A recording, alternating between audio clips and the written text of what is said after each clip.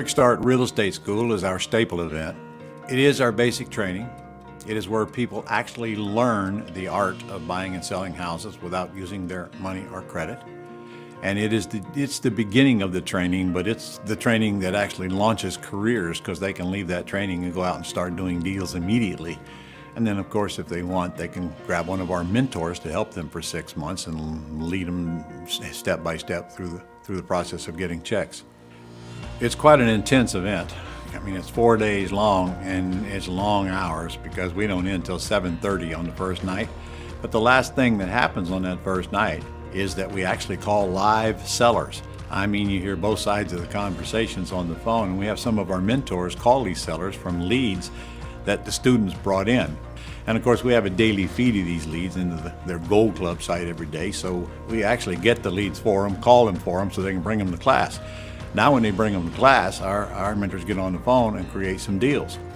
And this is a huge benefit because some of the people who bring those leads go home with deals and literally make more money off those deals than every training we could possibly provide to them. And on the second day, the afternoon, we get into the ugly house side of the business, which is wholesaling and rehabbing and buying junkers and that whole business. We cover that during that day. And then on the third day, we actually have a brand new video now of us, a friend of mine, Jay Connor, who's renovated over 420 houses, going out into the field and going through 2 ugly houses and then through 2 houses that he's just renovated. And we go through those with a fine-tooth comb, talking about what we'd fix, how we'd fix it, what would it cost. And by the time you're through, you get a whole overview of rehabbing houses. And one of the things, of course, we addressed hard is the actual cost of what it takes to renovate a house and handling contractors and the like. We even got contractors' agreements right in the manual. The manual's about that thick, and I'm updating it constantly with the stuff you will not get anywhere else. And then on that afternoon, we talk about raising the money, private money. And then I go into some entity structuring stuff. Entity structuring is tax reduction, estate planning, because that is a part of the learning process. It's one thing to go make money, but then we have to learn how to protect it, what entities to use, how do we take title to it, and how do we set up our estate so that our stuff goes where we want it to go. And the last day is spent on selling houses on autopilot. And I do mean autopilot. Automation is built into this entire event. It's part of the learning process, and we have it all set up so when the client goes home, they're ready to do business, not have to go out and find a bunch of stuff and put it all together. And one of the really cool things we do there every single day is we take all of these property information sheets that were called during the event by our mentors, and I discuss them. So we go over them every single day on, all right, what's the next step? In fact, we even get a contract for them before they even leave to take out into the field, because literally appointments are made while they're making the calls. I have Brian and Annette Wolf come in. They talk about what to say and how to say it and help people with their scripts in their language. But more importantly, they're out there calling deals all day, every day, and they're helping me coordinate all of these deal structuring events that we do along the way.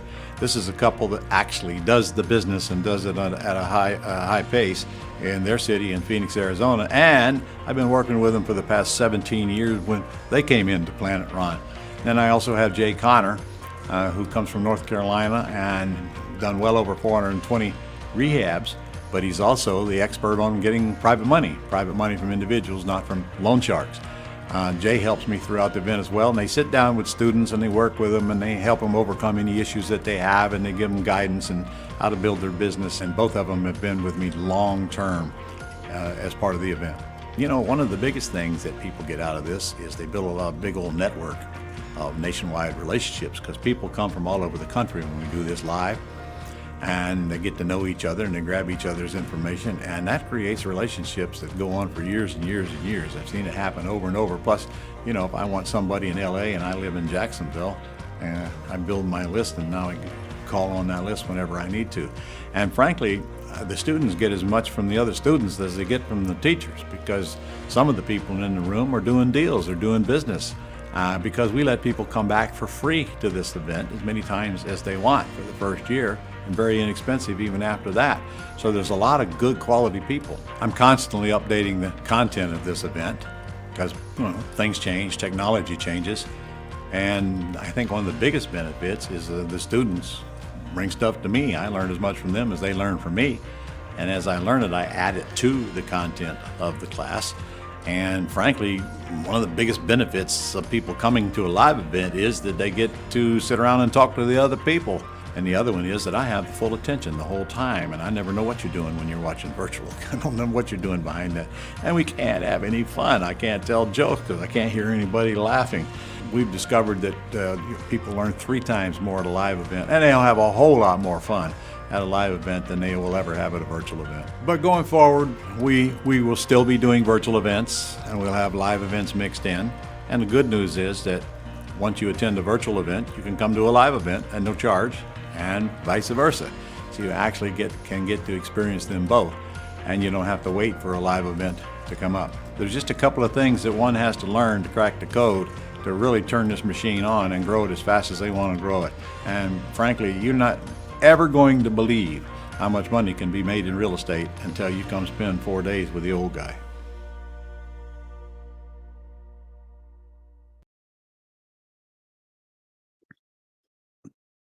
Well, good morning and welcome back. You made it.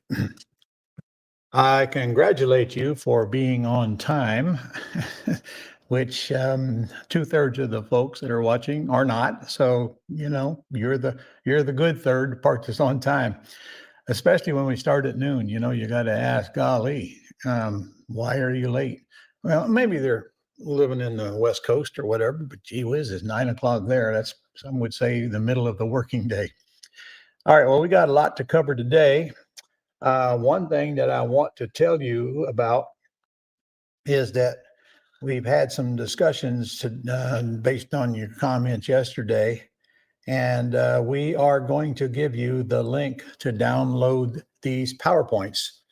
And John is going to tell us when you're going to get that, right, John? Yeah, stay tuned. We're gonna put up a little. We're gonna set up a little website where you can click on it and download the slides. We'll get that to you a little later this afternoon. All right. So, John, you're going to tell me when you got it, so I don't have to remember, right? Yes, sir. Okay. See how I delegated that? Set it, forget it. All right.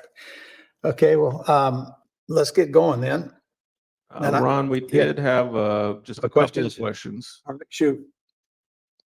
There's a question from yesterday right at the end that we didn't get to. It says, I am attempting to purchase a commercial property building. It is a 4,000 square foot group home. What would be the top 2 best ways to finance? Structuring the deal, what loan vehicle, SBA or banks? Okay. You're asking a guy who is beating the crap out of you not to guarantee personally debt, and you're asking me which is better, SBA or banks. Neither is better, because both will require a personal guarantee on your part.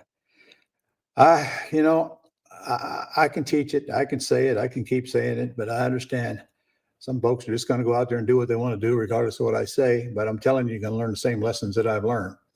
I'd be very cautious about financing this thing with anything other than seller financing.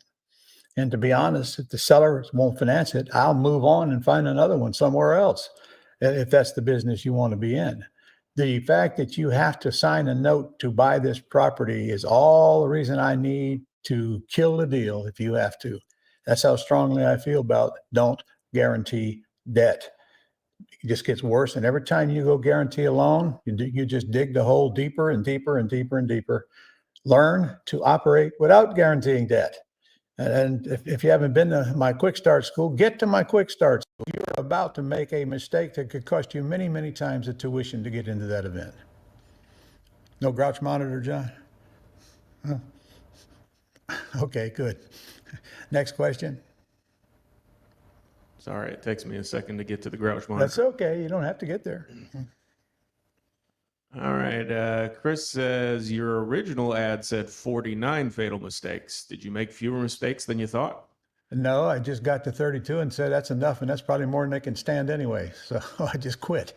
Trust me, I could come up with 49 if I needed to, but I changed it to 32 when I got to writing. This is a lot of PowerPoints. You know how much work went into creating this free event for you? I mean, and not just me, but my team that created all these slides for you. It's a ton of work. So, yeah, 32 is more than enough. Maybe I'll do a version 2 later and start at 32 and do another 32. Who knows? Bob says, so Ron, just to be clear, you're using a closing attorney to buy a terms deal, $650, and hire the same closing attorney again for the lease option tenant paperwork, and then then the tenant pays $650. That is correct. Absolutely correct. But it's not just terms deals. Attorney closes cash deals as well. Now, if I'm selling a cash deal or if I'm wholesaling a deal, I don't need an attorney for that. I just need a check. All right. I don't need an attorney. But I'm telling you, I'd get an attorney even if you're buying cash deals because there's a lot of things that can go wrong. I mean, there could be things on the title that your title company don't pick up because remember, they represent their underwriter. Okay. They have no obligation to you whatsoever. It's not the agency that is issuing you the title insurance that's even responsible. It's their underwriter. Okay. Just like you buy a fire insurance policy, the agent who wrote the policy for you has no liability whatsoever. But they're protecting their underwriter. Again, that's where their money comes from. That's where their allegiance is. Same with your attorney. That's why I want an attorney involved. I mean, I bought too many deals came with messes that title companies didn't fix. But if you're going to violate the rule, then violate it on the cash deals. But don't even think about doing a terms deal without an attorney. Okay, so we have a couple people asking about the 4 LLC chart that you showed yesterday. Yeah, I think you said it was on Gold Club. It might not be in Gold Club. It's in the Quick Start manual. No, it's in the Gold Club. Nick pointed it out to me, but he might not have changed the title yet.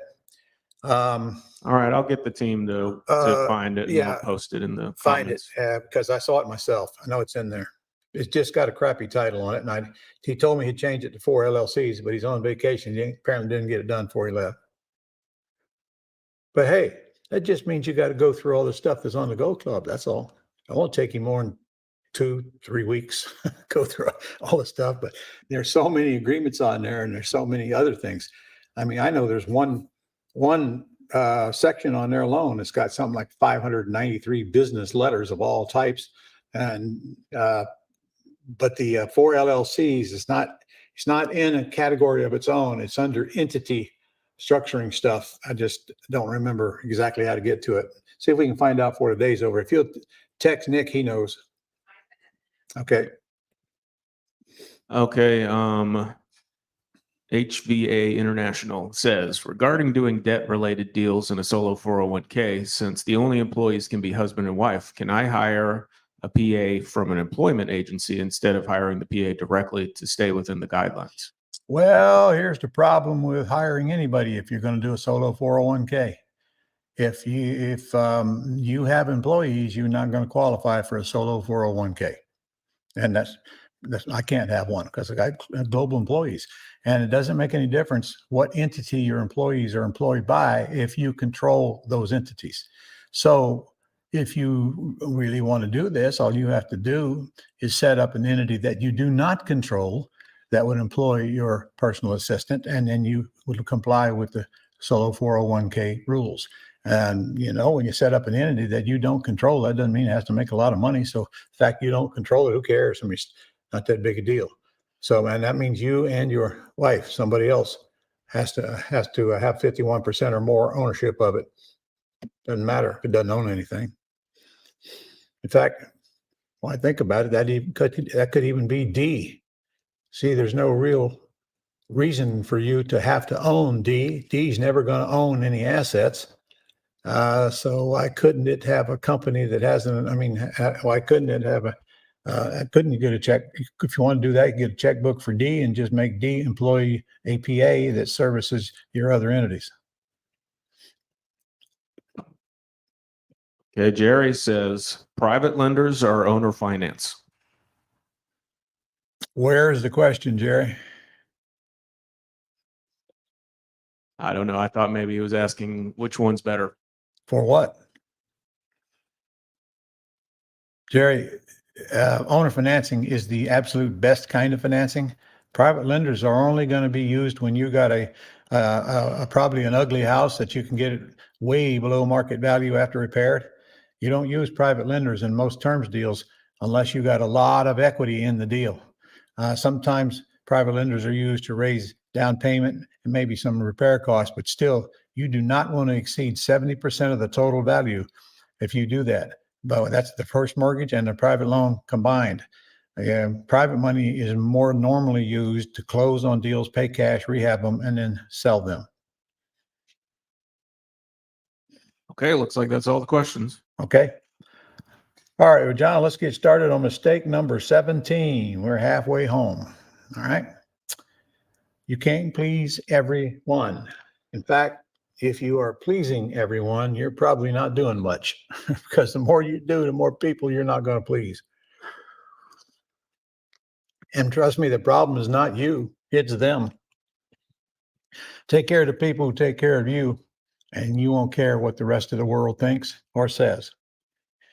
And you cannot fix this. Some people just live to criticize, condemn, and complain, and there's nothing you're going to do about it. And if you take a look at their life, you see it really, really sucks. And go on YouTube. I'm not YouTube, Facebook for a while. All you see on there is people bitching about something. So it's a constant. And as the times get worse, you're going to see more and more of that bitching about something. Some people just live the bitch. But if you look behind the scenes of their life, you'd find a miserable person probably living a miserable life, quickly to blame everything on other people. Of course, never accepting blame for themselves, and just looking for excuses why they refuse to grow up and actually take control of their life. The world's full of them. The world's full of them, and they grossly outnumber you. So ignore them and move on, because that's all you can do. You got to develop an alligator skin, meaning you got to get tough. I don't care what people say. I know what I do. I don't even go on the internet looking for comments. I don't go on the internet at all unless I'm ordering something from Amazon or eBay to fix my cars, or unless I'm trying to look up the comps on a house. I have other people that do anything else that I want to do online. You will never find me on Facebook, or you'll never find me on TikTok. I'm on TikTok, but I'm not on TikTok. Okay. None of those sites. None of those time-wasting, life-sucking sites. And so I don't go on there looking for people to say bad things about me. I do what I do. I try to keep all the promises that I make. And I like to get all the elephants out front and be clear on everything before we get far in it. And if that's not good enough for the other people, then, let them bitch. I won't even know they're bitching. And the more money you make, the less you care about what the morons think. And that is true. Trust me. So don't listen to the morons, listen to moron. Some student made that up a long time ago. I kind of like it though. So you can steal it. Some people will complain about the sex and violence on their DVR. I'll let you think about that one for a minute. All right. And don't make promises you aren't sure you can keep. I find it easier just to, address the elephants in the room and tell it like it is, and make sure that anything that could kill a deal or cause a problem later is dealt with during the initial process of making that deal. And I've discovered that when I tell it like it is, it's a whole lot easier to deal with people. I got nothing to hide. And I'm not afraid of them finding out something that I probably should have disclosed to begin with. Now, that doesn't mean I'm their attorney. And I'm not going to be telling everybody everything that I know, and neither will you. But it does mean if you got some serious issues, you're making an offer on dealing with a seller on a house, and like, for example, you want them to you want to start making the payments 2 to 3 months after you buy. You got to deal at the time you're writing the contract. Okay, let them get to closing and find out they're making the next 2 payments. All right, so just tell it like it is. Deal with every issue that causes a problem right when you're writing the contract. If you're if the seller has told you they're okay with you making the payments until the loan's paid off, you gotta get that in writing, okay? Yeah, I mean, not those words. In my boot camp manual, I got the exact words you use in there, because when you're filling out 2B, you have to fill, that's the paragraph in the contract that deals with the firms. So you write down here in 2B, I know you can't read it. I got to tell the attorney what the terms are so they can create the documents. So I'm going to make sure that it is clear for the attorney and what I expect the payment to be on a wrap. If they have an underlying loan, it asks here, was it principal only, interest only, or principal and interest? It asks here, does it have a due on sale clause or not have a due on sale clause? And of course, the interest rate, the monthly payment, and the number of years. So anything in here that might be a problem later, I'd rather just deal with it at the time I'm filling it out. I don't make a big deal out of it, and that's probably the key. I don't make a deal out of it. If I tell them, see, I don't ask them to get 2 or 3 months before I start making a payment. I tell them I'm going to need. This is the end of March. You're going to make the April payment, and May and June, and I'll pick it up in July, and from then on. And I have to tell them like I expect them to be okay with that. All right, if they're not okay with it, I want to know right now. I can tell you right now, every time I get it every time, except when they're in foreclosure and way behind on payments. Address the elephants in the room. You don't have to do anything illegal, immoral, or unethical to buy all the real estate you want. I have bought well over 3,000 houses, quit counting 10, 12 years ago, don't even care anymore. Not one time did I ever threaten a seller, hold a gun to their head and say, sign or die. They want it or he wouldn't sell. It's just that simple. I don't have to threaten them, nor am I going to beg them. Okay, if we come to terms, we come to terms. If we don't, next, call me if you change your mind. That's why you need consistent flow of leads coming across your desk. I see people getting all hung up on one potential deal, spend all their time and mental energy on it, only to have it crap out on them. And I got to tell you, if you got to spend all your time and mental energy on one deal, it almost never is going to happen anyway. That deal is too complicated. So quit crying over spilt milk. Go milk another cow. If you've got a constant flow of leads coming across your desk, ain't no one of them going to matter that much, because you're quickly replaced with other deals that are a lot easier. Why don't you pick the low-hanging fruit instead of trying to push a rope uphill with your nose and make everything hard? It's either a deal or it's not a deal. If I can't come to agreement now, I leave it hanging. I let them know I'm still here, and that's where your follow-up comes in, because time and circumstances will change all sellers' minds, and some of them will come right back into the loop later. As long as you continue to let them know you're here, they're probably not going to remember you if you don't have some contact with them. Look, your dream system alone, you can set them up to email them in whatever intervals you want for however long you want. It's automatically done. You don't even know it's happening. And it is because you don't have to go press a button to make it happen. It's all automatic. Follow up, very important.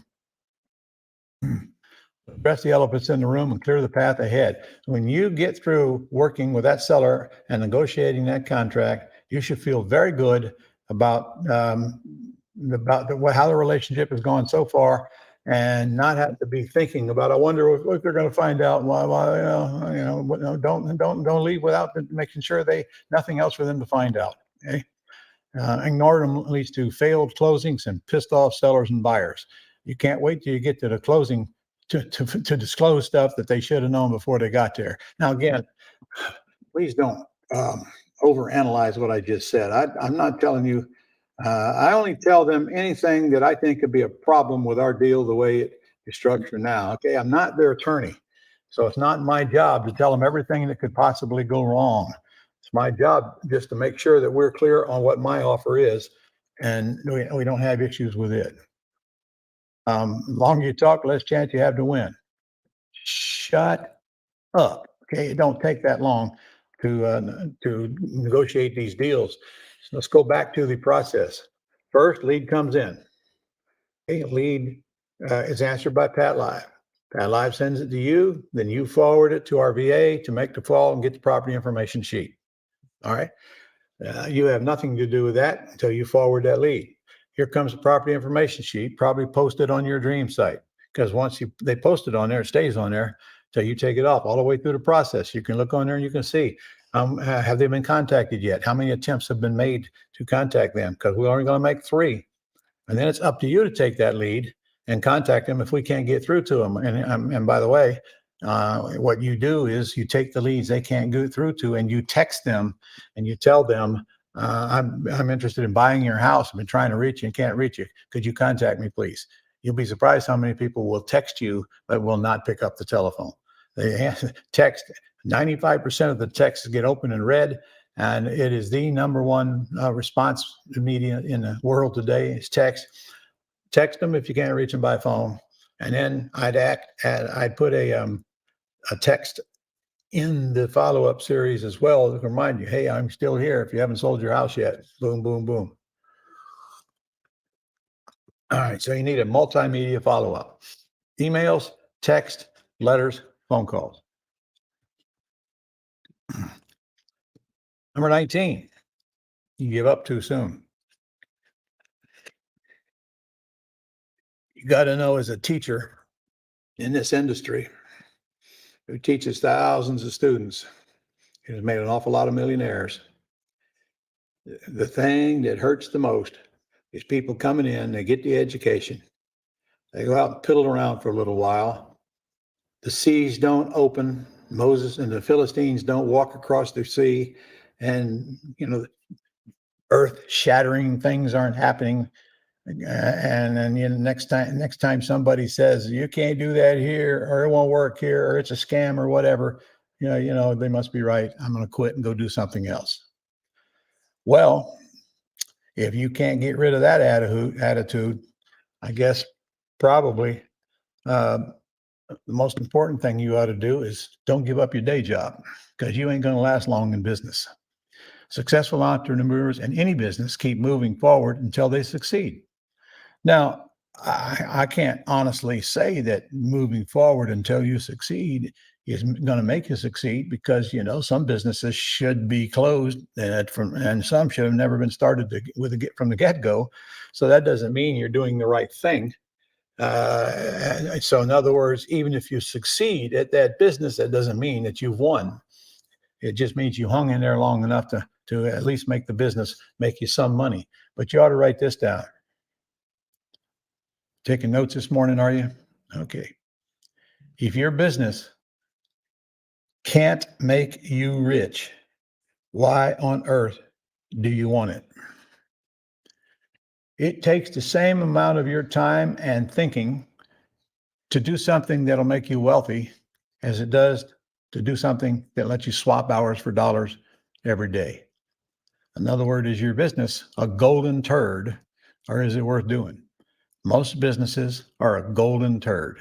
No matter how hard the owner works, the most they're going to get out of their business is a living, and usually a meager living at that. They're not going to get rich running a retail store. They're not going to get rich running a restaurant. And if they do, it's going to take an awful lot of years and a life devoted to their business and all their energy right in that business, because they have to be there every day, day in, day out, to make it work. And that's a very, very hard way to get rich. Trust me. The more you leverage your brain, the easier it is for you to make the money without all the grief. And, you got to know that anything that comes with all that grief also takes a physical strain on you as well. When you're worrying all the time about making payroll and all those things you worry about when you're running a business, can't help. It can't do you any good. Could literally cause you a heart attack, could kill you. So your goal is to actually get into a business that can make you a bunch of money without putting more stress on your life. You're supposed to be working to get less stress and more money. More money, less work, less stress. The less I do, the more I make. Most entrepreneurs quit at the first chance they get because it's easier. It's always easier to quit. Always easier to quit. But then what? Now what? We got to go out and find some other business where we're going to discover that you're going to have to suffer through the same set of startup. You're going to have to get out of your comfort zone. You're going to have to learn new stuff. So show me a business worth having that you don't have to learn anything new and get out of your comfort zone for a while. There isn't any of those businesses.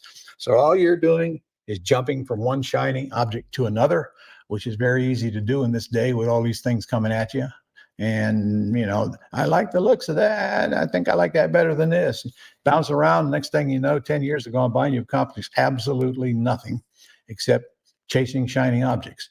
The reason that I'm successful in real estate and the real estate training industry is because I stuck with it for 40 years. I did not quit it. Oh, I had some shiny objects. I had other things going on. I had the restaurants. I even went through a few MLMs way back then. I'm like everybody else. But I tell you, real estate has not failed me. I'm going to continue to dance with the one who brung me. And I don't have to buy houses. I mean, I was lazy last year. I didn't have an acquisitionist and I didn't care because I didn't have to buy. I didn't need the money. I don't have to do it. But I can't just sit here and watch all this money go by and everybody else can get the opportunity when I know how easy it is to actually do what we do. Once you get this business nailed down, I'm telling you, there is not a lot of work for you to do. And the most successful people are the people who do the least amount of work, but they have to plow through and not quit. If you're looking for a business where everything's going to go right and every day is going to be a joy, you ain't going to find such business. Trust me on that one. There ain't no such business. So there's just a few things you got to learn. You got to get alligator skin. You got to learn how to solve problems quickly. Now tell me, does that not apply to every business? I don't care what product or service you sell, you got to develop the same traits. And you got to understand the world's out to get you and nobody gives a damn whether you succeed or not.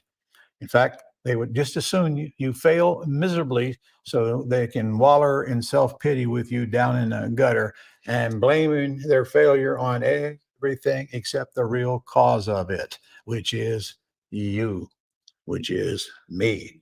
If we fail, we're to blame.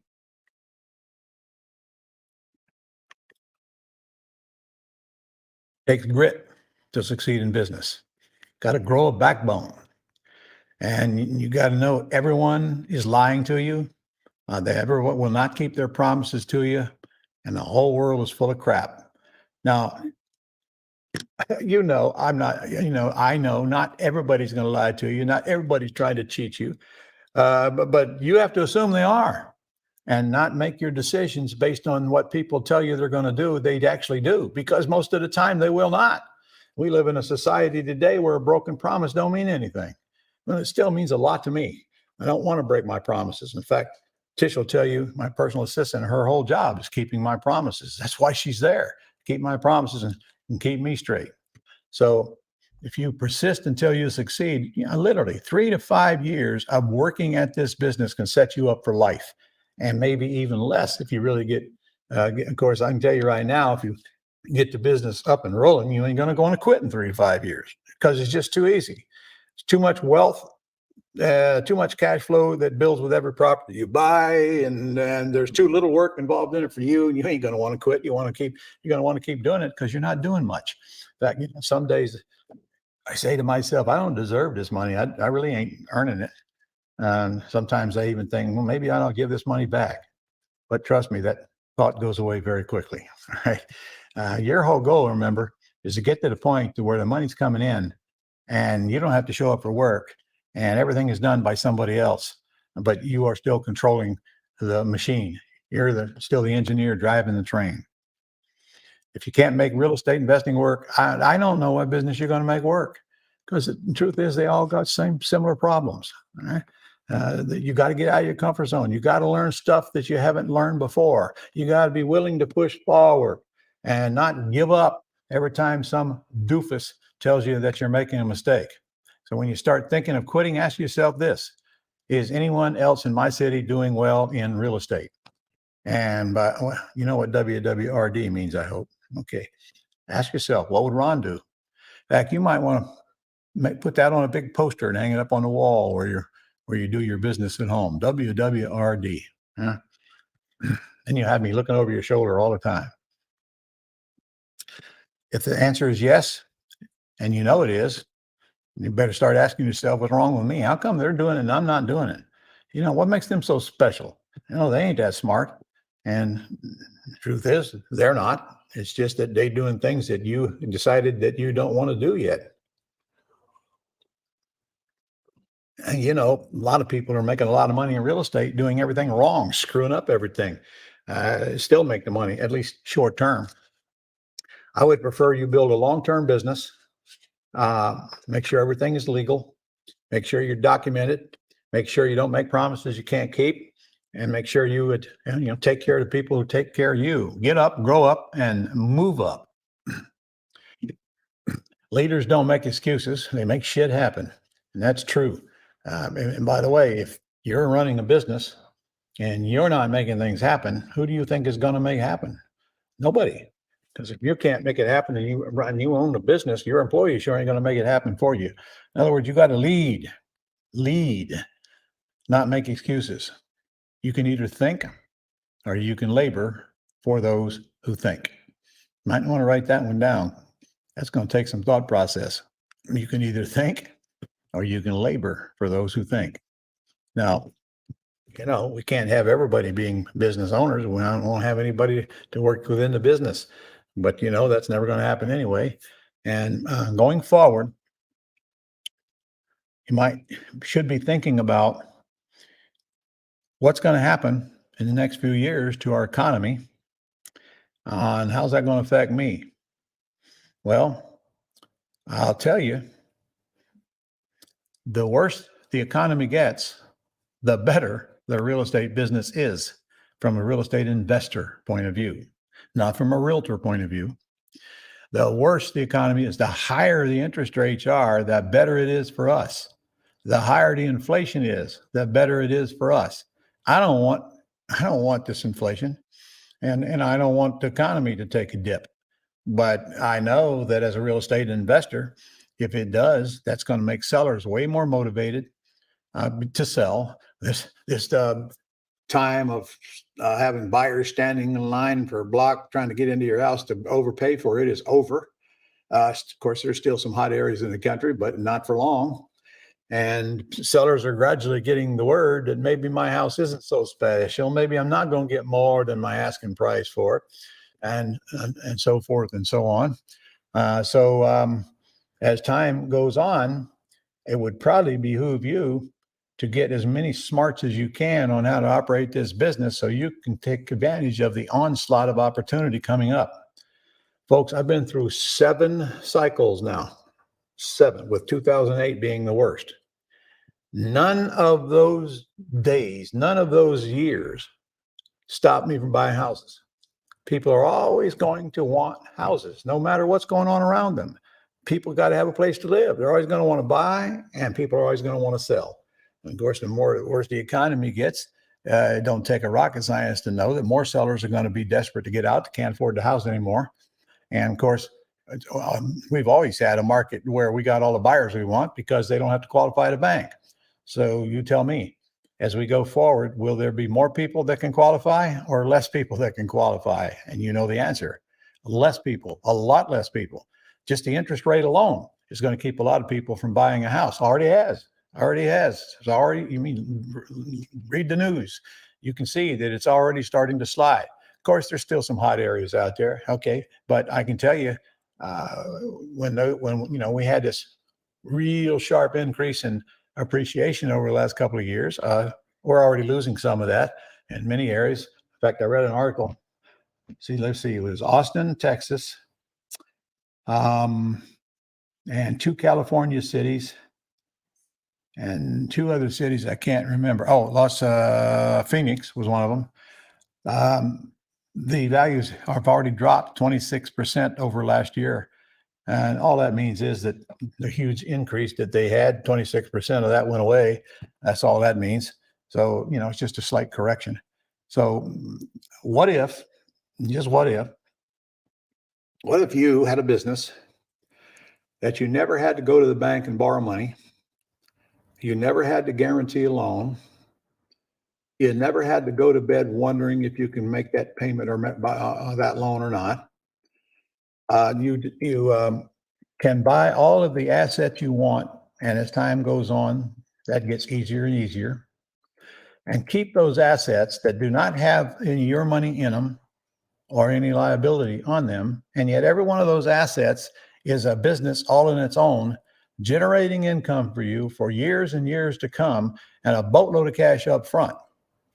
And value keeps going up, because I don't care if we have a downturn or not. You look ahead 10 years, and I promise you, these properties will be worth more than they are today.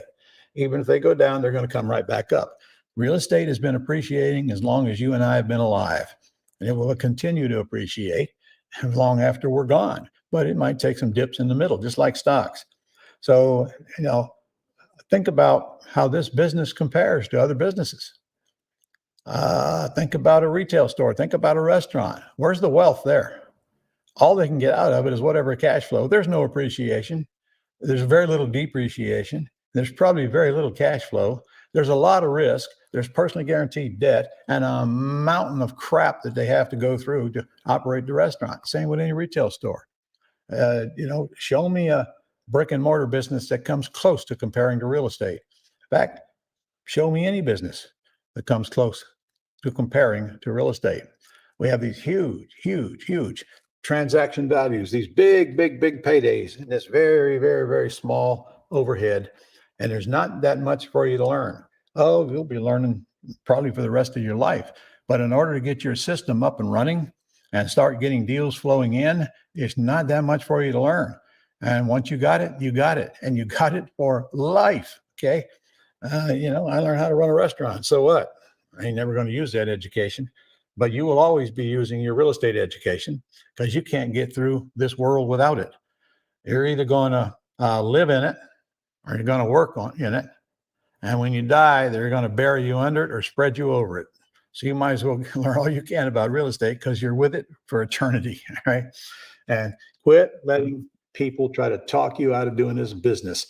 The idiots who have no idea what they're talking about are certainly going to render their valuable opinion to you. Learn to ignore them. All right, buying mistakes. We're in section 2 now.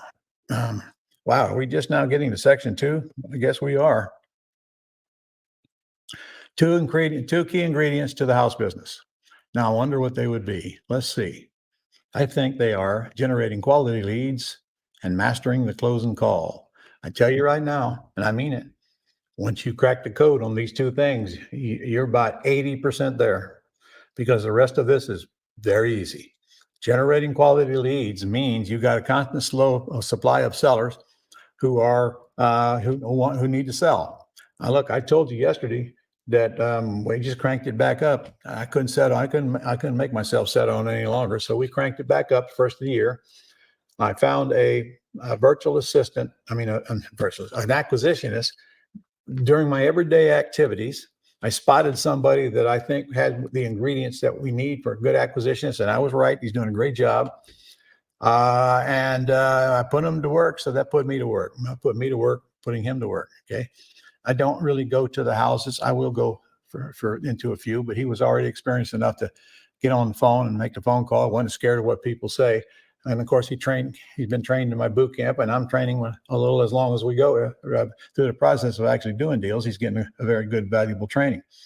So now we've started generating leads. So I sat down and I made a list, because last year I didn't do anything to generate leads. I didn't care. Didn't need the money. I didn't even want the hassle. All right.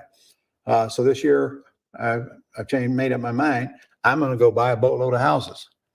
I can't get enough houses, and neither can you.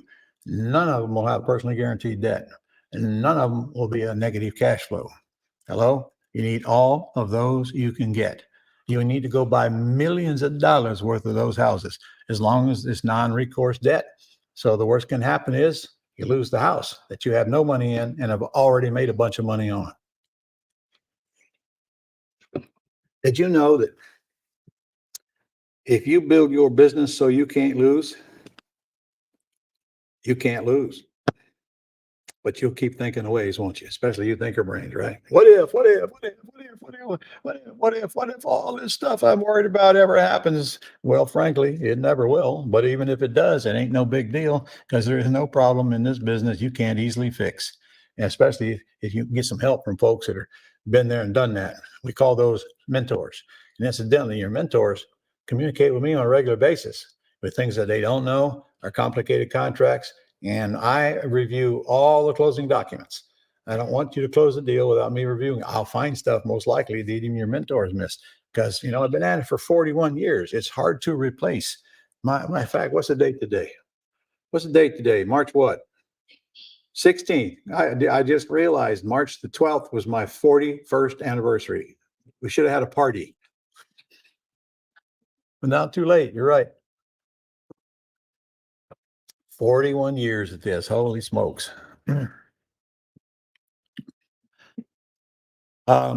These two things, generating quality leads and mastering the closing call, apply to whatever kind of house you're going to buy, whether they be cash or terms. Now, probably the biggest hurdle you're going to face going in after you get trained.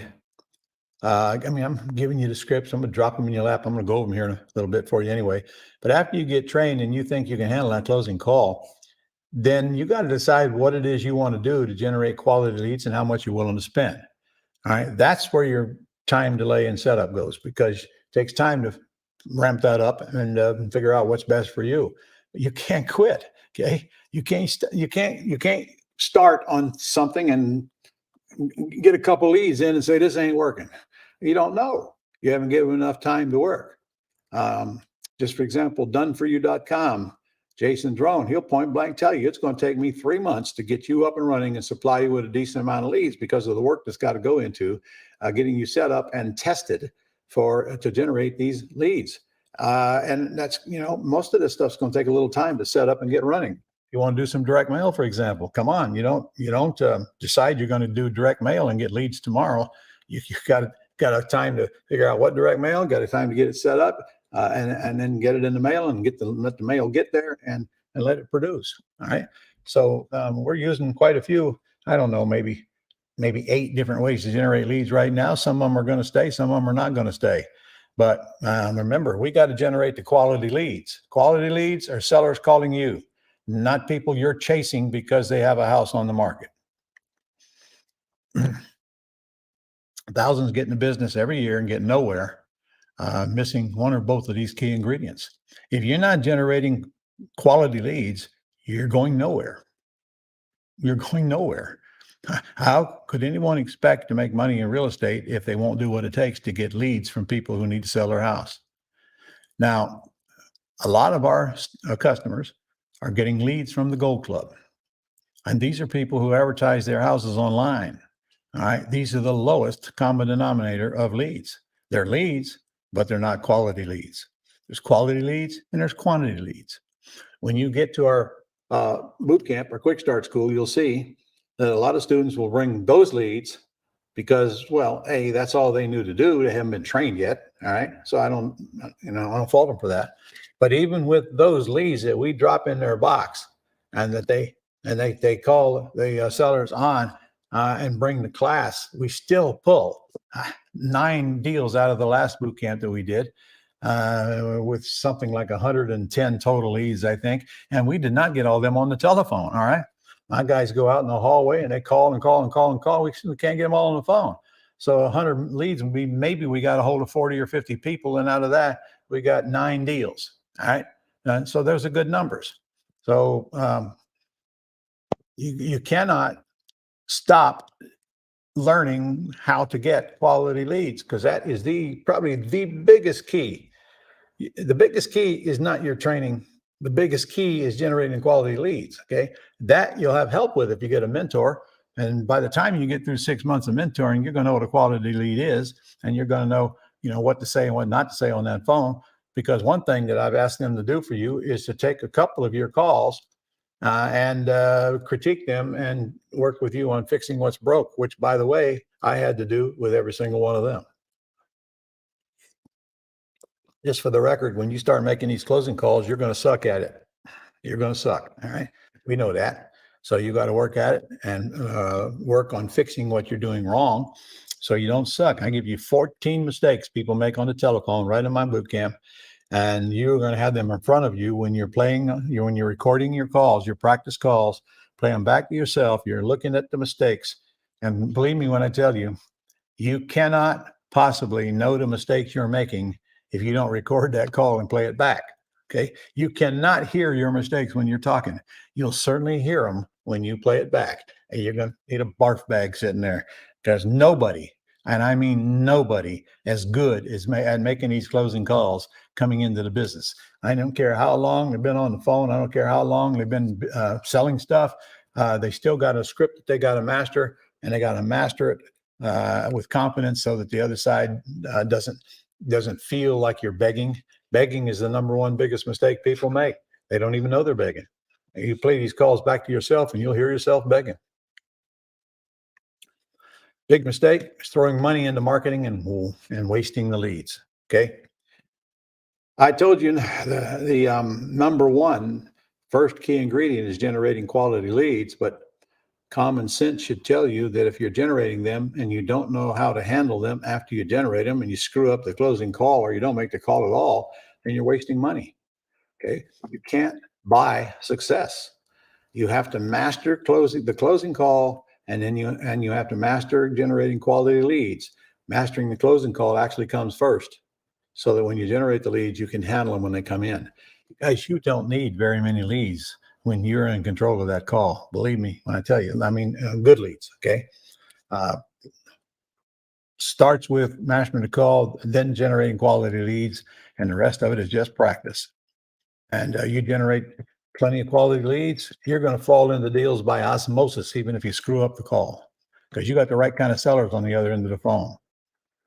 There's no business where you don't have to learn anything new or get out of your comfort zone. They just don't exist. I don't care what the product or service is. If you're not willing to do that, how can you expect to succeed? If you're not willing to put in the time and pay the price for the training you need to master the craft you're about to embark on. And make no mistake about it.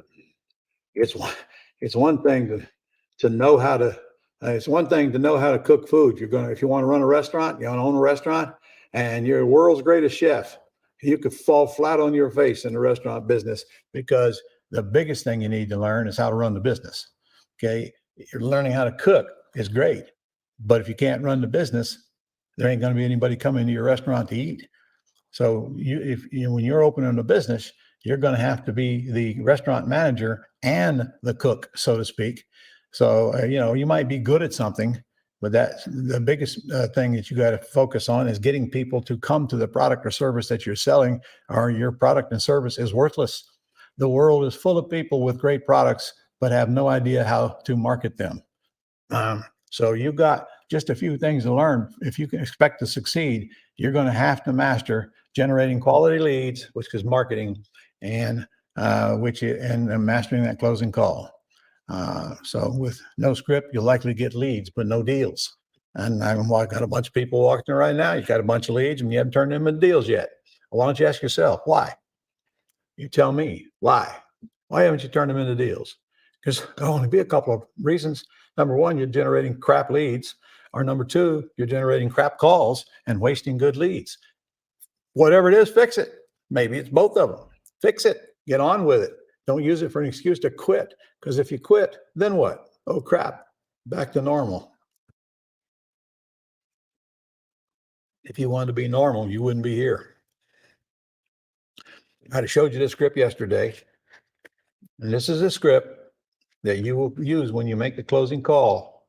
And for you older folks that have been on here for a long time, this replaces the no script. There is no more no script. I build it all into one script to make it even easier for you. And yesterday, I went through the top two paragraphs for you. And if you look at them, it clearly says, hey, John. Hey, John. Hi, John. Now listen, it doesn't say, are you John Smith? That's not what my script says. Okay. If you say, are you John Smith or whatever their name is, instant telemarketer as far as they're concerned. Instant telemarketer. Okay. It says, hi, John. If you know that John Smith owns the property and a guy answers the phone, can we just assume that it's John? And if it's not John, will he quickly tell you I'm not John? Right? No. Hey, are you John Smith? And the second one, here's the biggest one. This is one I hate the most. How are you today? Oh my God. How are you today? Instant telemarketer. Every one of them will ask you that question. Instant telemarketer. Lose interest on the other side very quickly. Might even get hung up on before you even get the rest of the sentence out of your mouth because you're acting like a telemarketer. You need to act like somebody that they're already doing business with because you are. They contacted you or you contacted them. The VA got information on their house. So this is not a cold call. So by the way, we don't call anybody that doesn't have a house for sale. And so that means we've contacted them because of their advertising or they've contacted us because of our advertising. Either way, they got a house for sale or I'm not getting on the phone with them. Right? I don't do this cold calling to these big lists. There are companies will do that for you, but not me. And nobody in our organization as well. So we are predisposed to do business with them before we even pick up the phone and call them. So, John, this is Ron. You talked to my assistant yesterday about the house you have for sale. You got a minute? Okay, listen, my information here says that you have indicated that you might be willing to look at other options other than cash. Is that correct? So if that's correct, your next paragraph. Well, listen, sometimes I pay cash for houses. Sometimes I just make payments until they're paid off. Obviously, the cash price is going to be considerably less than the terms price. So, do you have to have all of your cash from the house the day you close, or can you consider let me make your payments and cashing you out sometime in the future? So if John says, well, I'd consider it, I don't have to have all my cash. That's when you go down and you read the rest of the bullets there, which I can't read sitting here, but you maybe you can sitting close to your computer. And what they are is benefits. There are other reasons why John might consider taking terms. Reasons like there are no commissions. I generally pay the closing cost. You don't even have to be out of your house the day we close. Sometimes sellers want to stay in there a while. We understand that. Not a problem for us. We're not moving in right behind you. And if you don't want to move all your furniture, take what you want, leave what you want. Also not a problem for us. We close with an attorney. We usually pay the attorney's fee. So, there's a couple in the more. I can't see. That's why I write them down. I can't remember them. I wrote them, and I still have to have this in front of me to go down and go through those bullets because I want all of them addressed. And then when you get to the bottom, John, does this sound like something that you'd be interested in? Now, if John says yes, it does.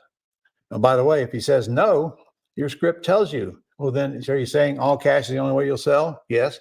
Well, then what is the least you could take if we paid you all cash? So do you see why this script handles terms or cash? The seller will tell you which one. Very simple script. Okay, not hard to learn.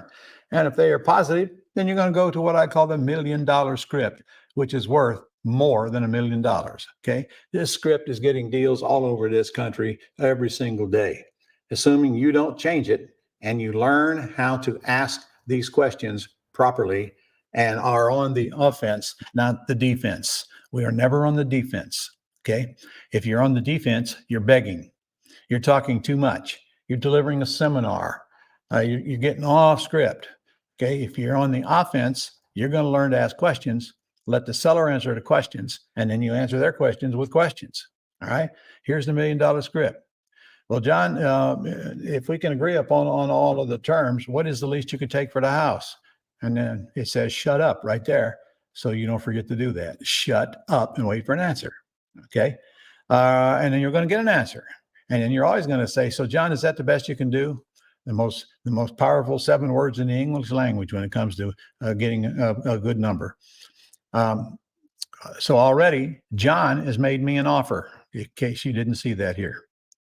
Next question. Well, John, we usually buy with nothing down. Okay. And shut up and wait for an answer. John, there's only 2 John's going to give you. No, I got to have a down payment or, okay. Guys, you're going to be shocked at how many people will say, oh, okay. Okay. Okay. And it's all in the way I asked the question and the way I voiced the question. Well, John, we usually buy with nothing down. Okay. In other words, I'm asking like I expect him to say, okay. Now, if he doesn't say okay, your next question is, well, then what is the least you could take down? All right. And he'll give you a number. And if it's too high, I got two or three more questions we can throw in there. For example, well, okay, well, listen, we usually buy with nothing down. How close to nothing can you get, John? And we work them. And then another question, well, John, so you're telling me if I don't pay you $25,000 down, then I can't buy your house? Is that what you're saying? Okay. And so we work John down on the down payment, period. And you'll be shocked how far they can come down when you're simply reading this script and asking questions and waiting for them to answer the questions. Last question, if they got a loan on the house, the last question is, well, I assume you're okay if I make your payments until we get you paid off? In other words, let me make your payments. And if they say yes, then you just got a long-term owner financing deal. If they say no, I got to have paid off in a certain amount of time, of course, you're going to come back and say, oh man, 2 years. Now, that's some people give me 30 years. I mean, that's some people give me less, but I haven't done one less than 10 years as long as I can remember, John. Can you at least give me 10 years? In other words, another question waiting for an answer. Guys, if you learn to shut up and ask questions and answer questions with questions, amazing things will happen in your life. I promise you that. And that's inside and outside of real estate. And here's the appointment script. Only two things on here you need to remember. Number one, when I come out to the house, I'd like to have all the owners there. So my question is, John, is there any other owners other than you? Yeah, my wife and I. Okay. When I come out, could I have both of you there? Or let's say I'm doing this virtually and I'm not going to go out to the house. Okay. Can you get your wife on the phone with me right now? And because you're going to have the wife in on this thing, because you don't want to go out to the house if one of them don't want to sell. So if he says, yeah, well, I think we can both be present. All right, well, listen, one more question. If I come out to your house and we all agree on the terms, are you ready to sell your house now and get some paperwork done while I'm there? Do you know how many trips that'll save you?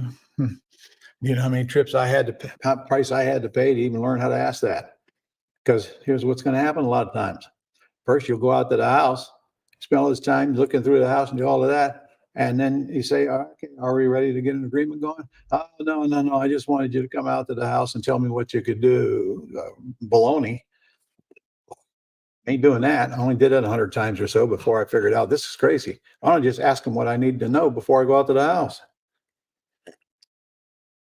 Pre-screening saves an awful lot of gasoline and time. If he says, no, I'm not ready to sell, why on earth do I want to go truck out to his house? It makes no sense. I'm simply going to tell him, well, listen, John, I can't come to your house knowing that you're not ready to sell. So you let me know when you are ready to sell. Okay. And leave it at that. And that's a perfect candidate to follow up with.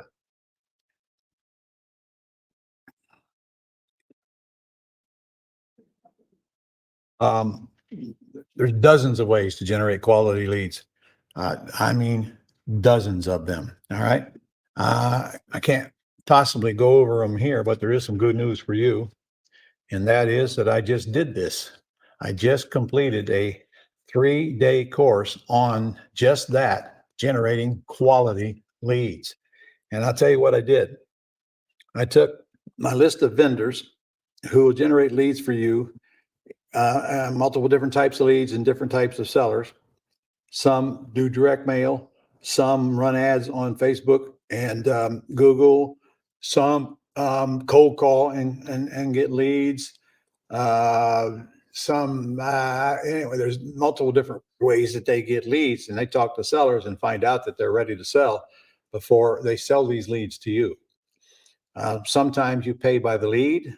Sometimes you just pay by the campaign. For example, if you're going to do direct mail, now there are some of these companies will do the direct mail for you at their own expense and generate the leads, and you buy it by the lead. I like it. I'm telling you, I'd rather pay a higher price for a lead that's already been generated and screened than pay a lower price trying to get leads that I have to generate and screen. The more work has been done, the more valuable they are to me.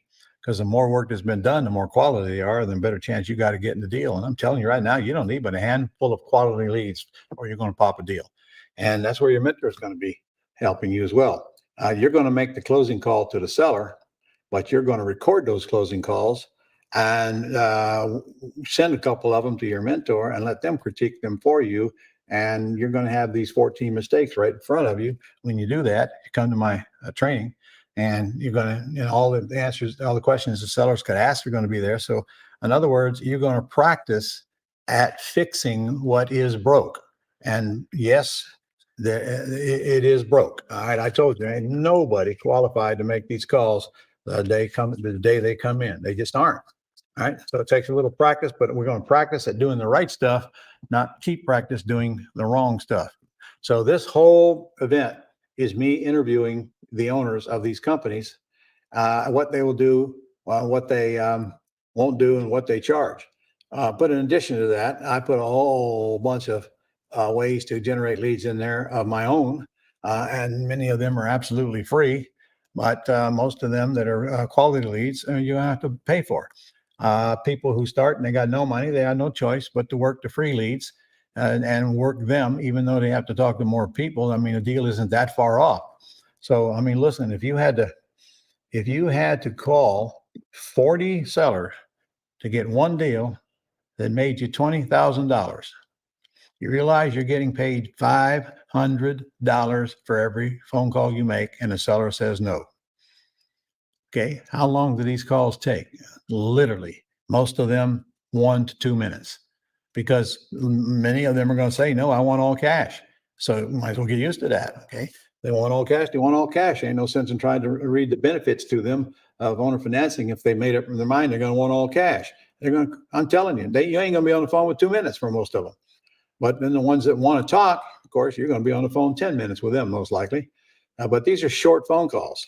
So, how many of these calls would you make at $500 a call? Well, obviously, as many as you can get your hands on. So just because the seller said no, that's just another step to yes. And that doesn't mean you're not making any money. It just means you need to call some more sellers. And the more motivated they are, the better quality they are, the less you're going to call. And I am almost positive out of the 4 that I called yesterday, there's one deal there, almost positive. But I know the house, and I know the asking price is very reasonable. I know I'm going to get cheaper than their asking price once I talk to them after seeing the house. Plus, it's got a tenant in it, and the seller don't want to even keep renting it. And she just signed a new lease on it, and she's actually got a $200 a month negative cash flow because of this high interest loan she's got on it. And her escrow just went up. She's literally losing $300 a month. It ain't hard for me to see why she's motivated to sell that house. Okay. On the other hand, if I buy that house, I got to leave that tenant in there for the rest of the duration of their lease, because it's a HUD lease. So what? If I buy the house, I'm going to have plenty of equity above what she's asking, or I won't touch it. In this case, the house in good shape. Got a HUD tenant living in there. I know it's in pretty good shape. They come out and inspect it. So I have to put up with that tenant for another 9 months, I think, if I buy the house. But do you see the motivation the seller's got? She wants to move out of town. She wants to move up North Carolina, get a trailer, put it on land, get away from civilization, get away from any tenants, get away from any issues. And I'm going to oblige her.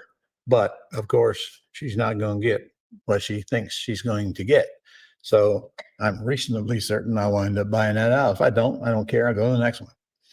So this course has got way more than you can do to generate leads, quality and free leads.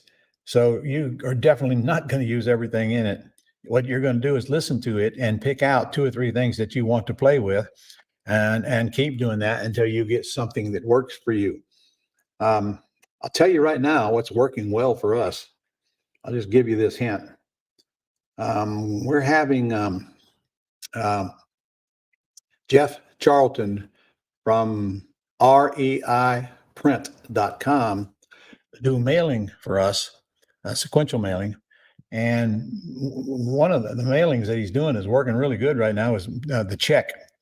There's a see-through envelope, and you can see there's a check inside, okay? And then they open it up, and there's a check saying, I'll pay you X number of dollars for your house, all right? And that check's getting pretty good response. I mean, we got several calls on that 2 days after the thing was dropped.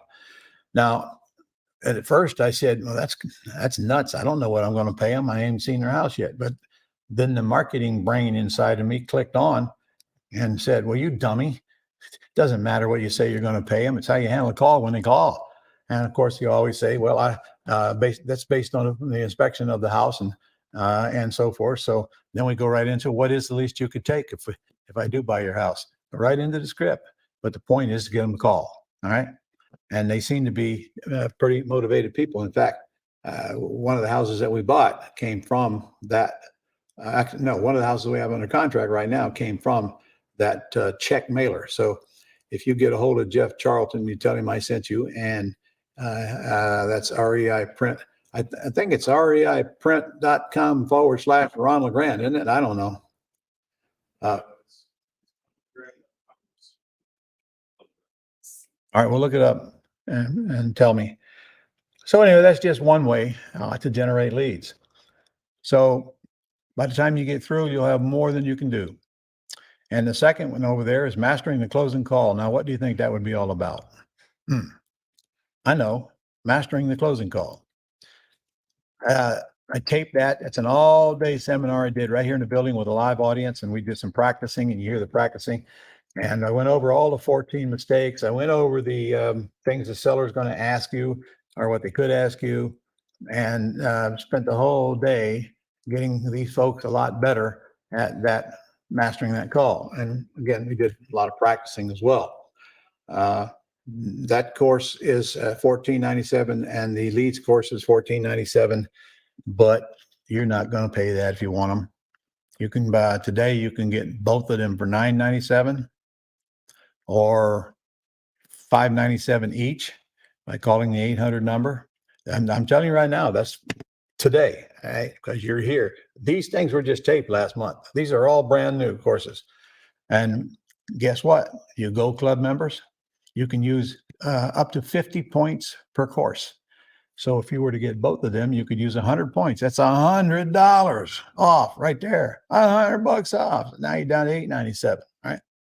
And by the way, if you don't have Gold Club points, it means you're not a Gold Club member. If you're not a Gold Club member, call that 800 number and get to be a Gold Club member. If you're watching this, you're going to be a Gold Club member. Kind of foolish not to, for $59 a month.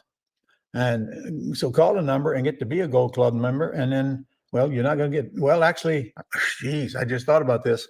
Yesterday, I told you, if you sign up for a Gold Club and you're a new member, I'm going to give you 100 Gold Club points. So if you're new and you haven't signed up for Gold Club yet, just call them and tell them I'm a new member, and they just give you the $100 off and you won't get the points. So it's 50 per course. And here's something you want to take a screenshot of. To recap everything I've offered you so far, and I'm telling you, this stuff is not going beyond this event. You got today to make a decision. If you make it later, we're happy, but you're going to pay more. Trust me. You get 100 Gold Club points if you join Gold Club today. I told you could purchase 10 hours of VA service for $200, and you get 250 Gold Club points. Wow. That's, in other words, I'm paying you $250 to spend $200 today. And you get all that time. You start when you want. You start whenever you want. And then I told you yesterday, you could get How to Structure Your Empire System with Bob Bloom. And that's 2 days of this stuff. And then Mastering the Closing Call, and then Generating Quality Leads. You can do all three of these courses for $14.97 today. Or you can do any one of them for $5.97 today. You can get 50 Gold Club points for each, so you can get up to $150 off if you have 150 Gold Club points. Ron, I gotta correct you. They can use 50 Gold Club points each. They buy all three. They can use a total of 150 Gold Club points. Ain't that what I just said? I thought you said that you're getting 50 Gold Club points each. Well, I might have, but it says right on the screen, you may use 50 Gold Club points in each system. All right, go back to sleep, John. All right. All right.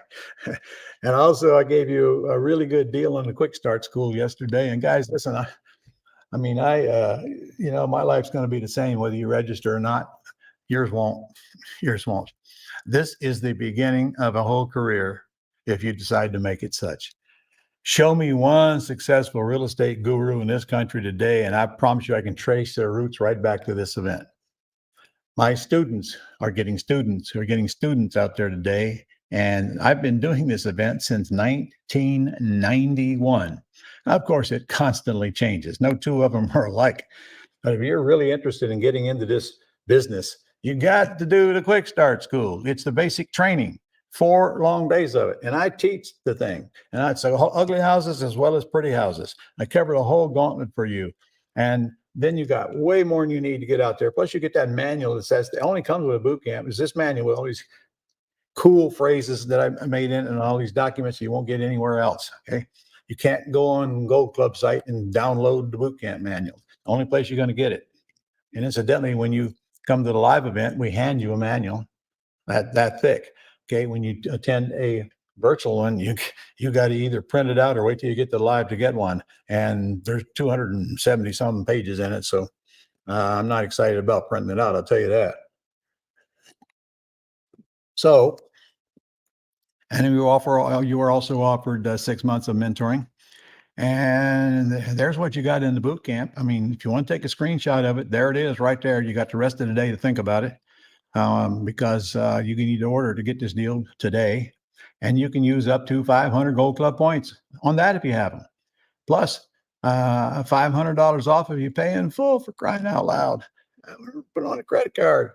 Another $1,000 off if you have my terms course. Another $500 off if you're a first responder or a veteran.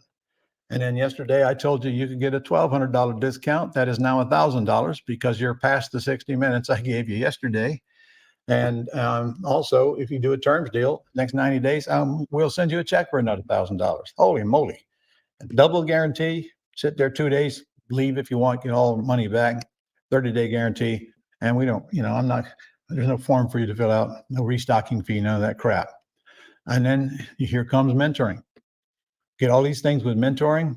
And what mentoring is designed to do is to help you implement what I train you in Quick Start, which is why we won't put you in mentoring until you have been to Quick Start or going there shortly. I'm not going to set you up for failure by putting you in mentoring and you don't even know what we're talking about. I won't take your money. So you got to get into Quick Start, or you got to have already been in it. And then I'm going to let you come back for free. In other words, it's $500 to return after the first year. And many of you watching have been to this boot camp quite a while ago.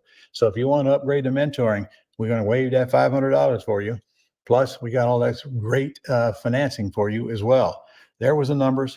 Get business management for free with full pay. Must pay in full to get business management for free. And I'll pay you back your $500, or you'll get your $500 setup fee with the VAs, and you get to partner with me. And you can use Gold Club points. I don't know the number. I think it's up to 500 Gold Club points as well for mentoring, if you have them. So then our financing, if you remember, it was nothing down, goose egg down. Okay, never had that kind of financing before. It was up to 84 months to pay. You choose the payment schedule you want, and it's instant approval. And you got 6 months, no, same as cash. I mean, it's like somebody handing you free money for 6 months. Now, again, what are you going to do with your first deal? You're going to pay off the debt, I hope, that you incurred. Think of all those poor college students out there that run up 6-figure debts. 10 years later, they still owe a bunch of that debt. You can literally pay off your minimal debt, which is a lot cheaper than college, with one deal and be done with it for the rest of your life. Now you're sliding free. You got a lot of great opportunity in front of you today. I sure hope you take advantage of it. And by the way, if not now, then when? What's going to change? What's going to be different this time next year? Well, I think you know the answer. If you don't do something, it's absolutely nothing. If that's okay with you, it's okay with me. I can only bring you to bear. You're going to have to skin them on your own. But man, when I'm offering you this great financing, now you can finance the package. Obviously, you're going to finance the boot camp and the mentoring all in one package. And you even get a discount when you combine both of those together. All right. And again, you can't get into mentoring without been to Quick Start or heading to Quick Start. You can do Quick Start without doing mentoring. You can, and you should. And a lot of folks do. It will be offered to you when you get to Quick Start, but it won't be the same deal that you're getting here today. I've given you an extra $500 off of mentoring today, extra, and it's not even on your screen. I told you yesterday, if you get it while you're here, I'm giving you an extra $500 off if you're mentoring and you're paying in full. And I'm going to go you one further. Debbie, you listening? I'm listening. Okay. If you use our new financing to finance the mentoring package, I will call that a cash deal and give you that $500 off today as well.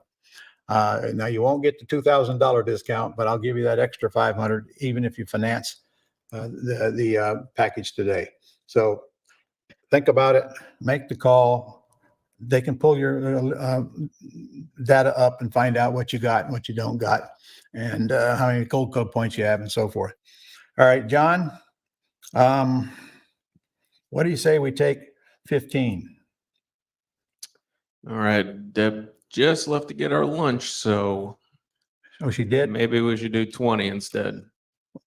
Okay, maybe we can do 20 instead. Yeah. Well, if she's going to get our lunch, we need to do 30, don't we? It's just right there, a minute away from us, so I think she'll be back in just a few minutes. Yeah, well, okay, it's just the same. Lunch is 30 minutes, so put up 30 minutes. And you guys go get lunch, or whatever you want to go get. And yeah, 30 minutes and we'll be back here and continue right on up. Now, I don't know what time we're going to be done today, to be honest with you. I am reasonably sure we're going to be done well before 6 o'clock today. I've never done this before, so I can't pinpoint the time. All right. I'll see you in a few.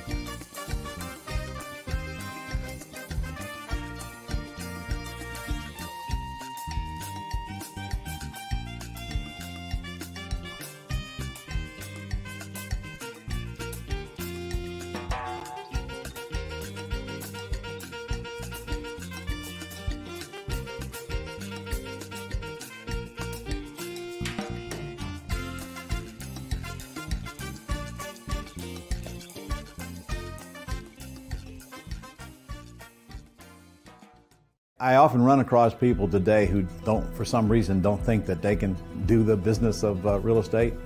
And then I relate to my story. I'm 35 years old. I'm working in a service station. I have no retirement. I have no bank account. My wife is not working. It's just me. I have no previous education. I had to struggle to get through the 12th grade. I have no formal training whatsoever. And yet somehow I came from that to where I am today. And I look at all of the excuses people come up with on why they can't do it. And I often tell my students, there's only one way you can get good at anything. First, you gotta suck. So if you qualify for there, you're in the right position. Suck first, get better every day. Next thing you know, you're the expert. And it really don't make any difference what business you're in, the same thing is going to apply.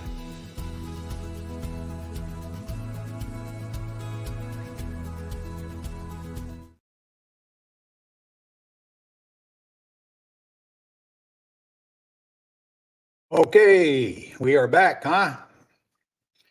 So John, I understand you have some questions, Yes, we do. all right? Fire away. Wise Properties says, if you are assigning a wholesale property, would you use your LLC or traditional IRA, or make a new LLC under your traditional IRA, or should you change it to a Roth? Wow. First of all, if I'm assigning a contract, that means I've already got the contract and there's an entity at the top that is going to buy the house. That's the only entity that can assign that contract. So if that entity that you put up there was LLCA, then obviously it's got to remain a IRA deal. If that entity was B or C, then it has nothing to do with your IRA. So you're assigning it from whatever entity you agreed to buy it in to your new buyer. And your new buyer is going to want to see that contract now before they're going to send you a deposit.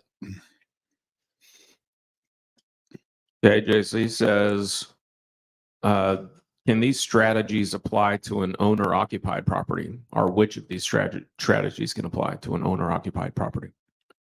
JC, I don't know where you got the thought that they only apply to owner occupy or not. They apply to any kind of a house. I don't care who owns it. It can be an investor or it can be owner occupied. Doesn't make any difference to me. I'm going to say the exact same words and I'd use the exact same scripts.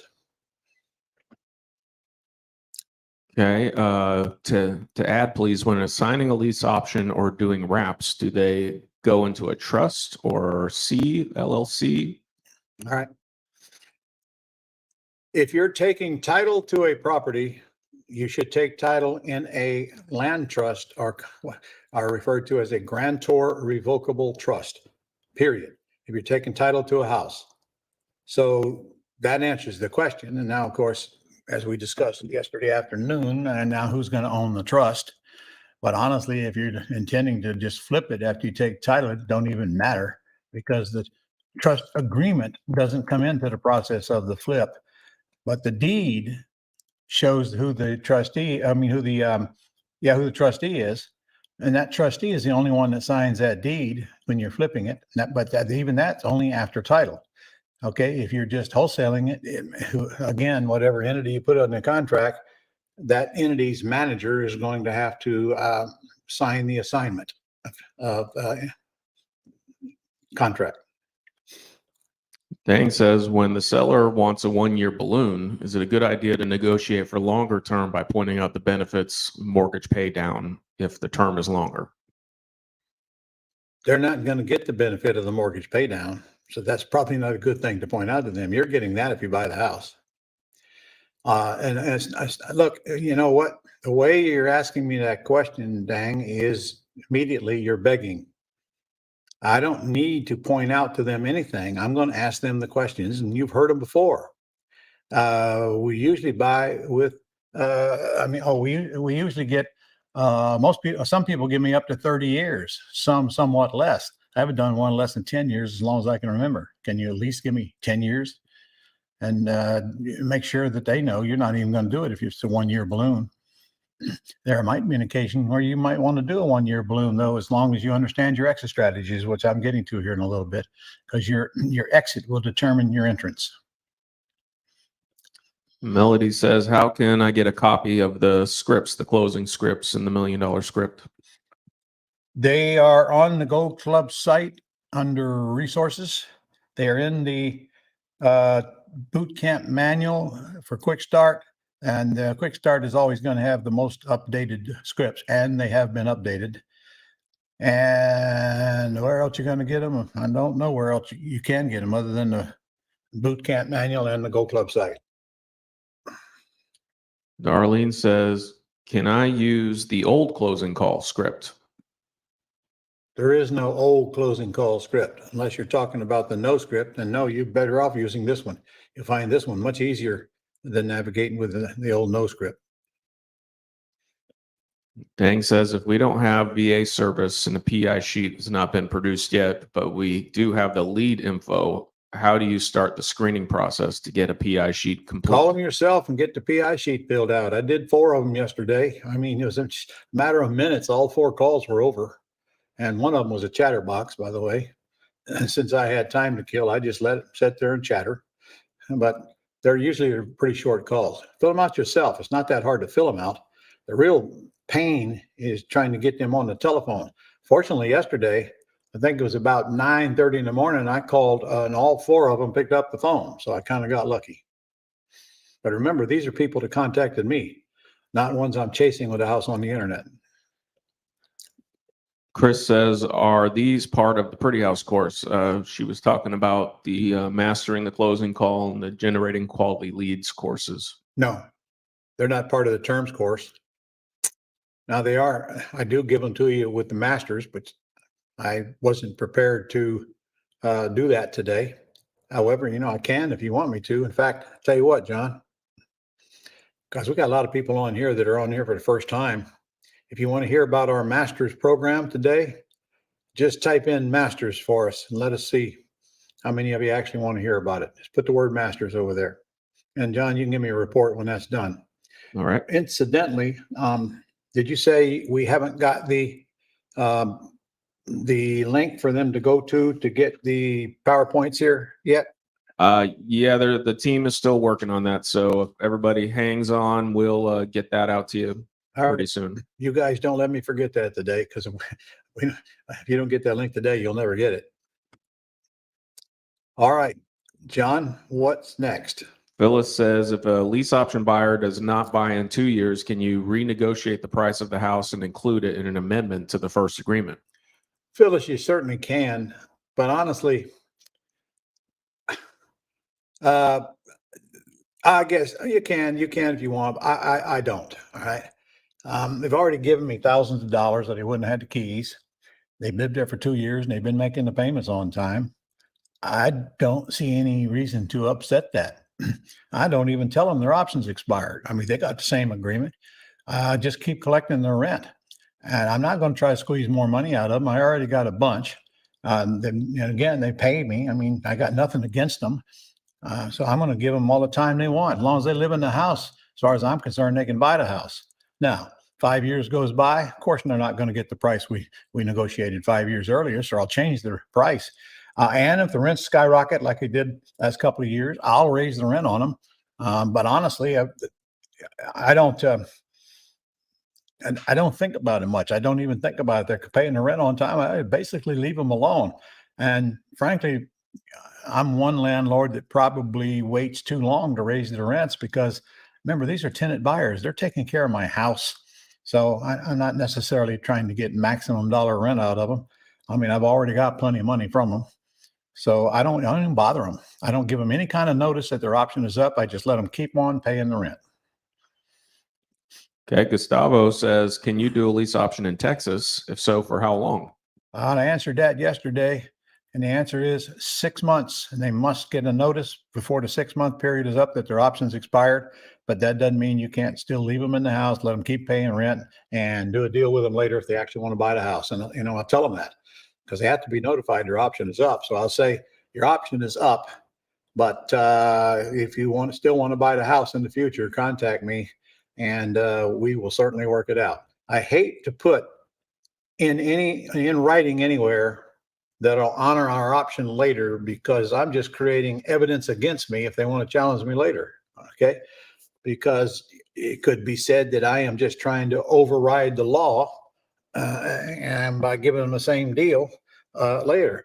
But the law can't stop me and them from doing a deal later. But I don't want to put it in writing what deal we'll do. And tell you what I will do. I will give them credit for 100% of their non-refundable deposit if they want to buy later.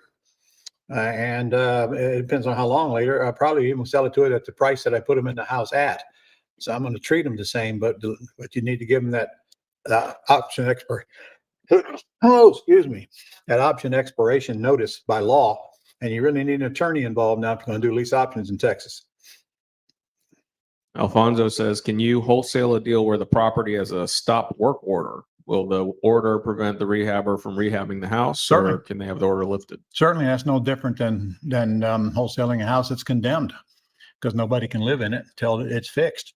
In fact, the fact that it's got a stop work order on it might give a good opportunity for you to buy it at a whole lot cheaper price. And maybe the seller don't know what to do about that stop order. Well, I know what to do about it, and any rehabber knows what to do about it.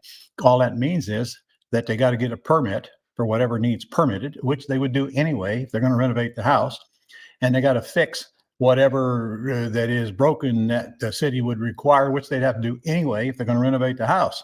The stop work order is just one more thing they got to handle when they're renovating the house. But it also gives me a license to get it a lot cheaper, but that doesn't mean I'm going to sell it any cheaper. I'll just disclose right in the ad has a stop work order. And then by that time you will have what is on city records as to why they stopped the rent. Stop work order. You'll know why they stopped it, because they issue reasons when they do the order. They put the reasons they stopped it right on there, and then it ain't going to mean anything to a rehabber, because they're not going to do anything different they would normally do anyway, except have the city come out and inspect it. And they'd have to do that regardless, whether it's condemned or whether the stop work order is on it. Gives you a good chance to buy it cheap. Chris asks, why say sometimes we buy houses cash if we don't, if we focus on terms? Is that referring to another strategy? Are you kidding me? Come on. Sometimes you do buy houses cash. Just won't be your cash. It'd be a private lender. So go back to the top of the closing script.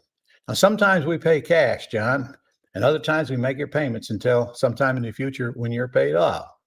With a cash price, now it's going to be considerably lower. So what's more important to you, getting all cash or getting a higher price? So no matter what your ad says, your only reason for your ad is to get the phone to ring. All right. Sometimes I put full price for your house in my ads. It's the same thing. Does that mean I'm going to pay them top retail price?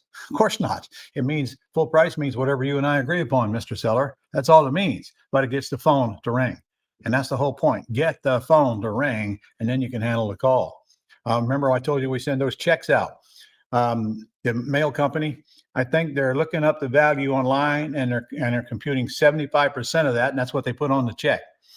Well, I don't care what they put on the check. The truth is, the more dollars they put on the check, the better chance I got of getting the phone to ring, because those dollars they're putting on that check mean nothing, but it gets the phone to ring.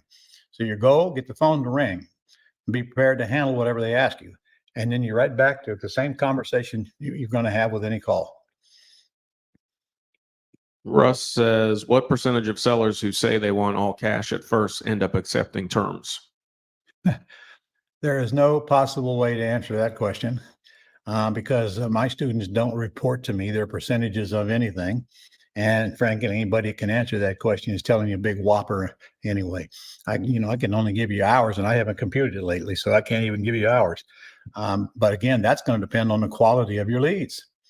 The more quality your leads are, the better chance you've got of getting terms deals. But this ain't all about terms deals.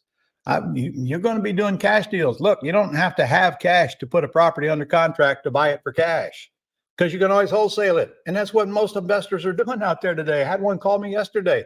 Guy called me from Massachusetts, for a house that he wants to sell that he got down here. He tells me he's doing 3 to 4 houses a month, sitting on his ass in Massachusetts. He ain't never coming to Florida, and his house is down in St. Augustine. So that's why he called me, because I'm running an ad in this area that I buy houses. Well, it turns out I made a new wholesaler friend. So now he says he's going to call me with all of them he gets anywhere in my area. And back the one he called me on might be a really good deal if his numbers are correct, because there's about $200,000 spread in this thing, if I can believe him, which I don't, of course. But if that bears out to be true, that's going to be a very, very, very profitable call. But it's a cash deal. Anyway, you don't have to pay cash, and you don't even have to close on them cash if you're going to wholesale them. And geez, I know people do 250 of those a year, sitting on their butt, buying houses in several different states, putting them back on the line, never touching them, never seeing them. So let me see. What's the worst case scenario if I put a house under contract and I can't close on it? I know I lose my deposit, all $10 of it or whatever it is. Okay, Russell says, I have an appointments set up using the $1 million script, and the house is vacant and the sellers are anxious to sell, but I need the sellers to make the April payment. Should I wait till I meet them to ask? You need them to make a what? Need them to make the April payment. No. You do that when you're meeting them and filling out the contract. Okay, And- so not on the phone at all. That was his next question, not on the phone. No, you never ask that question on the phone. Guys, come on. It sounds like you've been to the boot camp. You need to get back. Promise you'll get a whole lot more out of the second go around you did the first one. And I mean a live one now. And you'll notice in your boot camp manual, the script to handle that is right there in your manual. In fact, I'll tell you what, John, and you and I will practice that script right now. You ready? Okay. All right. Okay, John. Well, it looks like we got everything done here. One more thing I need to know for sure from you. I have to put the information on here. My attorney's going to need to fill out the documents to close. Now, today is the middle of March. You say you're going to be out by the end of March, so I'm going to ask you to make the April payment, which is for the month of March, and then I'm going to ask you to make the May payment, and I'll pick it up in June from then on. Okay. Well, you want me to make payments after I move out of the house in Solitude? Well, remember the 1st of April is for the month of March, which you lived in the house. So you're only really making one extra. Oh, okay. That makes sense. All right. I can make one No, extra. John, Too easy. you're too easy on me, John. Too easy. All right. The lower. All right. Okay. Well, okay. That makes sense. I can make the next one, but I don't see why I should have to make one after that. Oh, okay. Well, listen, John, if you were to list this house with your realtor, would they make your payments? No. Well, I will starting in June. In fact, would they buy your house? No, I will. All we got to do is agree on that. And, do you remember the part where I said I was going to pay your closing costs, John? Yes. All right. Wouldn't you agree that that's way, way more that I'm paying than that one payment I'm asking you to make? That is true. So is it fair for me to ask you to help me help you? That is fair. Yes. Okay. So we okay then? We're All okay? right. All right. Did you hear me ask John questions and John gave me the answers to questions? I'm making no offer, which is what's coming up next, actually. Okay. And why wouldn't they? Because it is true. By the way, I'm not asking him if he'll make that other payment. I'm telling him, you want me to buy your house, then I'm going to start making payments in June. It's a condition to my purchase. It ain't something that I'm going to beg you for. Okay, we got Russ says, it looks like the slide in prices is going to happen for the next couple of years. What do you do when you buy the house and the price keeps going down? You keep collecting rent and forget about it. Price goes down, it's going to come back up. And fortunately for you, I taught you not to get yourself in any short-term traps to where if the price goes down, it matters much. Look, if I'm renovating a house and I got to fix it and sell it and cash out of it, I'm worried about the prices coming down because 6 months from now, they might have slid some. When I'm buying a house, especially on terms, I'm not worried about that at all because if they come down, they come down. I'm still going to be collecting rent. I'm getting depreciation, appreciation, debt pay down, and all the goodies. And if they come down and the buyer decides they don't want to buy, they're going to move out and forfeit their deposit. No matter what happens, I'm going to win. If you put yourself in a position to where you can't lose, it's hard to lose. They move out, I'll just put it out there at a lower price because I don't ever get more than 2 years anyway. And here's the real key. 90% of them ain't going to buy no matter what the price is. So it's irrelevant. I just keep collecting rent until they move out. Then I'll go do it again, collect another big check. It's a beautiful thing. Russell says, I have found that when the lease option buyer misses the option period, they never end up buying the house and after their period has expired. Is that You're also your experience? pretty darn close. I've had one that I can think of that did. 5 years later, husband abandoned her. She left with 2 kids, and she paid the rent every month right on time. And 5 years later, she got an inheritance. Now she wants to pay cash for the house. She wants to know, how much will it cost her? Well, this would have been my opportunity to take advantage of her. But then, why? She did everything she said she was going to do. And if anybody ever deserved a break, it would be her. I left the price exactly what it was 5 years ago, even though I could have got at least $35,000 more out of it if I wanted to. I sold it to her for what I agreed to sell it to her 5 years earlier. So if anybody ever says that this Ron LeGrand doesn't have a heart, he does. You just don't see it much. That's all. Okay. Don't you want to run your business to where you can sleep at night and know that you did the right thing and not have nothing to apologize for? And is it okay if you help people along the way, even if it costs you a little bit of money, for crying out loud? It always comes back to you. Okay, SP says, how can we start a buyer's list? Well, in my opinion, you need something that you want to sell first, because as you're selling that, as you're putting the ads out there in places like Facebook Marketplace and Craigslist and so forth. And by the way, our VAs have a list this long to put your ads in. You don't have to tell them what sites. As people call, that's how you build your buyer's list, which is already built into your website at your 297 level, along with Dreams. So as you're collecting information from the buyers, the ones you want to even keep, you stick in the buyer's list, or you have your VAs do it for you. Next thing you know, you got a pretty nice buyer's list. And I'm not talking about somebody's email. You hear an investor say, I got 2,000 buyers on my buyer. That's baloney. You got 2,000 worthless emails is what you got. Now with a buyer's list, we got many columns as you want to put on there. Most certainly how much you got to put down, how much you can pay per month, what area of town you want to live in, how many bedrooms you have, and all this kind of thing. So then now when you get in a house and you're ready to go out to your buyer's list, man, you know exactly who to hit. Well, I'd hit the whole buyer's list. It's just an email. But you got people waiting for you to find them a home. So you're actually finding houses for buyers, not buyers for houses. Once you build that buyer's list, and when you're running ads that say lease purchase or rent to own, they will come. You'll be surprised how fast your buyer's list will grow. All right, and I want to mention that if you have our Dream system, that's your CRM for all your buyers and sellers list as well. Yeah, everything is contained with. That's like having an employee without having to pay an employee. It's also where you're going to find your comps, which we're going to do today, aren't we, John? That's right. We're going to go on Dreams here shortly. All right. Edward says, hey, Ron, how would I complete a subject to deal if there are multiple mortgages on the property? Well, it makes no difference how many mortgages are on there. You're just taking them all over and paying whatever payments they have on them, whether there's 1 or 2 or 3 or whatever. No different. Okay. Steve says, do you think Axe is going to come back as a strategy in the next few years? Axe works better when a lot of properties have lost their value and some are overfinanced. That's where it started. It started right here in this building. And that works better because when they're over financed, people gladly give them to you for what they owe on them. And we used to get long-term lease options from sellers right after 2008. But we got a 10-year option on them as well. And so the seller could easily see, well, there's plenty of time for that equity to come back. And that's exactly what happened, incidentally. It's exactly what happened. So we did a ton of those. That's where Axe was born. Figuring out a way to actually make money and help these people with all these over leveraged houses that many of them are going to walk away from. KT says, Ron, on a lease option, after the lease option is up, do you expect the tenant to maintain the property? Absolutely. I don't expect it. I insist on it.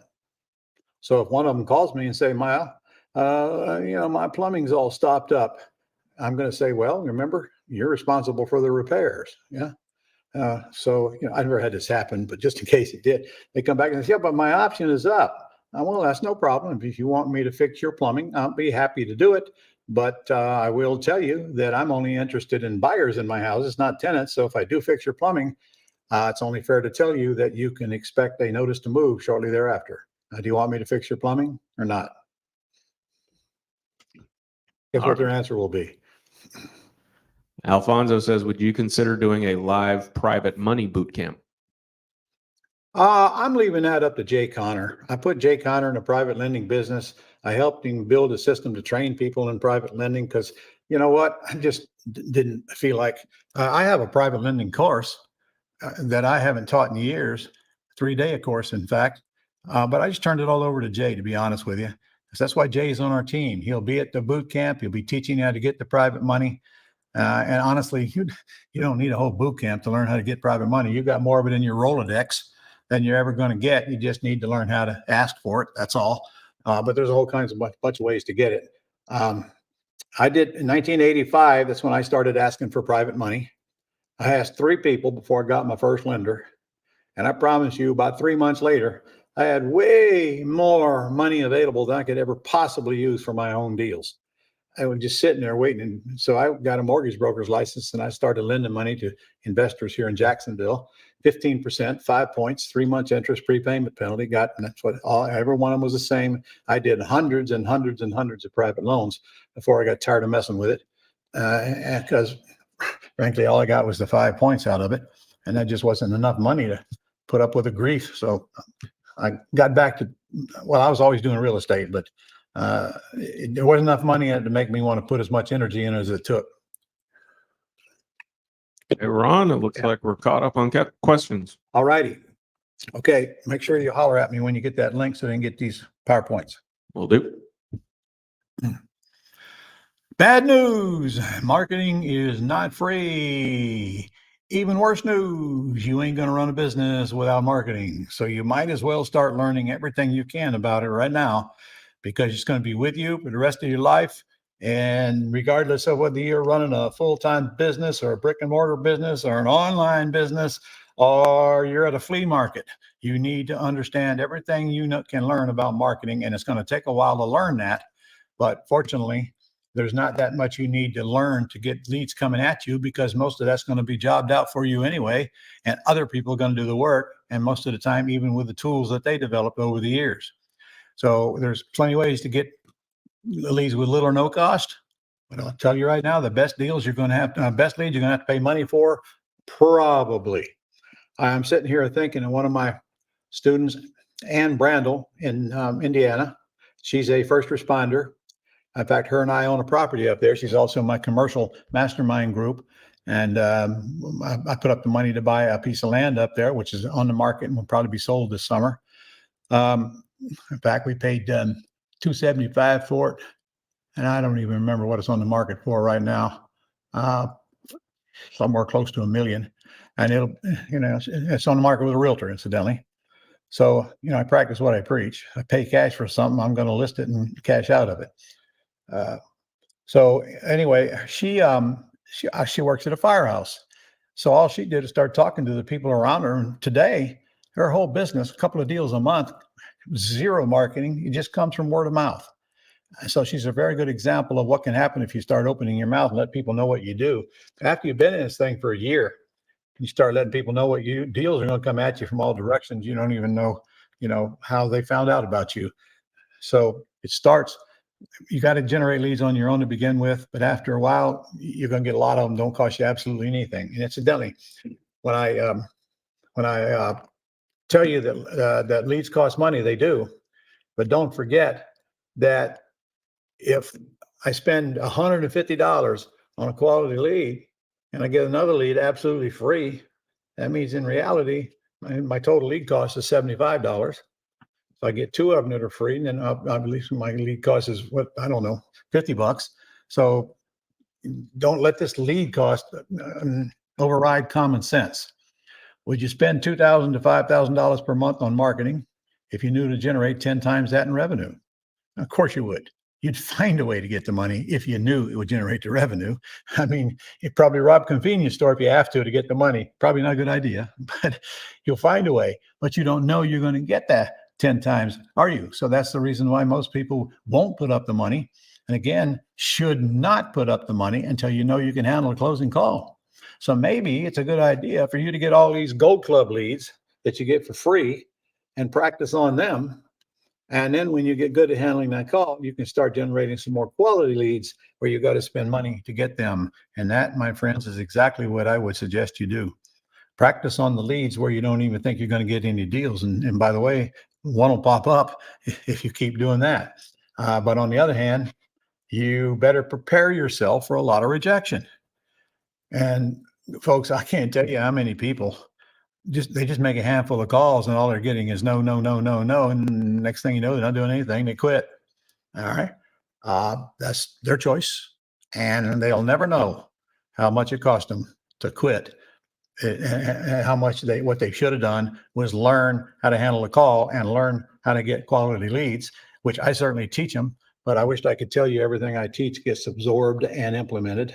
I wished I could, but I can't. I've been at this a long, long time, and I'm sitting here looking at this audience, and they're looking back at me. One would assume that they're absorbing everything I say, but I learned a long time ago that just ain't true. Right? I learned that when I started giving written tests and getting such crappy grades. You sit here for 2-3 days and you miss this simple question. Well, that's human nature, and there ain't nothing we can do about it because our minds wander. So does mine. I'll be in a seminar last week of this month in a mastermind group, by the way, which costs $25,000 a year to be a part of. And I'll take a couple of global members with me. And I'll be sitting there, and I promise you my mind will be wandering like everybody else. Which is one reason I take a couple of people with me. What I miss, they can get. And by the way, when you come to my boot camp, don't forget you can bring one guest absolutely free, as long as it's a parent, child, spouse, or significant other. Got to be in that group. And please don't try to play games on us. We catch people playing games on us and cheating the system, we fire them. And in fact, I remember one guy, every time we do a boot camp here, he'd show up with somebody new. And we finally started questioning, well, how many people you got in your business? And we found out he was literally charging people $500 he barely knew to bring them in the boot camp and call them their partner. So he is no longer a customer of ours.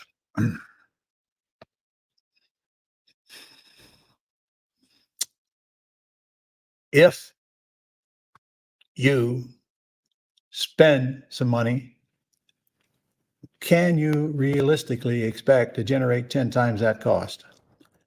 I would say you should expect to generate more than that once you've mastered the call. You most certainly will get 10 times what you spend if you master the 2 key ingredients. What are they? Let me see. Let me think. Oh, one of them is generating quality leads, and the other one is mastering the closing call. You get those 2 things fixed, and you can't spend too much money on leads because they will produce deals many more times value than what they cost. Just simple math. The chunk of coming in's got to be bigger than the chunk of going out. If it is, you got a successful business.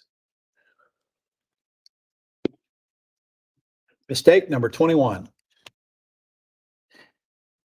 is making offers. You've heard me say several times already, I don't make offers. And let's go back to the scripts. I ask questions, and I answer sellers' questions with questions. And I don't get off track doing a seminar, which is very easy to do. I don't let the seller take control of the conversation. It's very easy to bring them back to get your 3 questions answered. And I don't let them put me on the defensive trying to excuse myself for something they said. I got an answer for anything they could say, and that is all in your materials, by the way, and then even on your Gold Club site. And there's only a handful of things that people can say because it's the same stuff over and over and over and over again. And once you master handling those questions, you're going to feel real confident on the phone. And when you feel real confident on the phone, you're not worried about, they might ask me something I don't know the answer to. You're probably going to come to the conclusion you actually enjoy making these phone calls. When you learn to ask questions, answer questions with questions, and there's nothing they can ask you that you can't answer, you have nothing to fear anymore because you can handle anything they happen to say. There is not a question a seller could ask me that I can't answer. There's not an objection they may come up with that I can't quickly put down. And that only comes from practice. And we start by actually putting the questions in front of us so we can practice on those. And then as we get on the phone and we start calling sellers, you know, if they ask you anything, well, I'm going to write that one down. Next time I'll be prepared for that one.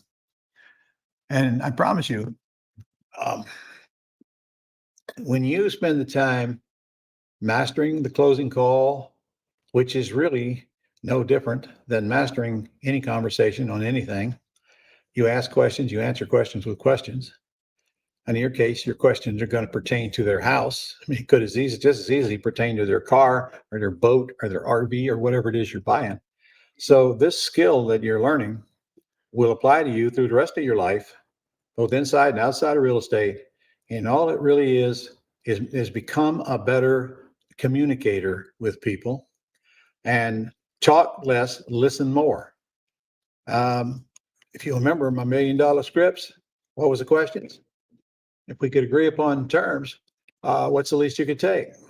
And then the big 7 word question, is that the best you can do?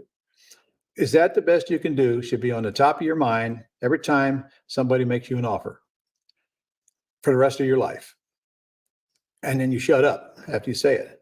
If you say, is that the best you can do, like you really mean it, you're going to be shocked at how many times they will come back and take less than you're willing to pay, or pay more than you're willing to accept when you're selling the houses. These questions go beyond. In fact, I'm going to put a bunch of them up here in a minute. They go beyond just buying a house. So answer questions with questions and answer their answers with questions, and watch what happens. I dare you. Here's something. Here's a few. Wouldn't you agree? Does that make sense? Is that fair? Okay. I usually buy with nothing down. Okay. Ain't that a question? It's a question. So you're saying if I don't give you blank, you won't sell me the house? That's another question. Was that the best you can do? The big one. And what would be your second choice? I love that one. I made that one up. What's the least you'll take down? Oh, 50 grand. Okay, well, what would be your second choice? And everybody chuckles. And they'll come down. Watch, they'll come down.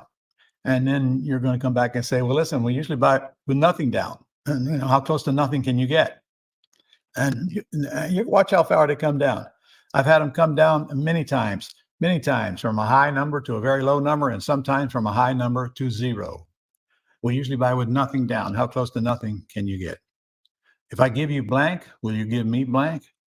If I give you your price, will you lower my payment, whatever it is you want?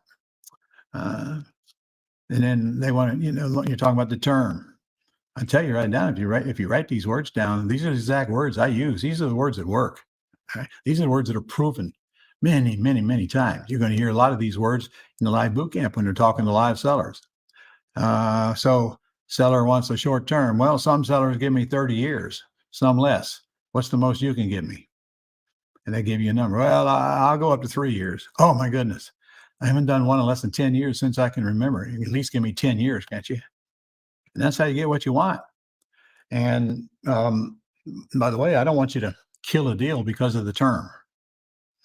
So let's say you got a pretty house in a pretty neighborhood, and you've negotiated about, $20,000 or more below the top retail value, and you've negotiated little or nothing down, but the seller insists on a 2-year term. And it's good, reasonable monthly payment. You can get $500-$600 or more positive cash flow. All right.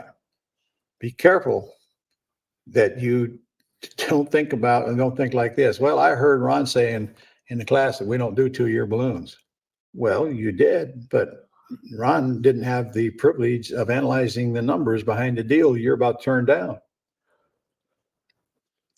So let's assume that we are giving the seller a very small down payment, and we know darn well we can get $30,000-$40,000 back on non-refundable deposit. Okay, so are you really ready to walk away from $30,000 or $40,000 deposit just because of the 2-year term?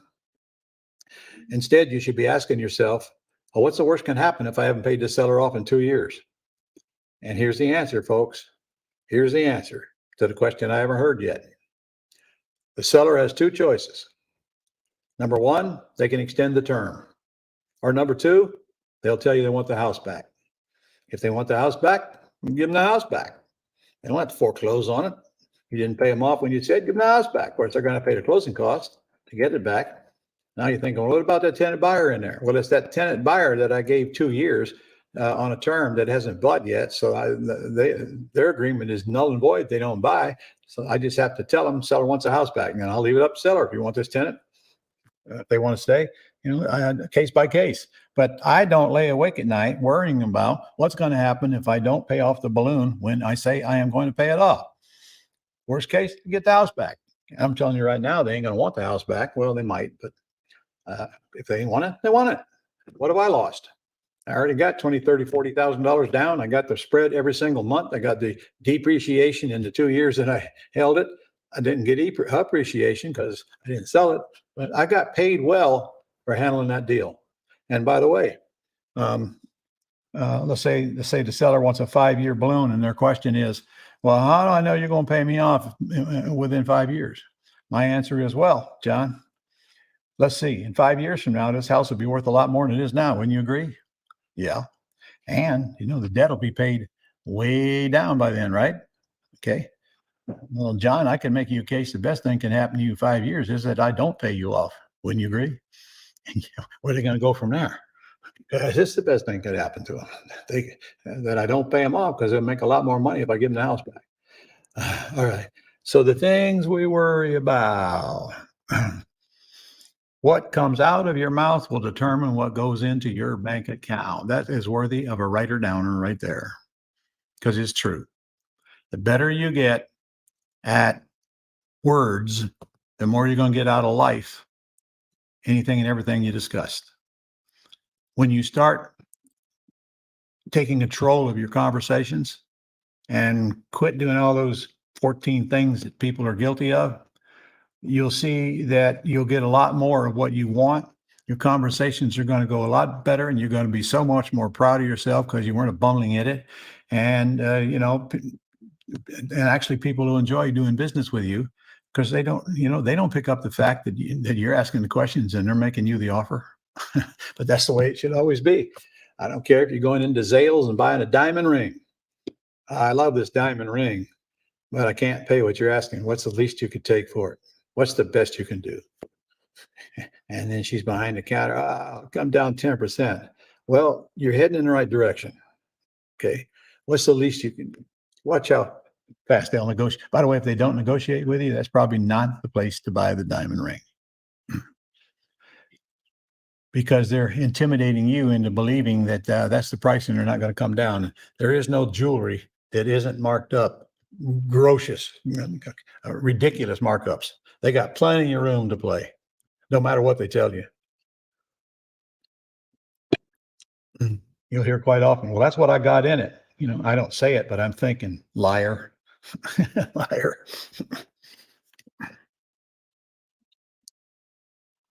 Letting dream stealers convince you it won't work here. It's a scam. It's illegal. You're not worthy. You need a license and blah, blah, blah, blah, blah, blah, blah. So who are the dream stealers, folks? Who do you think they are? They're broke people trying to tell you how to get rich, not qualified. There is no city in the US or Canada where it won't work if humans live there. Okay, there do have to be houses there for it to work. In fact, I know some people in very small cities that pretty much dominate the city where they live, and they have to go outside to get enough deals, but not very far outside. I don't care where you're in. And now factor that with the fact that you don't have to buy houses where you live. You can be anywhere. You can be in Canada and buy houses in the United States, anywhere you want. And a lot of that is going on now since COVID, virtual everywhere. People are buying houses everywhere in the country. And, I have bought some elsewhere in the country, but I'm a to farm my own field here first. Why would I want to go out of the city when I got more we can do right here once we get the machine cranked up? I mean, gosh, how many houses do you want to buy anyway? So there is no city where this won't work. There's no city where you can't get real estate deals, and there's no city where you can't get terms. Even places like San Francisco and California, you know, that planet out there on the west side of the country. People in California, well, we're different here. We're special. Well, just in case you Californians don't know it, I hear that everywhere I go. All right. And you're not special, not at all. You have real estate in many areas. It's a lot higher prices, but you buy and sell houses in California just like you do all over the country. Different price ranges, maybe some different state laws, but people always need to sell their house, even regardless of what price it is. All right. In fact, the higher the price, the more money you're going to make when you learn to operate without risk. Remember, the more dollars you wallow in, the more stick to you. There's no safer commodity than real estate. None. None. It's always going to be there. It's always going to be in demand, and it's going to constantly go up, even if it takes a dip now and then. Real estate is stable. And in fact, our whole economy is built on real estate. People were buying it hundreds of years ago, and they'll be buying it long after we're gone. It ain't going anywhere. It's not a fad. It's not a stock that could go out of business someday and you lose everything you own. And it's not, it affects the market more than the market affects it. The real estate drives everything. Our entire economy is built around real estate and couldn't survive. If real estate goes in the dump, you can rest assured the economy is already in the dump. And it starts with residential real estate and it bleeds over to commercial, just like it did in 2008. Boy, I was dead center of the commercial. People who weren't in the arena when September of 2008 came and Lehman Brothers went down have no idea how fast we lost value. In Florida, we dropped 40% in a matter of 2 months of value. I mean, it went like that. And some commercial property went, ooh. I had 5 different residential developments, most of which were already ready to build houses on or close. 5 in 5 different states. And now September of 08 comes, there is no more building. The money dried up, but that wasn't the real problem. The real problem was all the exit strategies dried up. Nobody was buying anything worldwide. And of course, people on the outside didn't see how bad it was. Okay. People on the inside, most certainly. There ain't a builder that didn't get affected by the 2008 crisis. Infected everybody. On the other hand, real estate investors, of course, swooped in for the kill, took advantage of it, and made fortunes when it was down. Unfortunately, I was a developer, developing stuff to sell. And I mean, hundreds of millions of dollars worth of projected net profit in these things. And I'd have been out of them by now for sure. But, you know, I didn't control, I should have been able to control the recession, but I just couldn't figure out how. In fact, I didn't even know a recession was coming. And frankly, nobody else did either. And if they did know it was coming, they're lying to you. There's a lot of people who tell you they knew it was coming now, but not back then. Real estate drives our economy. You can't learn the business from broke people. How the hell would they know? They simply aren't qualified. They can't teach you what they don't know. They can only give you an opinion about something they have no knowledge about. And trust me, you'll get plenty of those. They're free. You better look. If you're talking to somebody and you know that they're actually doing what they're talking about, then you know you might better listen. Doesn't mean you got to do everything that you're asked to do, but you might better listen. Take advice from the people who have proven that they're worthy of giving you the advice, which, by the way, is not your CPA or your attorney. Neither one of those know how to do real estate. Okay. Neither one of them knows how to make you rich. Okay. They know how to do legal work and they know how to do tax work. They do not know how to make money, or they probably wouldn't be doing what they're doing for a living. There are deals in every city, large or small, cash or terms. So be careful you don't hang around DeFi groups. That's the gathering of more than one doofus. And I promise you, if you're watching right now, you got doofuses all around you. Everybody does. Some of them have your last name. And this is where you're going to have to make a decision to how much you're going to associate with these people, even the ones in your family. Because the truth is, when you break out of the norm and start making money, most of the time, they're not going to follow you on your upwardly mobile path. They're not willing to do what you're doing, and that's paying the price in time and money to get training. If they're not going to get trained, they're not going to do anything anyway. And so you taking advice from them just drags you down and won't do them one bit of good. So, I'm not saying you have to be rude, but I can tell you right now, somebody's talking in my ear about how to do something. First thing I'm asking myself is, how the hell would they know? I don't tell them that. So I'm like, okay, well, thank you. Good. Next. So your job is to seek out people that have a chance of knowing more than you do. Don't hang around groups where you're the star. Hang around groups where you're the student. That's where your local RIAs come in handy, your real estate investment associations. Very big advocate of those. I've started several of them. In fact, that's how I got my start, fresh out of my first training. In 1982, I jumped into the Jacksonville RIA group here, was president of it for 8 years. And now I'm back teaching a lesson for it every month to the members, because I love these RIA groups. They're good people. They're here to learn about real estate. But I'm going to give you a warning, even with them. 80 to 90% of the people in the room are not going to do squat. They're there because they think that's going to scratch their itch about learning how to do real estate. It's not. RIA groups are designed for support, not for training. They do some training, but you're never going to learn how to put the puzzle together by working one or two pieces of it. All right. When you learn how to do the system from beginning to end, everything else you learn after that to maybe do a piece of it better is good for you. Okay. There's a reason why Jay Conner comes to my boot camp and talks about private lending, because if you're going to pay cash for houses, you need that information. There's a reason Jay also brings in his foreclosure system, where he mails 7 letters and gets 57% of the people he mails to respond to him over a period of time. So, when I bring you somebody, it's because they're filling that piece that I don't teach and that I think you might want to pick up. But it's not to replace what I'm doing or teaching, it's to add to it. And that you can only do over time as you see fit. But you got to start and you got to get the basics. If you don't get the basics, you're going to be floundering around all the time, wondering why the pieces don't come together, and wondering what I'm missing, and it's just not going to work.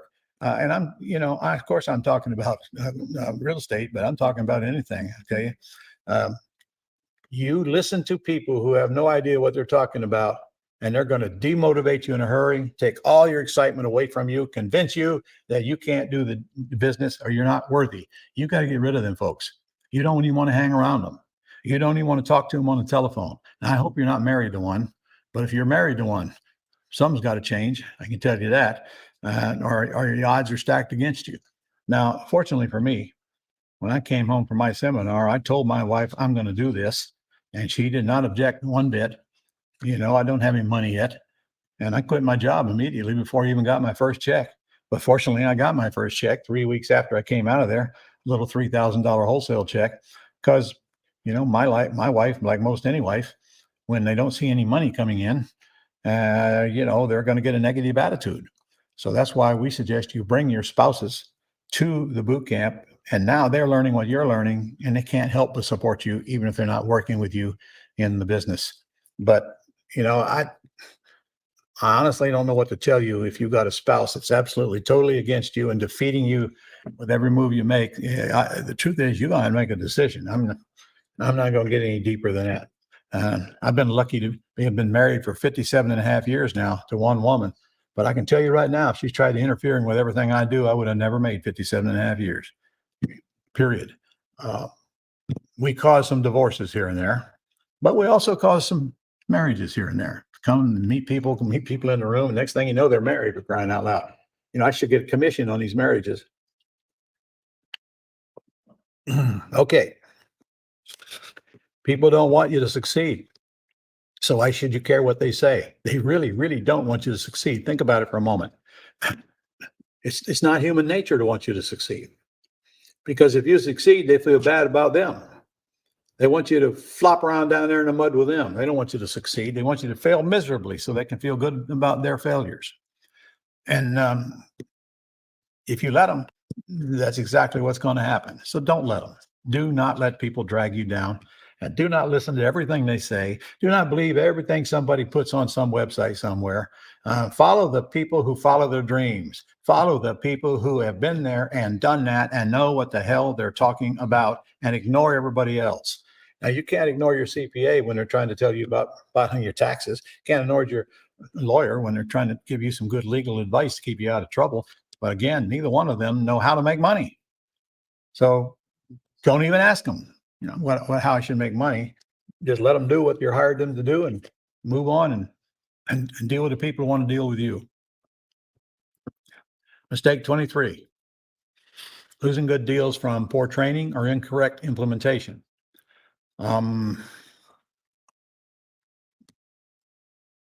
If you learn from the qualified people and have a method, you know, here's the question: how much is education worth to you if there is no implementation?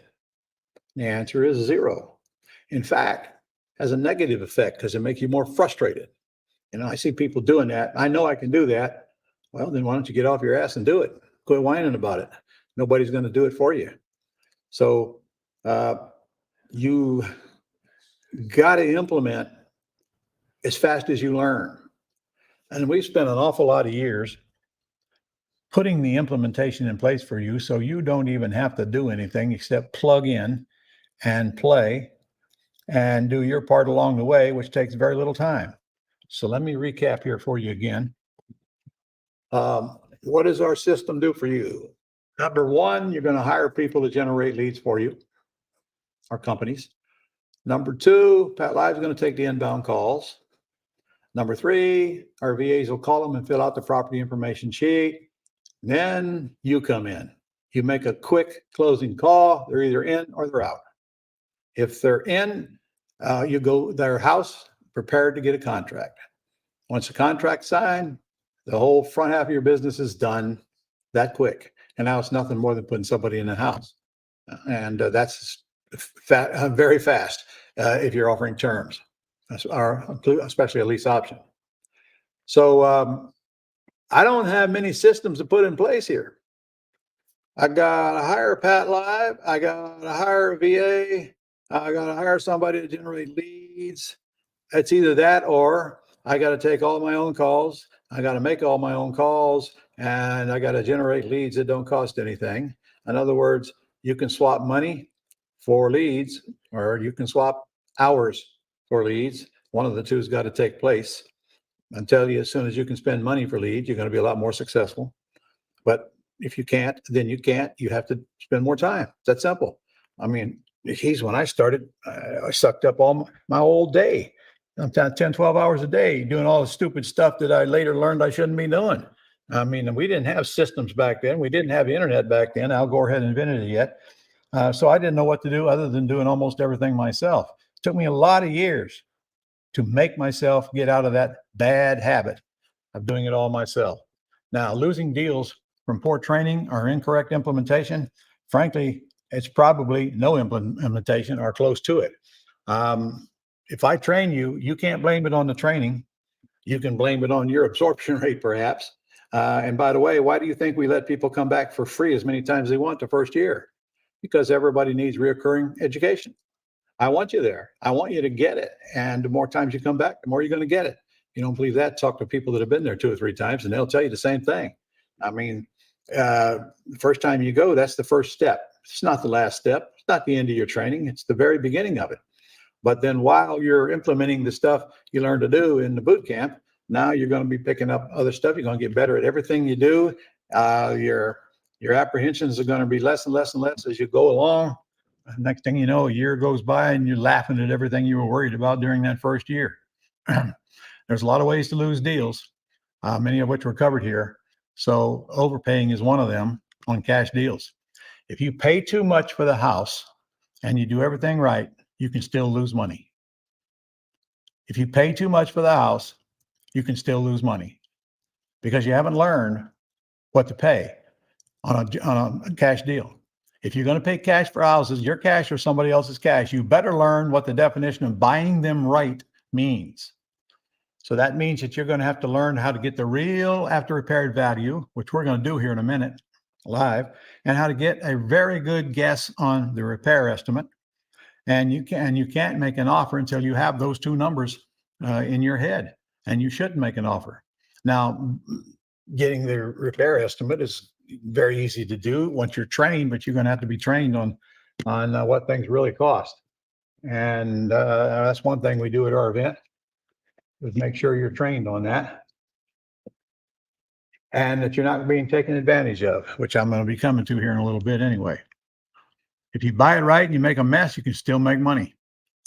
Here's my formula for buying junkers and paying all cash.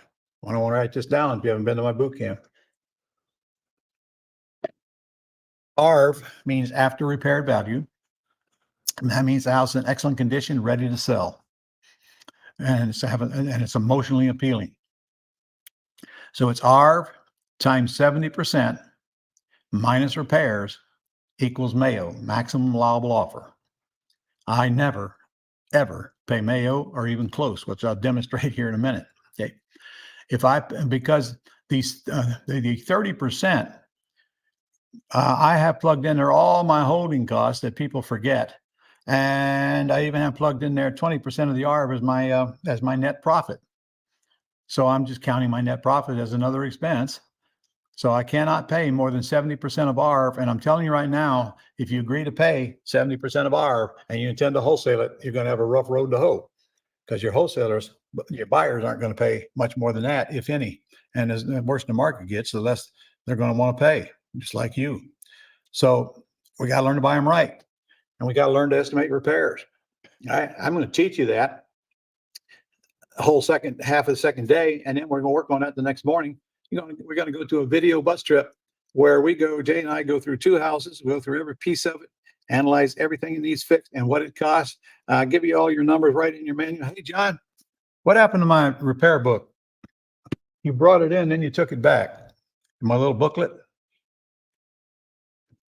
Yeah, we got it. Okay, let me see it. So you're going to learn how to estimate the major components and then throw a miscellaneous category on that with all the other stuff that it needs. Thank you. And so it's a little learning process, but not that much. And by the way, you're never going to get it right. I've renovated over 1,000 houses. I ain't got one right yet. So, but I'm coming close enough to make the offer. And you'll quickly learn that your safety factor is not in your repair estimate. It is in your offer. This little book you get, for example, here's all the, probably can't read. Hey, can you give me the overhead, John?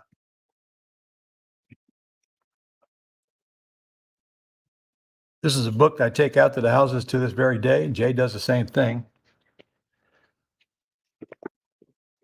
So over here on the left, I've listed the major components repair, what it costs for parts and materials to replace these major components, like windows, central heat and air, and kitchen, and so forth. And then we go through all of that, and I show you why you're grossly overpaying if you haven't been trained on what repair costs are. And then this is a little checklist you take into the house, and you just go down the list and start checking off the things. These are questions that you ask, like, are there any foundation problems? Does the roof need repairs? Is there a basement that needs repairs, and so forth? And there's, this is your little book where you go down the list and won't let you forget stuff. And over here is what that stuff should cost, pretty much. So your whole goal is to get an estimate down the bottom by figuring out what the major components are and then adding miscellaneous to it and adding it up down here. Before you leave the house, you'll have an estimate on what the repairs are. Now, it's good enough to make an offer, right? So in other words, here's a whole list of miscellaneous stuff that lets you keep from forgetting. You're going to throw one number all at this and call miscellaneous a major component. So when we add all this up, we got a repair cost. All right, you're going to learn how to do that during my boot camp, both in the afternoon on a second day and in the morning of the third day, while we're actually doing it on real houses that we intend to actually that Jay has already bought. Actually, in that case. So I go there to him because he's always got properties that need repaired. He's always got properties that he's repaired. So he's always got the houses we want to look at. But we did a video, and that's what you're going to see, which is better than getting on a bus and running around the town, wasting time out on the road. Jay does, by the way, about 30 houses a year, and he buys them with private money, borrows more than he needs, and renovates them and hires a realtor to sell them. And his average net profit per deal is $74,000 in a city with 40,000 people in it, period. That's his entire population. Last 2 years alone, he has netted over $2 million with those 30 houses. And that don't include all the terms deals that he does. All right. And then he's doing some commercial stuff. And that don't include his whole training business on private money. He's a private money expert. So I'm bringing this up to you because 12 years ago, Jay sat in my Quick Start Real Estate School, getting put out of the mobile home business and figuring out what to do next. He came, he saw, he got it. And then he went out and he started implementing. His first year, he made over $1 million. First year, over $1 million in real estate, coming from a business where he didn't come any close to that. And he learned not to use borrowed money, which is what he was using heavily in the mobile home business. He learned how to get private money. Next thing you know, he became the expert at it, and I helped him build that business. So I want you to think about it. The man came to learn how to buy houses. He had no clue that he'd be making 7 figures first year and now over 2 million each year. Had no idea. He had no clue of ever teaching this stuff, and he had no clue he'd be doing commercial properties on top of that, and he didn't know what terms meant 12 short years ago. Okay. You never know where you're going to go once you get a kickstart and are trained to stop thinking like most of the population and start making some real money. You never know what opportunity is going to open up for you. I can't tell you how many people I've trained on residential and they've gone on to add commercial to their portfolio. Mega millionaires. You got to start somewhere. And I'm sitting here watching you today, and I know darn well most people watching me aren't going to do a darn thing. Why? Because that's the easiest thing to do. Stay in your comfort zone. But if you do, you'll never be a Jay Conner. Give me my PowerPoints back, John. All right. Now I need to make a correction here. If the ARV is over $300,000, then you will pay ARV times 80%, not 70. So if I've got a $400,000 house that needs 50 in repairs, 80% of 400 is 320, minus 50 is 270. 270 is my Mayo. I'm never going to pay Mayo. I'm going to buy it well below. Let's see if that's true. Last 2 houses that we wholesale. The first one had a $200,000 ARV, and it needed every bit of 60,000 in repairs. It was ugly.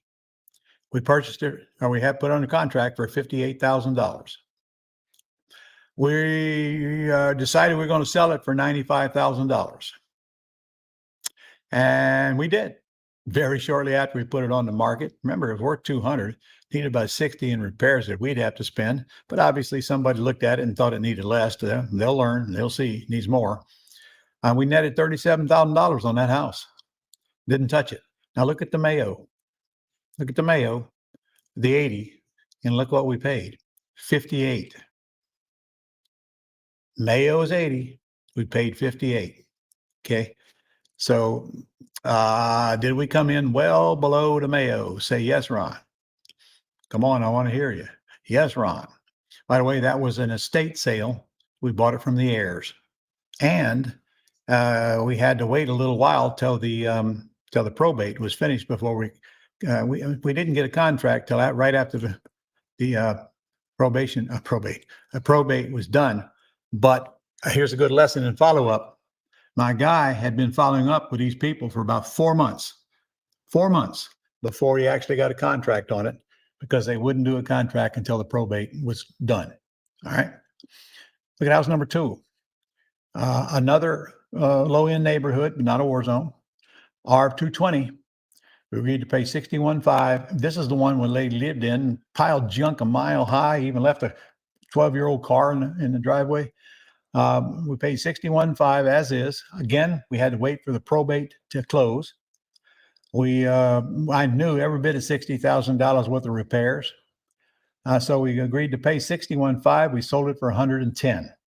We netted $40,000, and all we did was clean up the property. So I had about 65 in it by the time we were through. And yes, I bought this one. I actually wrote a check, paid $61,500 for it, wrote another check for the $3,500 to clean it up. So I have $65,000 worth of cash in this house. Now, if I didn't have the cash, what would I do? Of course, I'd go to a private lender and borrow the money. All right. I'm a private lender. And I still would wholesale it. Okay. So I'd lose a little bit of my $40,000 to interest, but so what? Private lender is going to do right well. But look at the Mayo, $96,000 Mayo. Look at the purchase price, $61,500. So let me ask you, does it really matter what the repair costs are? When the offer is right, the repair cost, you just got to get somewhere in the ballpark. And you're never going to be right. I ain't got one right yet, but I've been close enough to get the offer in there. So we knew right away we had good deals on these, and both of them long since gone. Add those two up, that's $77,000 worth of net on 2 simple wholesale deals. And both of them took a little patience, but patience, Daniel son, patience. All right. So before you can make cash offers, you must know the ARV and the repair guess, because that's what it is. It's an educated guess. Now come see me at Quick Start School and you will learn that. And then you can start implementing it immediately. In fact, you'll implement it before you even get to my school, because especially if you get a mentor, because we'll have the mentor get with you and prepare you for the school. So here's a big one. John, you ready to get dreams cranked up here? John? Yeah, just give me a couple minutes, please. All right. Guys, Zestimate is Zillow's version of the ARV. It is almost always wrong. It's usually way too low. So if you are buying houses and you think the Zestimate is the actual value, you're losing a lot of deals because you're way undervaluing the property. And if you are selling houses and you are using the Zestimate, you are probably grossly undervaluing the property and losing a lot of money because you haven't learned how to figure out what the true what the ARV is. You must know how to get the real value of the property, or you'll be disadvantaged throughout the entire deal. Now, fortunately for you, many sellers will go on Zillow and they'll use the Zestimate as their sales price. That's good news for you because it's usually well below. In fact, I'm going to prove it to you right now when we actually go on Dreams Live to pull some comps, like I do almost every single day. John, are you bringing a screen in here or what? Yes, I am. All right. So here's some things you got to learn about creating or getting to the right ARV. Number one, I am only interested in the top 2 comps, the top 2 that are similar to my property, and throwing out all the rest. As long as the top 2 comps are similar in square footage, close in proximity, and a recent sale. If they're not really comps. So knowing that, I want the top 2 sales that match those 3, because those top 2 sales are the properties that were in excellent condition when they were sold. They were sold recently, and they're very similar square foot. So I'll show you what we do here to get exactly to what the ARV is. But I also want to make sure that there are no major highways dividing my house from the comps, or any waterways, or my house is not on the water, comps are, vice versa, golf course, vice versa. Very easy to do by simply looking at the map that's right on your dream site. So I'm looking for true comps Now, the Dream site is the best site I've ever seen to make it the easiest for you to examine these, way easier than Zillow, if you ask me.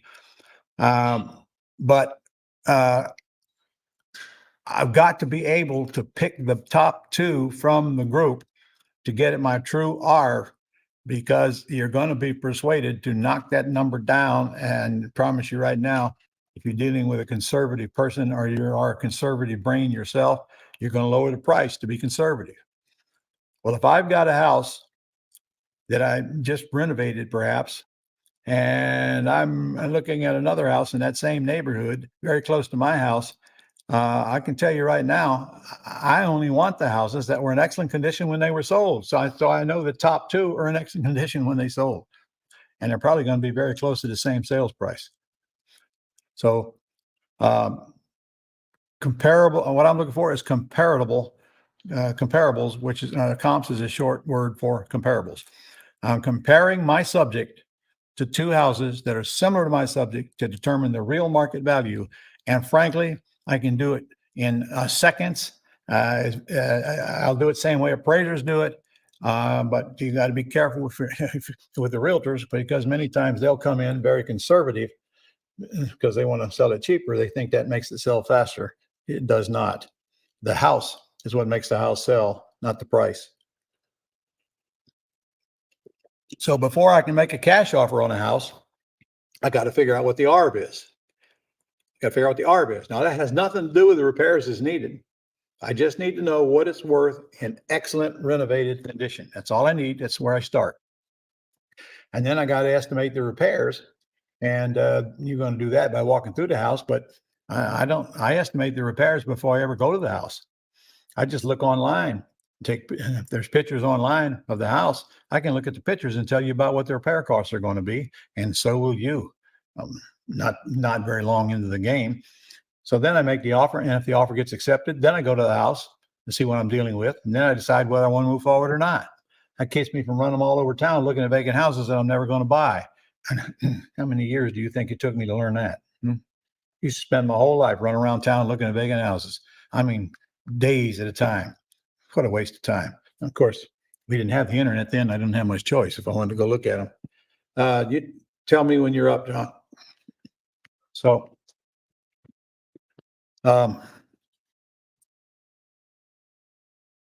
we're going to go right to the Dream site here.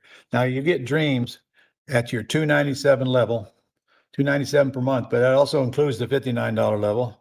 And it includes your website. It includes this big, massive CRM Dream system, which pretty much runs your business for you.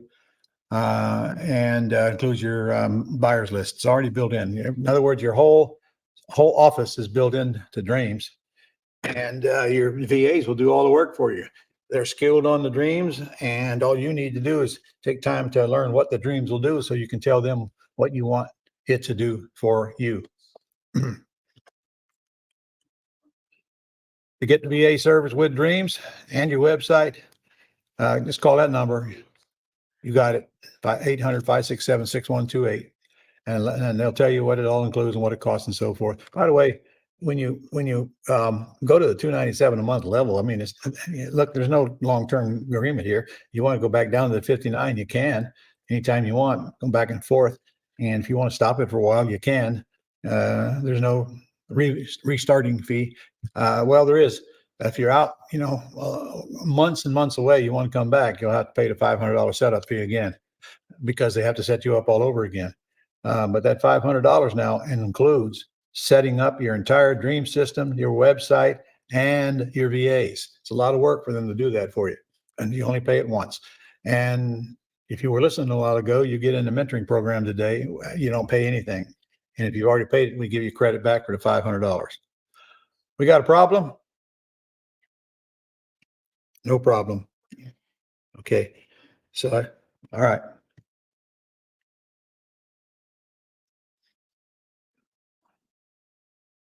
If you don't take time to learn what repair costs are, I promise you, you're going to get fleeced by contractors. I don't think it, I know it. Even if you're having something done to your home, it would behoove you to take time to do a little bit of checking on what this stuff really costs. And I'm going to prove that to you when I get you in this boot camp, because right in my manual, I got real bids on multiple different things that I've got bids on in my life. For example, I had a house that I renovated, and I got 3 contractors to give me a bid with the same list. 2 of them came in right close to 40 grand. The third one came in at 60 grand. Same list. What if I'd have started with the 60 and I didn't know better? I'd have paid $20,000 more than I should have. It would have cost me more for that ignorance than it cost you for your entire training. I got another bid on countertops in my kitchen in my home. My kitchen has 161 square feet of countertops. Okay. I got tired of looking at them. I bought the house 21 years ago and I got tired of looking at them. So I wanted to change it. That's a lot of countertops for your information. So I got lazy and I go to Lowe's to get me a bid. Should have known better. So, we looked up, we picked out our countertop. That's nice. So they said, all right, we got to come to your house now. It's going to cost you $200 for us to come to your house and give you a bid. They come out and measured it and made little templates of the countertops, and it did a lot of work. Right. So they go back and they call me, come in the next day. So I go in and he gives me a price for, came out to about $16,000 for 161 feet of countertop install. Guys, that's $100 a foot. All right. An idiot would know that they don't cost $100 a square foot to get these granite countertops. Apparently, idiots don't know because obviously they're selling them. I looked at him. I said, "Are you kidding me? You're telling me that with a straight face? You ever get anybody to pay that?" He says, "Yeah, all the time." I said, "Well, it won't be me." Okay. So I left. And then I go right back and I look at Google and I look for countertop places near me. And here comes one right down the street from me. And I go to it. It's called the Art of Granite, if you happen to live in Jacksonville. And I walked in there and I knew right away I was in the right place because I hear the grinders going back there. And I knew they were cutting the thing in the back room and they were doing the whole, they did it all right there and they installed it right there. So I had them come out and give me a bid. They came up with 161 square feet. Imagine that. Matched Lowe's. So here comes the bid back. $8,450, same granite, same size. And my bid at Lowe's was 16 grand. $8,000, twice as much, just from one place to another. So you don't ever want to buy anything out of Lowe's that would require them from jobbing it out to somebody else. Carpet, don't ever buy carpet at Lowe's. It is a ridiculous price. And when I say Lowe's, I mean Lowe's and Home Depot. If it's look, I get a lot of stuff. Appliances, ain't gonna get a better deal than Lowe's. They deliver them right to you. Just about anything, toilets, it's about anything you can put in a house. Fine with Lowe's, but if it requires somebody else's labor, that ain't the place to get it. By the way, you shouldn't be getting anything from Lowe's anyway. That's a job for your contractor, not you. So let's go on this site. You want to go ahead and get on it? Okay. All right. This is your homepage for Dreams. Blow it up, John. They don't need to see me. Tired of looking at me. All right. Give them the whole screen. There you go. All right. Upper left-hand corner, it says PI sheets. All right. This is not somebody's site, or there'd be numbers there. But that's going to be a very important block for you because this tells you how many property information sheets are still in the system and how many of them are yes leads and how many of them are no leads. Remember, a yes lead is when the seller has said, I'll listen to options other than all cash. And then right beside that is your working leads and your closed leads. Well, this particular one has 136 leads that are closed and 127 are still working. So, I'm sorry, 9 leads that are closed, 127 are still working. Now, that simply means that they're still in the process of trying to reach the folks. And closed means that they've already tried 3 times and or they've reached them and produced a PI sheet. You'll see hours remaining over there. You see, we don't ever charge you overtime unless you are okay it. So if you see your hours remaining are 0, it's time for you to get hold of your VA and, buy another 5 hours or whatever worth. And then down below, how many more days you got to your next billing site. So you'll automatically know when your next billing site starts. All right, John, raise it up a little bit. See where landing pages are here. One of those will be that sheet that your VA creates for you to sell your house. It'll have photographs of your houses, Matterport video on it, description of your houses, and what to do next if you want to get in the house. So you'll be driving all your traffic to that landing page, not your website. This is a landing page on your website. So, but this is the only thing they'll see is that landing page that you drive them to. Your websites, when you open that up, you've got a whole bunch of choices, color schemes and formats for your website. And all you do is fill in the blanks for your contact information and whatever it asks you for. Voila, your website's up and running. Your website will be up and running very, very shortly after you opt into Dreams. All right, move it up again, John, please. All right, you see new leads there. Some of your leads will come on your website. Some of them will come from calls. So right there, you'll see how many of them are online, how many of them are not. And then here's your task list, my task summary. To me, this is worth much more than you're paying for the whole system right here. Because let's say you're talking to a seller and you're not going to get it done today, but you need to follow up 30 days from now. You make a note right then and there, and this thing will contact you 30 days from now. And you see the 0 where it says due today, there'll be a number there. So you're going to punch on that. And this is what you got to do today to follow up on whatever you did in the past. So it literally won't let you forget it. Set it and forget it. It's worth its weight in gold, because I'm telling you, probably most of your deals are going to come from the follow-up. And this thing is also built to send multiple emails. You got to decide the time between them. We got a bunch of them in there. You can take ours, you can add yours, you can fix ours, whatever you want to do. And you're going to need a different email series for different types of sellers. For example, if you're mailing to people in foreclosure, then you need to know how long it takes in your state to foreclose. Okay, here it takes about 6 months. So my emails are going to be probably more spread apart, or else I'm going to put more of them in there. Where Jay lives, it takes about 3 months. So his are closer together. Totally depends on what state you're in. But then there's all kinds of sellers. There's sellers that said they would take terms and just told you to follow up later. You put those in there, and then your PI sheet stays in here. So you'll have it right in front of you all the time, and you'll never lose it. And again, our VAs will try 3 times and they're done, but that doesn't mean you're done. So you take out the PI sheets that they've closed and you text them, and then get them to text you back. And you've already got the information on their house because VA's already gotten it for you. Move her up again, John. Add new properties. That's got a great evaluating system to where you can forecast out how many years you want to go, what your cash flow will be based on assumptions that you put into it. And then under contract and closed. Under contract means it's going to be closed soon. But here's your big one. Here's why we're here, is that quick analyzer button over there. Put the cursor on that, John, to the right. This is your comps button. So you press on quick analyze, and it brings you here. Now you can put in the address, assuming you have not already put in the address. Now, if you look below, you'll see a whole bunch of addresses that have already been put in here, and it saves them for you because most of the time you're going to want to go back to them. Now let's just start with the one on the top, John, because I happen to own 4440 Naranga Drive in Jacksonville. So he's going to put that one up there in the box. And now we're going to go to that property. And we see here that it is a 4-bedroom, 2-bath house, 1,513 square feet, built in 1962, and last sold 4/2 of 22. Is that what that says? That's what it says. Then this ain't the right house. This is another house on Naranga. Go back a minute, John, and see if there's another one on down the line. You see one? I don't see one.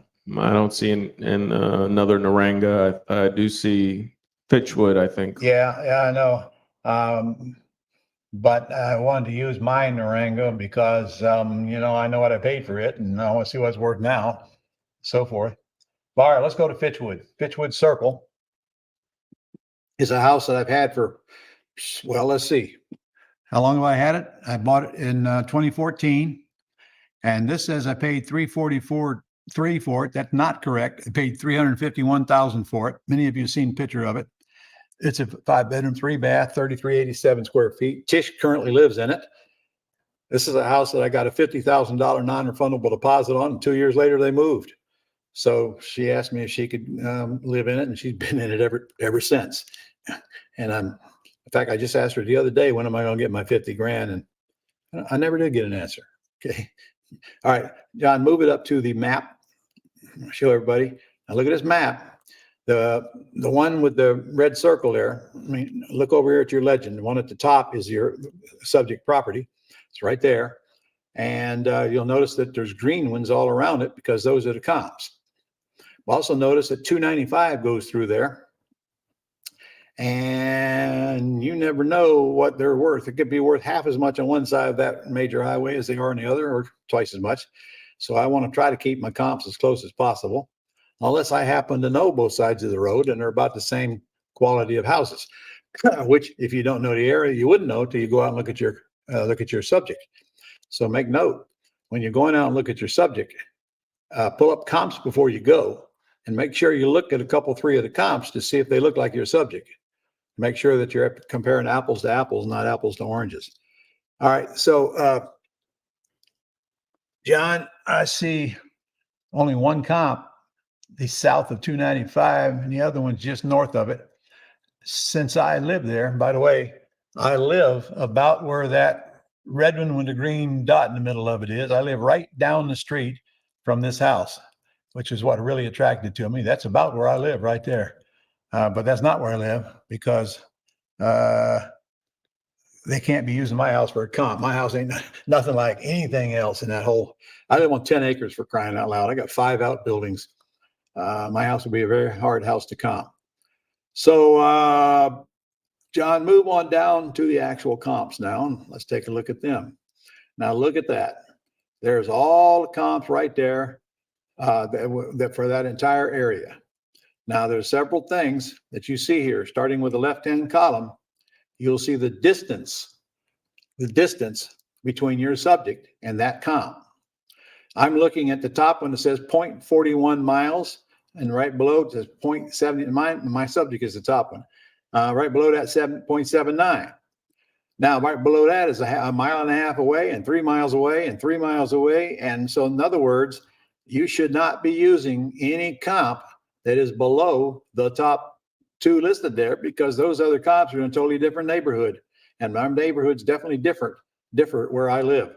So just for the heck of it, let's look at the sale date. Both of them sold last year. Both of them are, as far as recent sales, good. Now let's go to the square footage. And John, well, just leave it alone there. We are 3,100 and 3,300. My house is 3,300. Both of those are perfect in square footage as comps. And now let's go to the dollars per square foot on the next column there, John. All right. In fact, punch on Glen Laurel, because it is at 140 over to the right. Now, there you go. Punch on that one. And now let's punch on the other one that meets our. No, we can't punch on. What am I looking at? All right. Glen Laurel sold in November of last year for $145 per square foot. All right. I am absolutely not going to use 80, because that is not a good comp. There's no way that house on Lewis Jerry Road was in excellent condition, or it would not have sold for $80,000. So I'm looking for my next best comp. I'm not going to use it, even though it's the closest. So why don't I go down to that one, 1.4 miles away, because it sold for $205 a square foot. Oh, Ron, there's these two right here are a little bit closer. Missed that one down We there. can sort by this proximity. All right, go down there then to that one. What is it? The We got Magnolia Falls Rebecca Drive? Allen. Huh? We got Rebecca Allen Lane right here with 0.46 miles. Okay, that's a good one. Punch on that one. Well, because it's got similar square foot. That's good. That's enough. Now, so we've picked 3 comps that are very similar. They run from 145 to 179 per square foot. And that, my friends, is the key ingredient, because that's how you're going to determine your ARV. All right. Move it up now to where, look at there, right there. It says that the ARV is $543,000 and $49 based on those three comps. So now, John, move it down to let's see what it said the ARV was when we first came on this site. Says the ARV was 608. This one has got the value too high. And that is very, very rare because I can't find any evidence that the house is worth 608. So what it's done is it has taken the sales prices of the properties that are outside of my subdivision and put them into figuring that number. So 608 is, in this case, this is going to poison the seller's mind as to the value because it's more than what it really is. However, maybe pulling these three comps up and giving them to the seller might convince them otherwise. And you have to explain why. They're too far away. They're not even in your neighborhood. So, John, let's go to another one. In fact, crap. I wish I knew what that address was on Naranga. Hey, is Jesse working today? Huh? Yeah. You got her text number? Text her and ask her what the street address is of her house.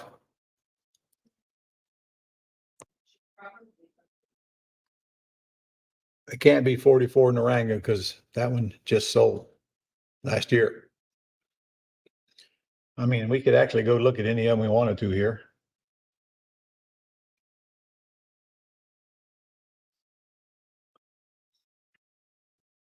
In the meantime, let's go look at another one. Okay. How about I don't care. 538 Beach? Pick one. Just pick one. So this is, This is in Queens, New York. oh, I don't know why in the world we're picking that one, but Let's pick a different one then. That's a different scenario. Okay, that's Saskatchewan. Canada, so we're going to Wants say to- no to that. This is in Madison, Alabama. All right. I guess this is good any. Let's just see if this one's going to cooperate with me. So the ARV is 417. All right. Oh, look at there. This is a beautiful example of how all the comps, all the green ones are perfect comps. They're right on top of our subject. So let's just go down and look, there's no streets and dividing them, and there's no waterways and so forth. They're all right there together. All right. Now let's go down and see which ones we want to pick. All right. So our subject has 2429 square feet. And it looks like everything on that page is suitable because in other words, you can't compare 1,000 square foot house to a 2,000 square foot house and then use the multiplier by the foot. It's not going to work. But these are so close that any of these square foot multipliers would work. So John, go up to price per square foot and punch on that and watch it line. No, okay. All right, price per square foot. So that's lining up from from big to little. All right, let's go over to square foot, punch on that, and that'll line them up from small to large on square footage. And then of course, it also gives you the price per square foot. So our subject is way down the bottom now. It's at 2429. So frankly, we can use any of them on that page. You know, if I see one on there, it's 1,000 square feet, I'm not going to use that for a comp, but these are all close enough. So we're going to start and we're going to look at the price per square foot. If you would line that up again, can you line it up small to big? Or, you know, I can start at the bottom and come up. Price per square foot. Yeah. Okay. Now let's scroll it up till you see the last one down there. All right. Now look, the last one down there sold for $461 a foot. Can we immediately see that that's not going to be a comp by just looking at what the rest of them sold per square foot? You know, they're not even close to that. So, however, can I take the one right above it at 189? Let's see if I can use it. Let's see. It's about the same square footage. And it was sold November of last year, and it's a half mile away. It's a perfect comp. It's a perfect comp. So now let's use 179. Let's see if I can use it. It sold in June of last year. It's getting a little old, but it sold for $179 a foot, about very similar in square footage. Let's see if I can find some. Look, let's go right above that. You'll see one that sold in December. That's perfect. and it sold for 180 a square foot. So let's go ahead and use that one, John. Use the 180. All right. All right. That's enough right there, because those are two of your higher comps. Now let's see what this thing says it's worth. It says it's worth $448,000. Now let's go back up and see what these estimate was. It says it's worth $417,000. Quite a bit of difference, huh? Okay. Your seller's looking at 417. I know it's worth more than that. In fact, I just did this last night when I got home on those 4 houses I talked to yesterday. And one of them, she's asking 310 for, and the ARV on the thing is 360. Okay. She must have got the 310 off of this estimate. And that's actually very normal. So you don't know if they're asking below the actual R until you go here and pull up the comps. All right. Well, John, I don't know. I could spend hours on this, but we don't have hours. So let's go ahead and get rid of this thing and come see me a quick start, and maybe we'll do your house while you're there, huh? See if your house is worth more than you think. They got this estimate on my house at a little over $1 million, I think. And last appraisal I got on it was 2.7 million. So this estimate is just a little bit off. Okay. All right, John, let me move on here if I can. All right. 24, making offers without knowing your exit. Look, you've only got a handful of exits. Your offer has got to hinge on your exit. And that's going to be instantaneous when you've been in this thing a month. Look, you're either going to cash out of it, means you're going to sell it for cash, which means you're going to wholesale it, or you're going to rehab and retail it. Or you're going to put a lease option tenant buyer in it, or you're going to owner finance it, or you're going to move in. And you're allowed to move in, screw up one perfectly good deal. In fact, that's what I want you to do. I want you to find your deals on terms and eliminate banks. You can take this thing out of here if you would. All right. You better, guys, get ready to write. And John, can you put this up on the screen for them? Okay. This is, if you want to get the slides of this event, the PowerPoints, I call them slides. It's ronlegrand.com/FM slides. I guess that means fatal mistakes, huh, Debbie? Okay. ronlegrand.com/FM slides. You got to go there now. You're not going to get them unless you go there and say, yeah, I want them. And then we'll just send you a link with all these slides on it. Now they won't have my voice. They'll just be the slides. Now, somebody asked, where do I find those 4 LLC chart and the lesson that's on them? And here's your answer. You go under resources on your Gold Club site. Resources will be across the bar at the top. And you then go to charts. Charts. Okay. That's a subhead. And then under charts, you'll see 4 LLCs. And that's FOUR LLCs. Right? Yeah. Okay. Now, one more time for you. You go to resources on your Gold Club site. At the top, press resources.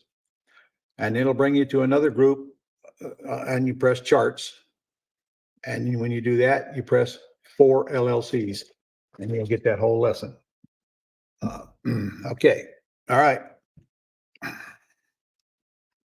So why is it so important that I know my exit before I know my entrance? Because it tells me what I can offer. For example, if I'm going to cash out, shouldn't my offer be way below Mayo? Yes. Whether I'm wholesaling it or whether I'm rehabbing, my offer should be well below Mayo. Okay. If I intend to put a lease option tenant buyer in there, then I'm not going to make a cash offer for the property. Because when I buy on terms, I sell on terms. If I buy for cash, I sell for cash. So if I use private money to buy it, or if I wholesale it, either way, I'm going to sell it for cash. On a lease option, I've bought it for terms, and I know I'm going to put a lease option tenant buyer in there. And the same with owner financing. If I want to sell it with owner financing, well, actually, I do not suggest you do. But let's say I did want to. The question I'm going to be asking myself is, All right. And how much do I think I can get down from the tenant buyer? House is in great shape, great neighborhood. I'm going to get somewhere between 5 to 10% down minimum, and sometimes more than the 10%, never less than the 5%. I'd rather have it vacant than put somebody in there with 5% down, if you want to know the truth. And any landlord will tell you the same, because I can promise you that's just creating a future problem. If they don't have the money to put 5% down, we're not going to get along, and I don't have enough money in my pocket that used to belong to them to sleep well at night, because that deposit, folks, is your only insurance that you're not going to have a tenant that acts up on you, because that deposit is a risk. Take the skin in the game, and I want a bunch of it, and I'm going to wait till I get it. I'd rather have the house vacant, which means if I've got that attitude, I better ask myself, well, now what am I going to do if I don't get this thing leased before my first payment comes up? You better have an answer. Okay. Because that right there is a mistake a lot of people make. They're so worried about that payment coming up, they make stupid decisions to fix that problem. Put somebody in a $300,000 house with $5,000 down just so you can get a payment made. All you're doing is creating a bigger problem you're going to have to solve later. You better figure out a way to make the payment. And the next one and the next one, if you have to. You won't have to, because if you got a decent house, there was no way it's going to be on the market that long on a lease purchase. And if it is, you better find out why, because it's something you can probably fix. So when I'm buying with the intent to sell on terms, I want to make sure that my down payment that I think I can get from my buyer is much bigger than any down payment I have to give my seller. Now, of course, when I'm buying with nothing down, that's an easy calculation. So I know I'm going to win. I keep all the money. But if I'm buying a $300,000 house and my seller wants me to put 25 down and I agree, I just killed my front end. So, I better have other things in this deal to make me want to buy it, because my front end is a wash. On the other hand, I might be making the decision, I can only get about 25 on the back end, but I'm going to get $1,000 a month positive cash flow out of this house. Okay, so maybe I'm willing to give up the front end and give them the 25 to get at the $1,000 a month. And who wouldn't, as long as I get my 25 back? So I have to examine my exit strategy and make sure that I'm not killing my exit by paying too much on my entrance. I hope that makes sense. Now, if I'm going to move in, then the exit is I'm going to move in. And if I have to put a little money in to move in, so be it. I mean, I go to the bank and borrow the money and guarantee the note I'm going to have to put up a big down payment. So if I have to put up a reasonable down payment to get in this lovely home that I want to make my home, so be it, as long as the payment's not going to strangle me along the way. So I'm always thinking exit first before as I'm creating the offer. And that exit will drive what I can and cannot do on the offer side. And what's important to you might not be important to me. In other words, I'll be happy to give up a big old front end check if I can get me a really nice golden goose in a nice area with a monthly cash flow that's strong. I'll give up the front end, because I don't need the front end. All right. Maybe you need the front end, and maybe that's what's most important to you. All right. But you're going to have to make that decision on deal by deal as they come to you. But always examine the exit.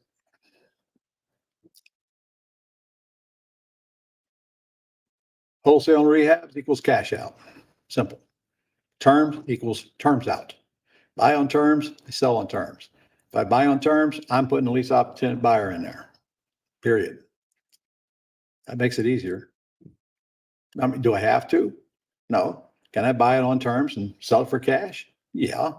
But on the other hand, I'm killing the golden goose, and I'm probably not going to be making much money if I do that, because there's going to be a whole lot less equity in it if I buy it on terms than if I pay cash for it. I'm not paying cash.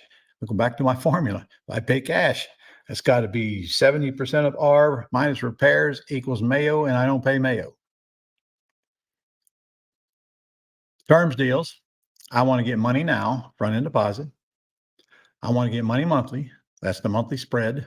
And I want to get money later when it's finally sold or released to another tenant buyer, where I get my next non-refundable option deposit. So in other words, I want to create the golden geese. That simply means I can't put more down than I think I can get from a tenant buyer, period. And I can't pay more per month than I think I can get in rent. They call that negative cash flow. You don't want to get too many of them, and you can't make them up in volume. Okay. So I don't want you buying a house that has a negative cash flow. On the other hand, there are always exceptions. So be very careful. You don't look at a deal and just remember what I said. Don't buy a house with negative cash flow. For example, let's say I'm buying a house. It's worth $500,000 and there's a loan on it for $400,000. But I don't think I can rent it for more than $3,500. And my payment's $3,800. Well, if somebody's going to sell this house to me for, the low fours, and I'm going to get 60, 70, 80, $90,000 worth of equity in this beautiful home in this beautiful area. And the only thing stopping me from buying it is that $300 a month positive negative cash flow. That ain't going to stop me from buying it. Why on earth would I give up, $80,000 worth of free equity to keep from paying $3,600 a year in negative cash flow? That's a ridiculous move. And that's crappy thinking. Okay. And that's the kind of deals people walk away from because of one little thing that's easy to solve.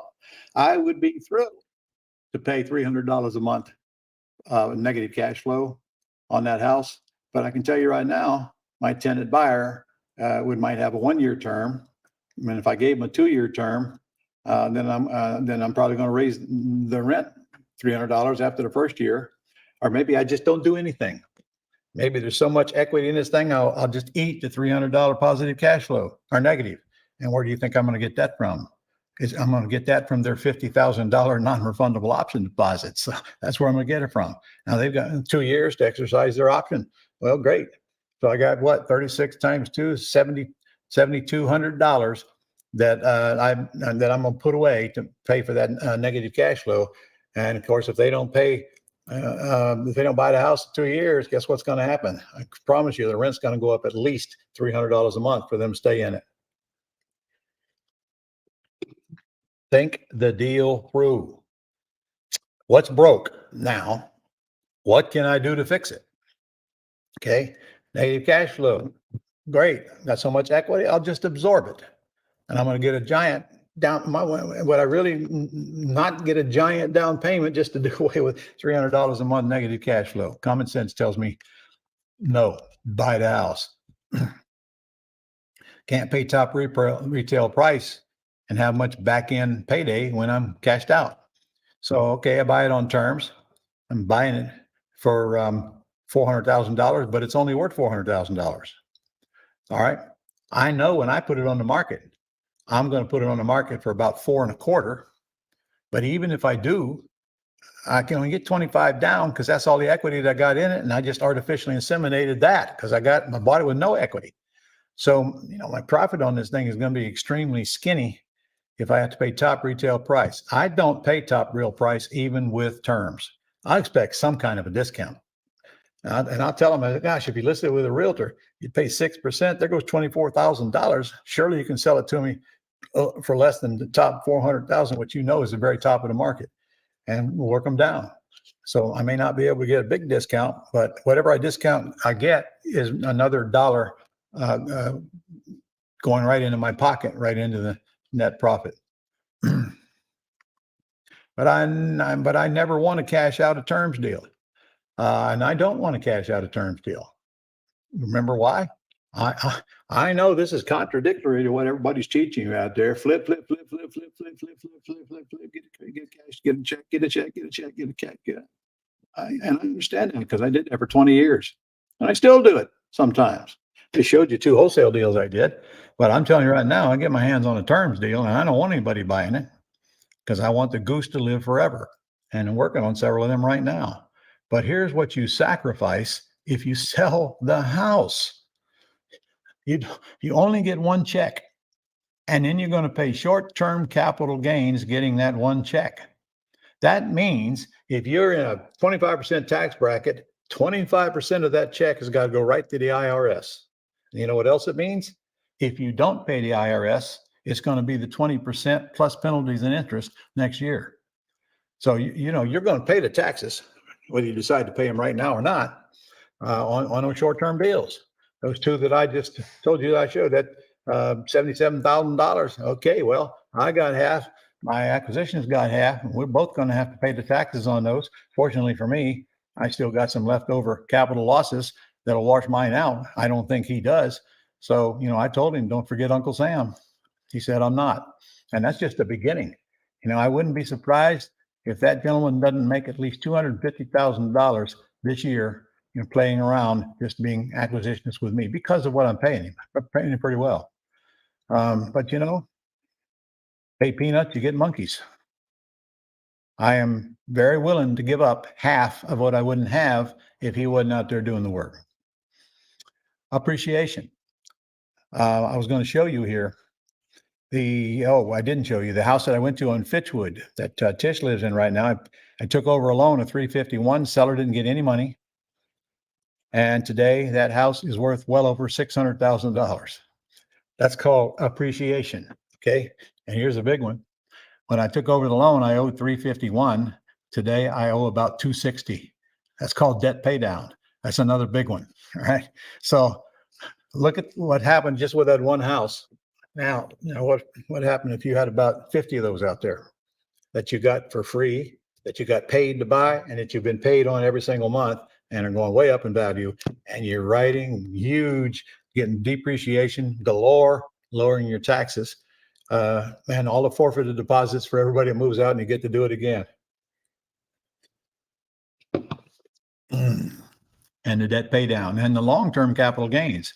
Once you own the property for a year, it's long-term capital gains. And the maximum of those right now is 20%. They're trying to raise them, but the maximum right now is 20%. And most of you watching will probably be paying 15%. It's basically going to be based on your income. So in other words, leave the geese alone. Why would I want to kill my golden goose that keeps laying golden eggs that turn into more golden eggs for years and years and years to come? I'll usually make as much money on a non-refundable option deposit on a nice house as I would make wholesaling a junker or even rehabbing a property.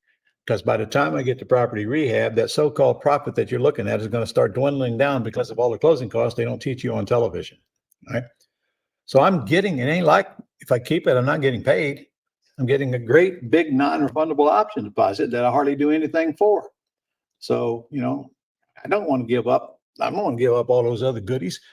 I'll probably wind up getting another one of them big deposits later. If I wholesale or rehab, I'm not getting anything later but a tax bill. And the goose lives on. Every time you cash out, you kill the poor old goose. The longer you own a house, the more money you will make. Okay. Section 3, selling houses. This is a shorter section. All right. Mistake number 25, renting the house. Frankly, I just made a case for that. Why would anyone rent a house and collect a few $100s when they can lease option the house and collect thousands of dollars? I don't get it. I don't get, probably because they don't know, or they got some myth floating around their head of some things that can go wrong. And I don't know. Maybe they just get in a bad habit and they won't take the plunge to get out of it. My best friend, shortly after I got into this business, he was my neighbor, and he saw me drive home a BMW one day, and he says, "Hey, how'd you get that?" And I started telling him, and he said, "That ain't gonna work. You ain't gonna make money like that." I said, "Okay." So next thing you know, I moved to my dream property back then. And he said, hey, how can I do this? I said, "You can't. You're too stupid." But anyway, he started learning how to do this. And today, he's got about 35 houses, give or take. They're all free and clear. They all got tenants in them. Think of the cash flow on that. But to my anguish, I cannot convince him to put lease option tenant buyers in there instead of tenants. I don't know why. He ain't stupid. He really ain't. I made the case. Why aren't you collecting several $1,000s every you put a tenant buyer in there and pass the repairs on to them? Why would you want to do it any other way? Okay, well, hey, it's his business and he doesn't have to answer to me, but I think he's making a big mistake.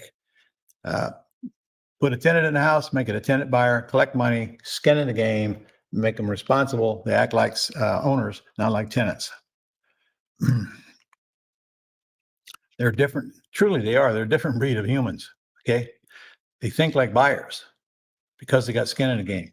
NROD means non-refundable option deposit. You'll hear that a lot in the industry. So if they don't pay rent, they lose their deposit. You see, the option agreement is tied to the lease agreement. So if they act up on their lease, they lose their option deposit and the right to stay in the house. They don't pay their rent, their option deposit is long gone. Okay.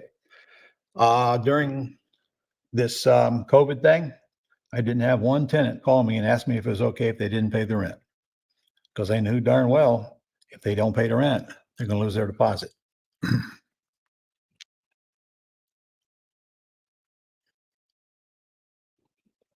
Some people say, but gosh, they might buy my house. Well, so what? What do you got against a bunch of cash coming into your bank account? Okay. They buy your house, they buy your house. Congratulate them. Okay. 90% of mine don't buy, but if they do, God bless them. They deserve the house. That means they've been making you payments. They put up a big chunk of money and they went out and did what they had to do to qualify for a loan. You should be happy with them. I don't ever do anything to stop somebody from buying a house. I just don't do anything to encourage them to buy. That's all. And in fact, most of them don't. And that's why you might be wondering, how come 90% of my tenant buyers move? The answer, because I don't force them to cash me out. I don't even ask them to cash me out. I don't ask them when they're going to cash me out. In fact, I don't talk to them at all. When we give them the keys, we set it, forget it, and we keep on keeping on and letting them pay the rent and let time go by, and we don't contact them and they don't contact us. Everybody lives happily ever after, unless you get a call that says we got to move. And if they cash you out, you go buy another house, but not with the cash. Okay. Remember what we talked about yesterday? Real estate is the commodity that makes you cash. That doesn't mean you have to take cash when you make it and bury it back in real estate. Hello. I don't care if you take the cash, pay cash for a junker, sell the junker, double your money. Happy to do it. I do care if you start putting down payments in houses and you don't get it back from tenant buyers. Now you're burying cash in real estate for a long term, right? So take the cash out, the whole list of things you can do with the cash to get a very high rate of return. I can't think of any, though, that is more profitable than paying cash for junkers, to be honest. All right. And by the way, when you do that, you got to analyze, okay, what do I think I can get wholesale? All right. Now, what do I get if I rehab it and retail it? And there needs to be a big difference there for you to want to go rehab the house, unless you're just looking for the experience. And I don't mind if you do that, honestly.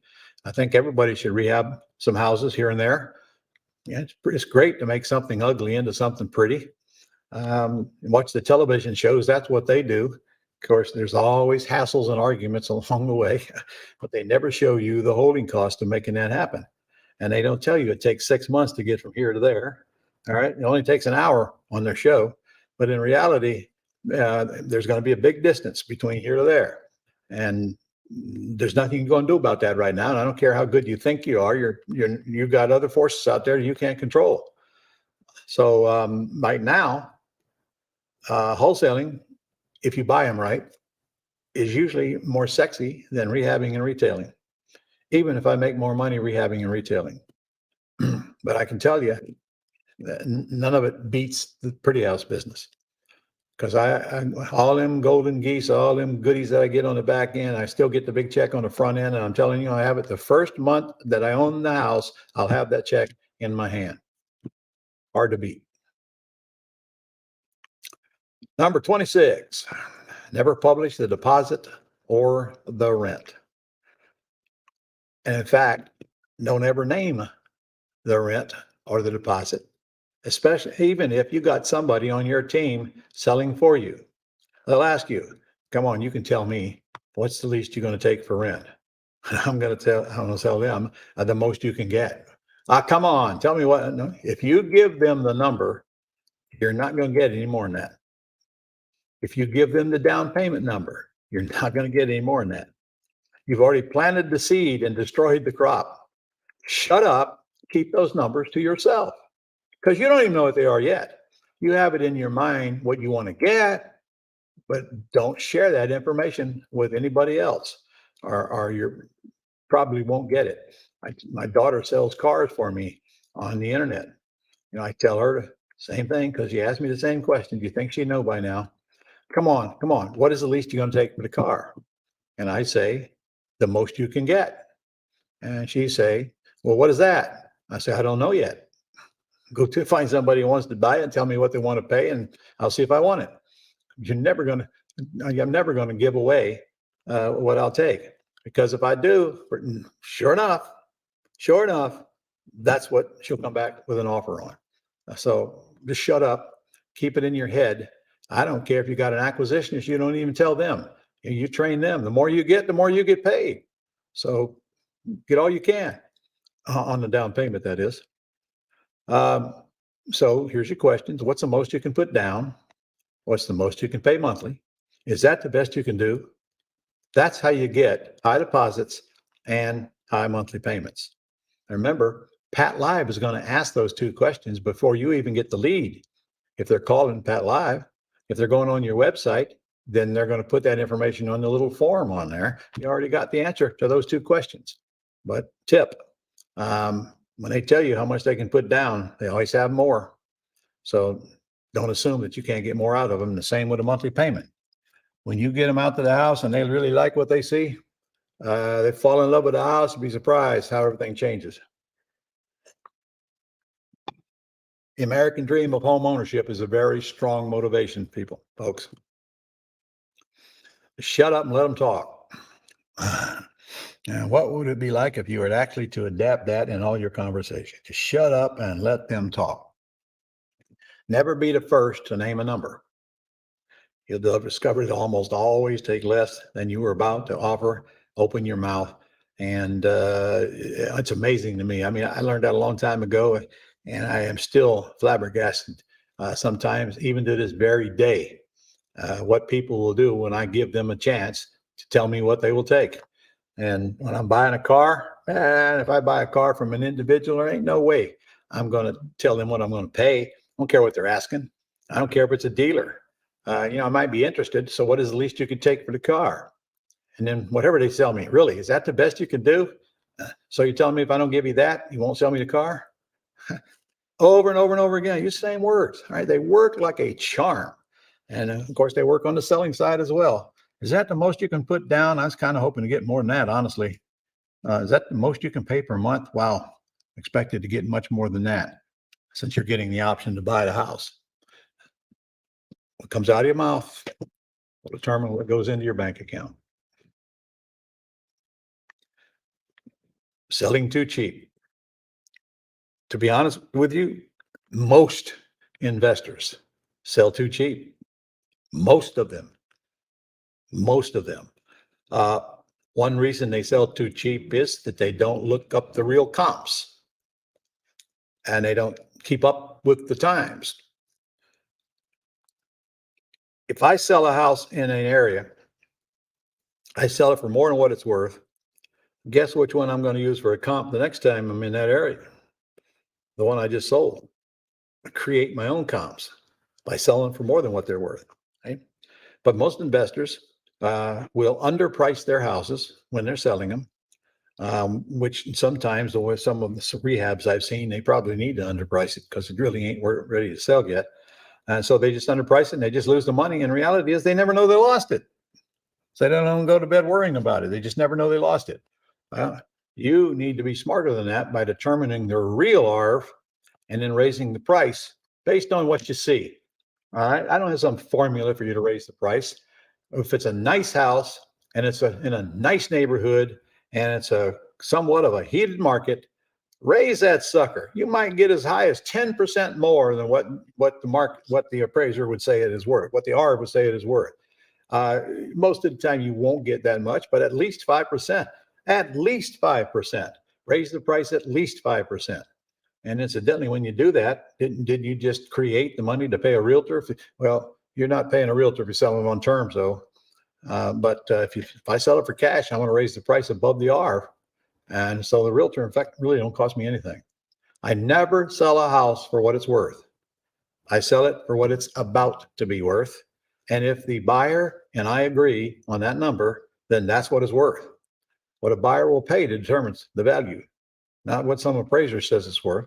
And if that buyer is going to the bank and get a loan, I won't be the one selling to them anyway, because that's not who I sell to. So in reality, when I raise the price on a house that I'm selling on terms, no matter what it'll appraise for, nobody's going to get it appraised. And the people buying it really don't even know how to analyze what it's really worth. And then when you get all through with that, it don't matter what it's really worth because they don't care. They're getting the keys to a beautiful home in a beautiful neighborhood that they're not going to get because they can't qualify for the bank. And don't you ever let it get out of your head that that's who you're catering to. Don't let the realtor market of qualified buyers influence what you're doing in the other market of non-qualified buyers. In fact, it could be said that if they can't qualify for a loan, that, you know, they must pay more. But trust me when I tell you, it doesn't matter. It doesn't even matter on the cash out houses, if in fact your house is really ready to sell. If I'm renovating the cash out, my house is one of the nicest ones on the block and has the wow effect. And so should yours. Therefore, you have the right to raise the price at least 5%. The buyers will pay more. The appraisals will appraise it higher. I don't need anybody's permission to raise my price. And if I'm hiring a realtor to sell a house, they're certainly going to squawk. So it's going to come down to, do you want to sell the house or you want me to get somebody else? Because you're not going to talk me into lowering the price. See, what I've learned over all these years that most realtors don't even know is that lowering the price is not what makes people buy. They're buying on the emotional appeal of the house. A few $1,000s less don't make much difference on their payment, and that's not going to stop them from buying. They buy on emotions.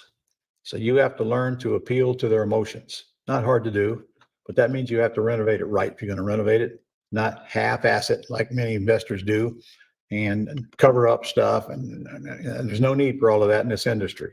Why don't you, if you're going to renovate a house, renovate it like you would expect to be renovated if you were buying it.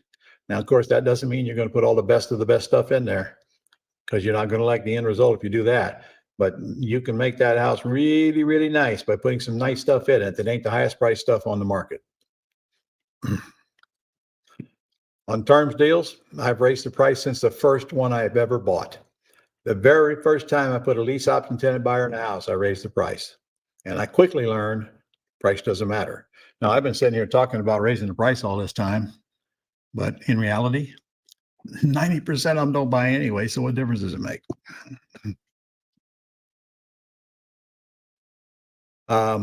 We are catering to that 70% that can't qualify at a bank. And by the way, that's probably going to get worse going forward. I mean, it's pretty obvious. If the interest rates are going up like they are, more people can't qualify.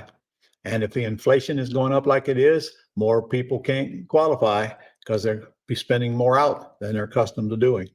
And incidentally, the government says, I don't know, last time I looked, I think they said it was 8-something% inflation. What a load of crock that is. That is an absolute crock. You show me one item that you're buying today that isn't 25% priced higher than the same item just 1 year ago. So where this 8% comes from, I have no idea. I guess they use the MSU plan. That's make shit up.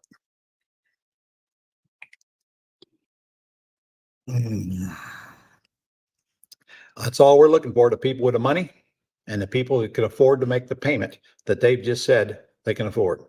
And yet we do check them out. We check them out to the extent that we just find out what their income. We get a short application and I send it off to letscreenthetenant.com. Do thing and get their information and check. Remember to do the, they're going to check their credit report. They're going to get a background search and a Megan's Law search. And they're also going to, let's see, credit report, Megan's Law search, background search, which is all I need anyway. And then they'll give you a debt to income ratio as well. So you can see. So in other words, if somebody says they can pay you $2,000 a month for the house, and you see they only make $3,000 a month, you can't put them in the house. They can't afford the house. They're getting overwhelmed with the emotion of getting another house, and they're setting themselves up for a problem. They're absolutely going to fail. You can't spend 2/3 of your income on a house. And of course, if they had other income, they'd be telling me that by now. So I'm not going to let them set themselves up for fail. In fact, the lower price house you're selling, the lower percentage of their income you should be at for them to be able to afford it. Your FHA standard is about 41%. Now that's 41% of their gross income, which includes their new projected payment and all the other things that are on their credit report, like car payment and any other payments that they have. Shouldn't exceed any other payments that they have that is on their credit report, including child support. We shouldn't exceed 41% of their gross income. Now that's gross income. So in other words, taxes are going to even get taken out of that. So they don't have 59% left over to play with. So they're living on a very slim margin on a lower price house if their debt ratio's 50%. And, unless they can convince me that they got some other stuff going on coming in on the side, maybe that they're not reporting, I'm not going to let them in the house and create a mess. Now, I said that. So here comes somebody with $30,000 down and wants to go into my $200,000 house. I'm probably going to take them. Okay. So a big down payment overrides a low cash flow, because I have to assume they got something going on the side they're not telling me about to create more money. But if I can see that's not true, I'd rather turn them down. Now, the higher price house I'm selling, obviously, the more money they got coming in. If I'm using a 50% cash flow ratio for somebody that's making $6,000 a month, and 3 of it goes to their house, well, they can live on $3,000 a month. So, I'll make that decision as we go. So I'm really interested in, what's their monthly income and how much can they put down? Those are the 2 most important questions I need good answers to. And if I don't get the right answers, then I'm not even going to give them the lockbox code to the house. There's no reason for me to send them out there. But I'm making the house easy to sell by making it easy to buy.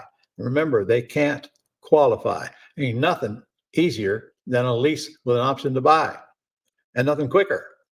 Come in, see the house, let's meet. Okay, I accept you.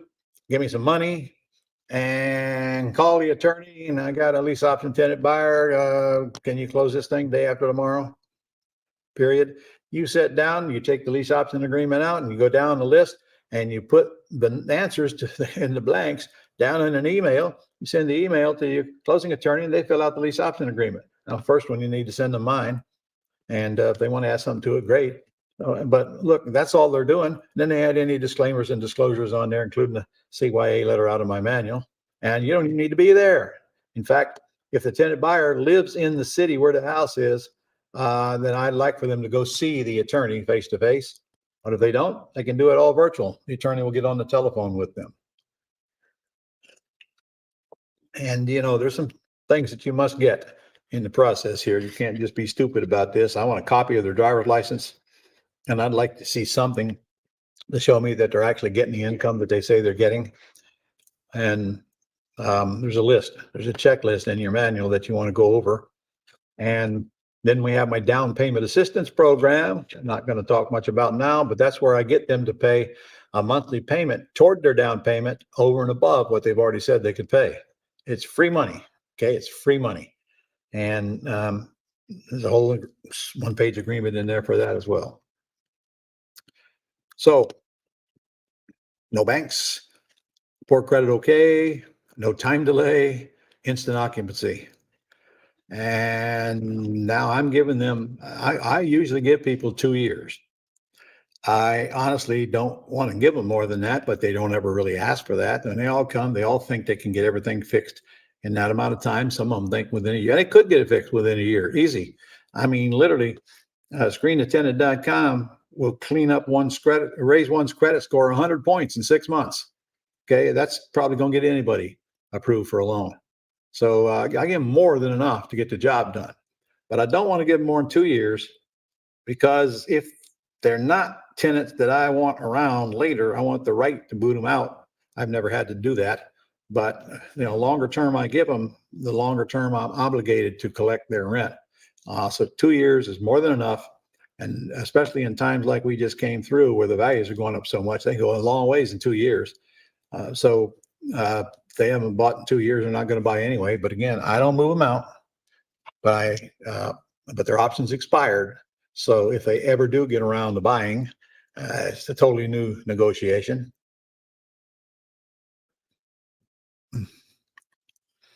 Price is irrelevant to these buyers. I'm telling you, it is irrelevant. So, but Ron, I know they're going to argue about the price. Well, I don't know. I doubt it. But what if they do? Well, if the tenant says, well, I think that price is a little high. And I will say, well, perhaps this isn't the house for you. Maybe you should go down the street and get another one that you don't have to go to the bank and qualify for, that you get to live in for 2 years before you decide if you want to buy it or not. But the price is the price. So will that work for you or not?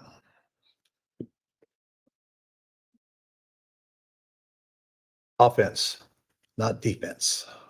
You're the toll gate. Pay the toll or turn around. And we truly are providing a public service, and I mean that sincerely. Where else? How else are these people going to get in a home that they have the right to buy and control? And it is a unilateral agreement. They control it. I don't. They have the right to buy it. I can't take that right away from them as long as they're making those payments. So they're literally taking control of my house.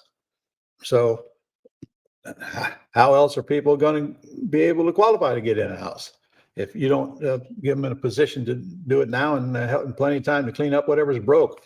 Look, they either got weak credit, or they got bad debt ratio, or they can't prove their income, or behind on child support, or I can't remember all the other things that keep them qualifying. But whatever any of that stuff is, they can fix it if they want to. Don't ask me why. Most of them don't do it. Lazy, I guess. Take inbound calls from buyers. That's a mistake. We've been over that. So who's going to take your inbound calls? What's the answer? Answer is Pat Live.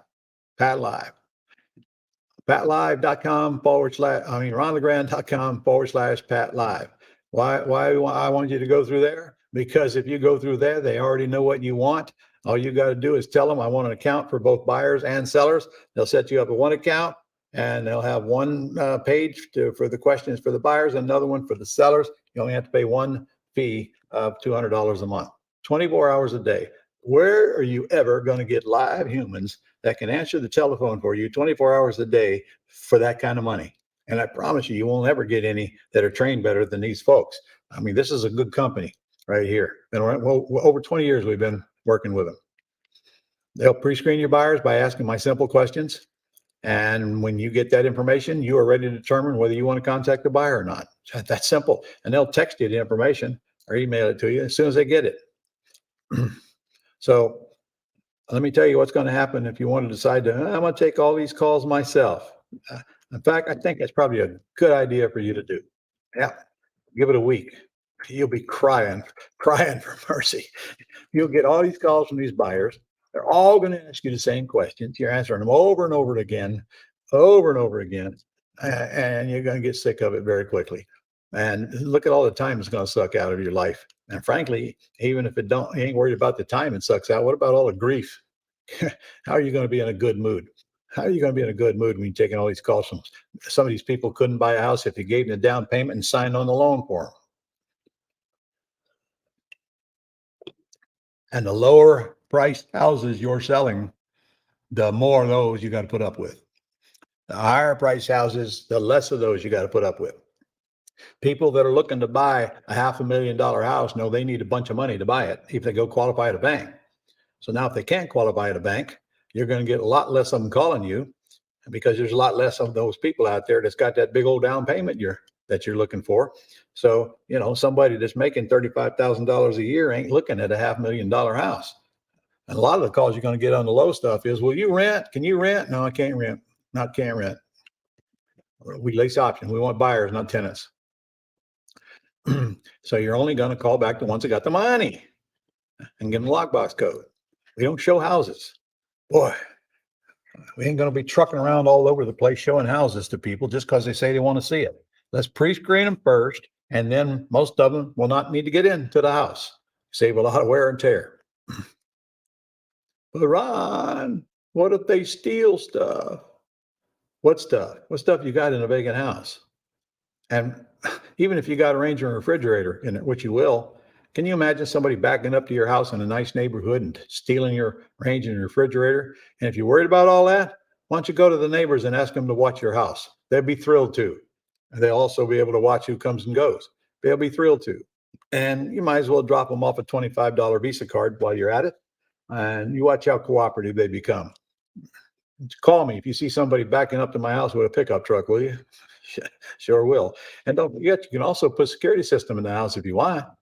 I mean, you got security systems now. You can blow the horn and they don't have to call the police, so you don't even have to get the phone hooked up to them to put them in the house. You just want stickers all over the place so people know there's a security system in there. And even if you don't have a security system in there, you put the stickers up so that thieves think that you do. Right? But frankly, nice house, nice neighborhood, you ain't going to worry about all those things. Not using realtors when you cash out. Can't imagine why anybody would want to cash out of a house and not use a realtor.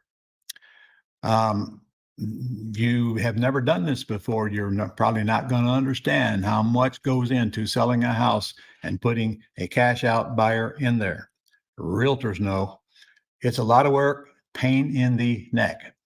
I've sold hundreds and will never, ever do it again.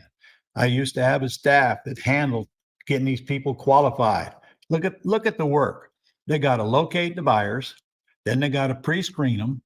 They got to get a loan processor to put them with. They got to get involved in getting all the docs together. This is after they've shown them the house and drove them around all over the place.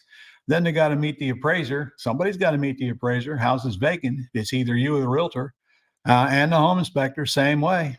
And then they got to set up the closing and contact all parties while dealing with the closing agent and the to get all the docs. And it is a pain in the neck. And I've never seen one that went smoothly. There's always stuff that is delayed. By the way, do you know how long it takes to get an FHA loan approved? If you know how long, put it on there right now. I want you to tell me, how long does it take to get an FHA loan approved? Put it on there and I'll come back to it. John, you tell me when they've done it.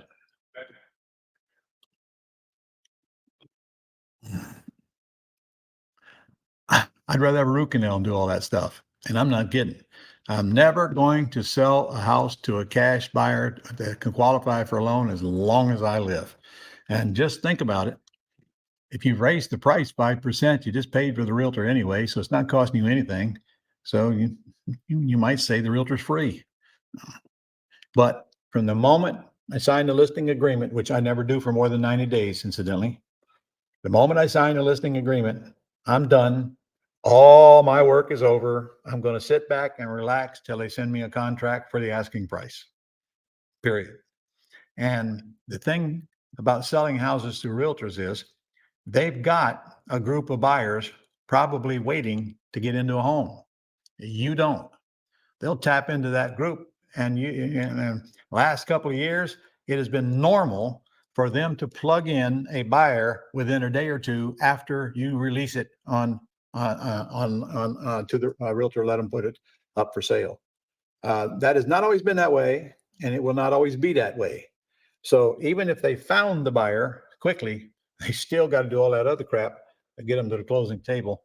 And incidentally, my realtor also worked with my contractor near the end of the job to make sure that the contractor is getting the job completed 100% so that it is ready to show. My realtor's doing that. I'm not. If my realtor says it's ready to show, I believe her. By the way, it's a she, not a he.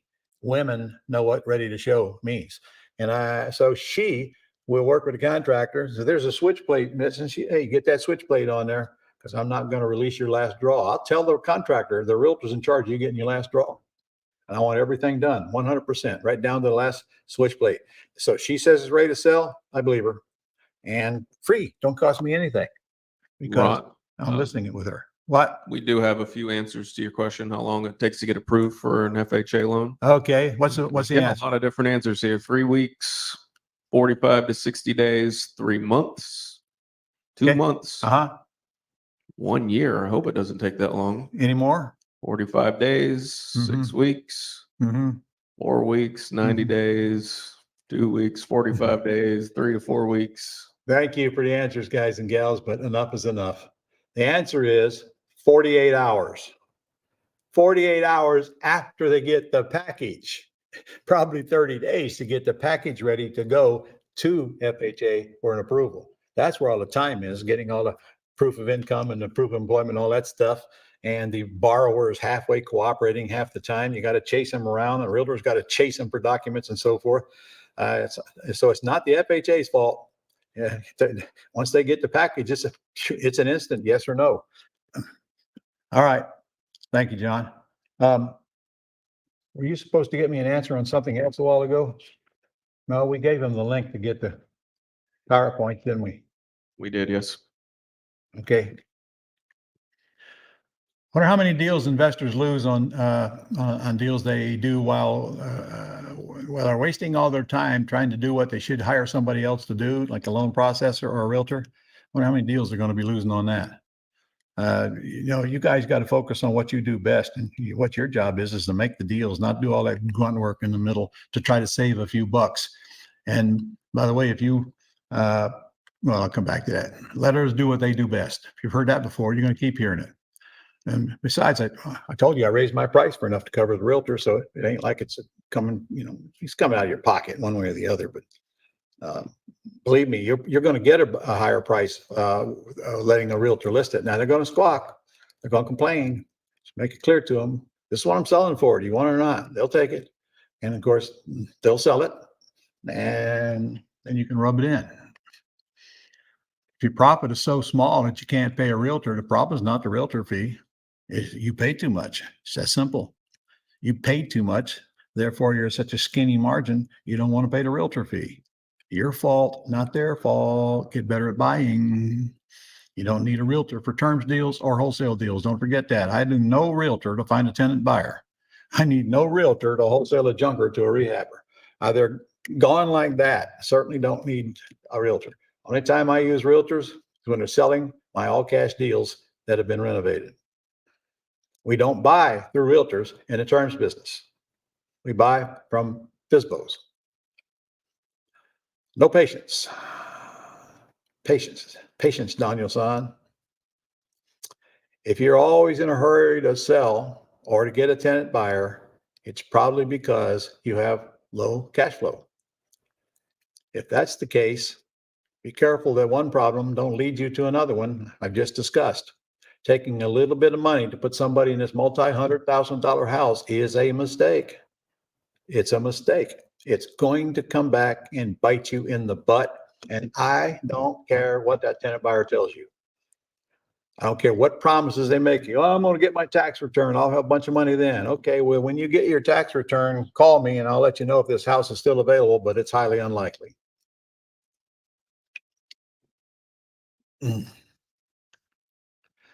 Poor cash flow creates chaos management and bad decisions.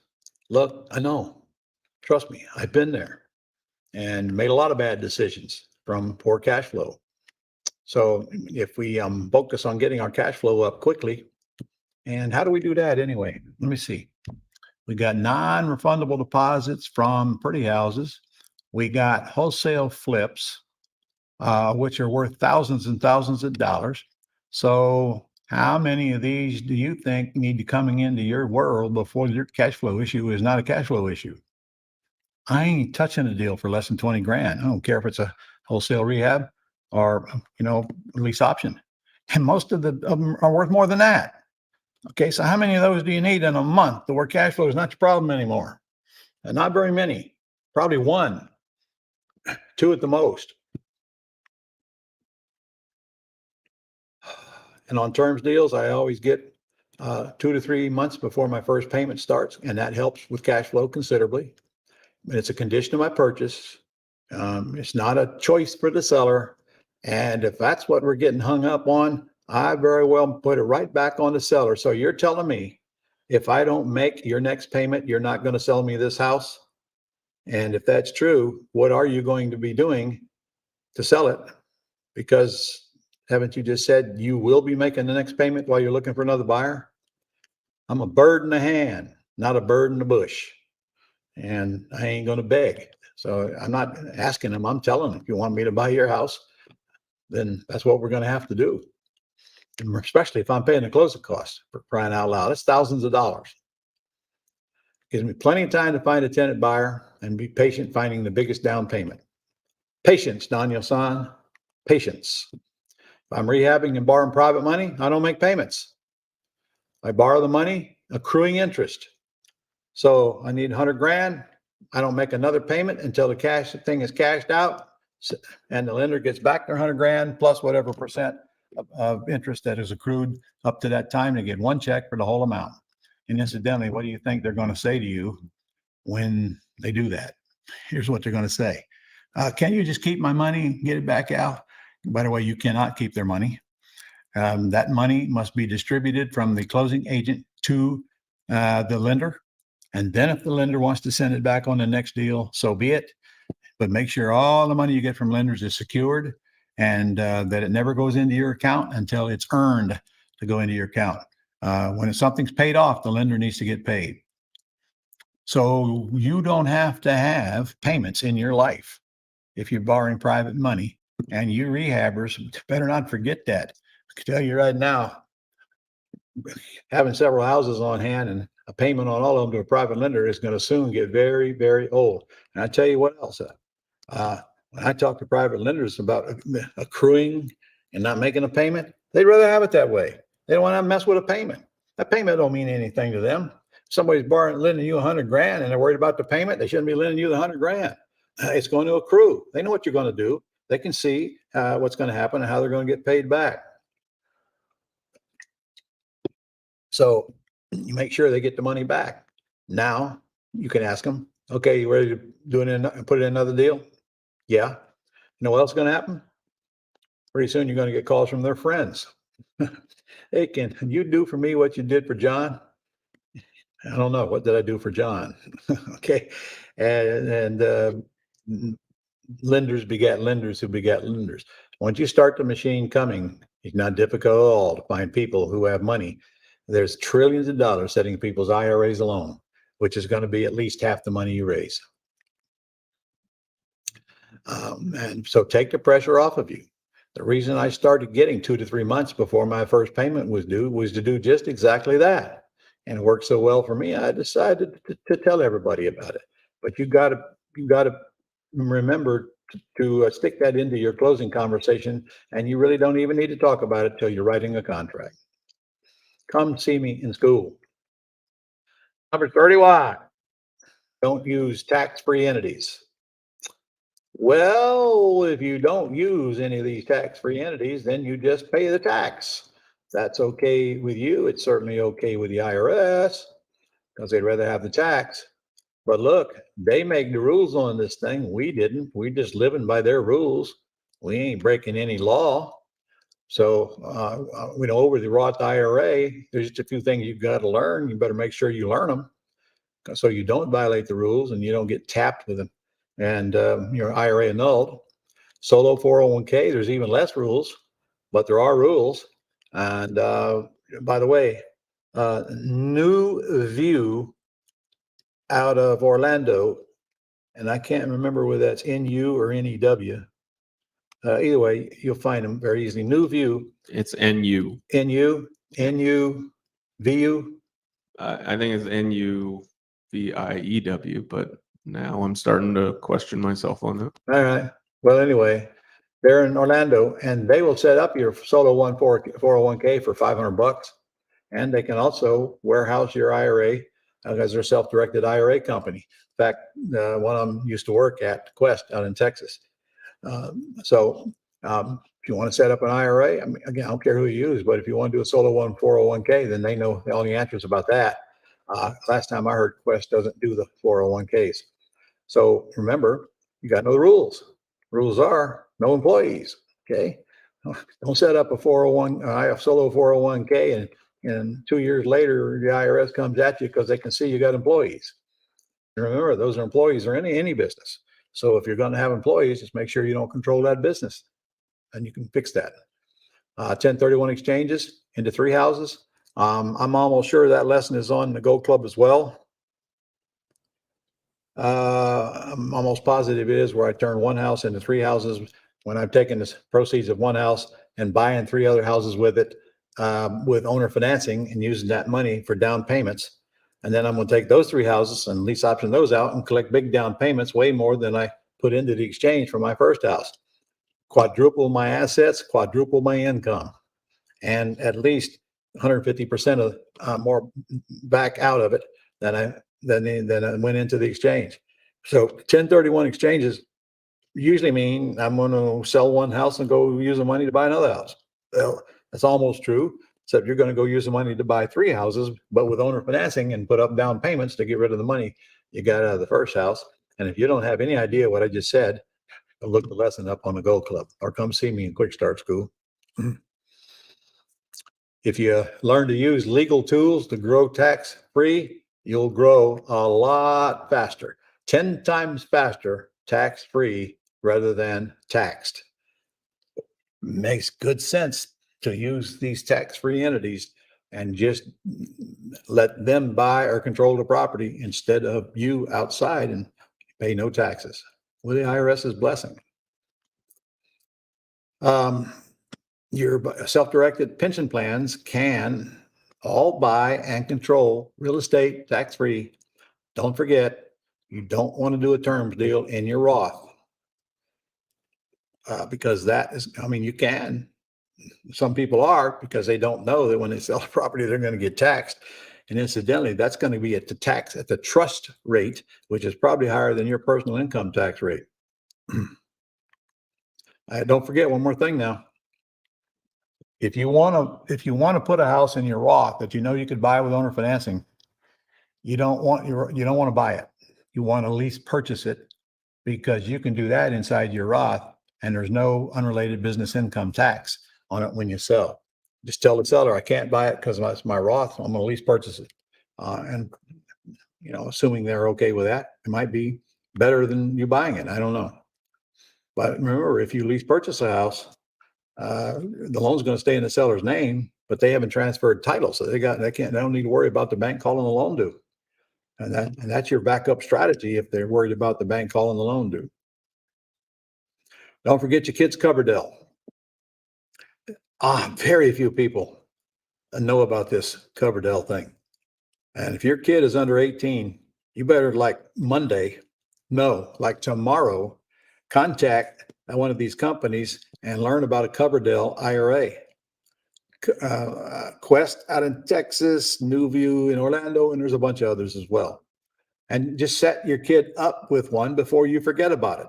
Put $100 in there. That's all you need to put in there right now. And you can contribute more later. And you can contribute for the benefit of your child. You're contributing. They're not, and you're in total control of this thing. And for the entire time from birth to age 30, they can use this money for educational expenses, which includes anything related to education. I'm talking about tuition, travel, lodging, books, uniforms, whatever. Comes out of this IRA, not out of your pocket. And so, why do I want one of these things? Because I can take this Coverdell and I can do the same thing with it I can do with my Roth. Take $100 out of the Coverdell, go tie up a house, flip the house, and here comes $20,000 into your kid's Coverdell, for crying out loud. You don't need to pay for your kid's education. Do a deal or two and let it pay for your kid's education. Tax-free, tax-free. Got to open it before they're 18, though, or it's too late. All right, we're on the last one here. Pushing tenant buyers to cash out. We've discussed this heavily. Big question is, why would you do that? Well, only one reason I can understand, and that is because you want to get to that back end check. Okay. Don't forget, getting to that back end check means you got to pay taxes on it unless you do the 1031 exchange, and you're killing that golden goose. And I'll bet you if you do your math, you'll see that that property will produce more than you're taking out of it right now in back end revenue if you still own it in just a few short years. All right. Be very careful before you start killing goose, because they can get bloody on you. So here's what I do. I hand them the keys. I collect the rent. I forget about them. I got a lady on my team that collects the rent, pays any underlying payments. So I don't have very many of them. And I don't do anything until they buy or they move or they quit paying rent. Now, I'm going to tell you right now, when you put tenant buyers in houses and you get thousands of dollars from them, you no need to worry about them not paying the rent. They're going to pay the rent because all of that money's at jeopardy. However, so now let's say they do stop paying the rent. Okay, they know they're about to lose their option deposit. So what you do is you call them and you find out, what's the problem? Not that you care, because frankly, they're probably lying to you anyway. Doesn't matter. I don't care why they're not paying the rent. I just want to know, are you going to pay or are you not going to pay? Because if they're not going to pay, I'm going to try to bribe them out. I'll give them a little bit of money rather than have to evict them. I don't mind evicting them. I haven't done one in a long time. But look, if they're not going to pay, they can't stay. If somebody's in your house and they're not paying you the payment, to me, that's the same as they're holding a gun to your head and robbing you of that month's rent. Okay, you're going to have to toughen up to be a landlord. But I can tell you right now, being a lot easier than being a landlord with tenants. All right. So now let's say they don't pay and I have to evict them. Well, you have a party that day because now you get to go put the house back on the market and collect a great big non-refundable deposit, and you don't have to go buy another house to do it. So when tenants move, it's a blessing. If they keep paying, it's a blessing. If they move, you do it again and again and again and again and again. And one day you wake up and you'll be filthy, stinking rich. And you'll be so proud of yourself and people will think you're so smart. I won't tell them any different. And along the way, you'll enjoy passive income, pay less taxes, work less, and enjoy a business that goes up in value every single day with minimal effort on your part invested. Where are you going to beat a business like that? Can you say that about whatever you're doing now to make a living? Let the keys live forever. The longer you own a house, the more money you'll make. And remember, tenant buyers are not tenants. They do repairs, and they have a dog in the hunt, and their deposit is at risk if they act up. All right. Guys, if you haven't already, take a picture of that because you got until 5 o'clock to take action on that, and then it's over. These deals that I offered you while you're here, you're not going to get elsewhere. So a little bit of time left to make the call. The phone number's at the bottom of your page there. And I certainly have enjoyed spending the last couple of days with you. I hope you got some good out of this. And if you did, I really appreciate it if you put some notes on there about it and any comments you got. Maybe you got something you want to complain about, or maybe you got a suggestion on something that bothered you that we could fix. Okay, we don't know it if you don't tell us. So be sure and tell us. And also tell us if you loved it. Okay, I loved it. I loved it. And you want to see more of it. In addition to that, if you want some training that I can provide that you can't find anywhere else in all of the stuff that we have, make the suggestion. You never know. I very well might go and create something. And that's what we do around here. We try to educate people and try to get them out there moving and shaking and create as much money as they can. And also don't forget that when you do get the check, it is the law that you send us a copy of it with a letter on how you got it. It's federal law. In fact, there's a imprisonment time if you don't send us that letter. Okay, not really, but still, we'll put you up on the wall. We'll make you famous, and then we'll enjoy your success. So with that said, thank you for watching. I hope to see you soon.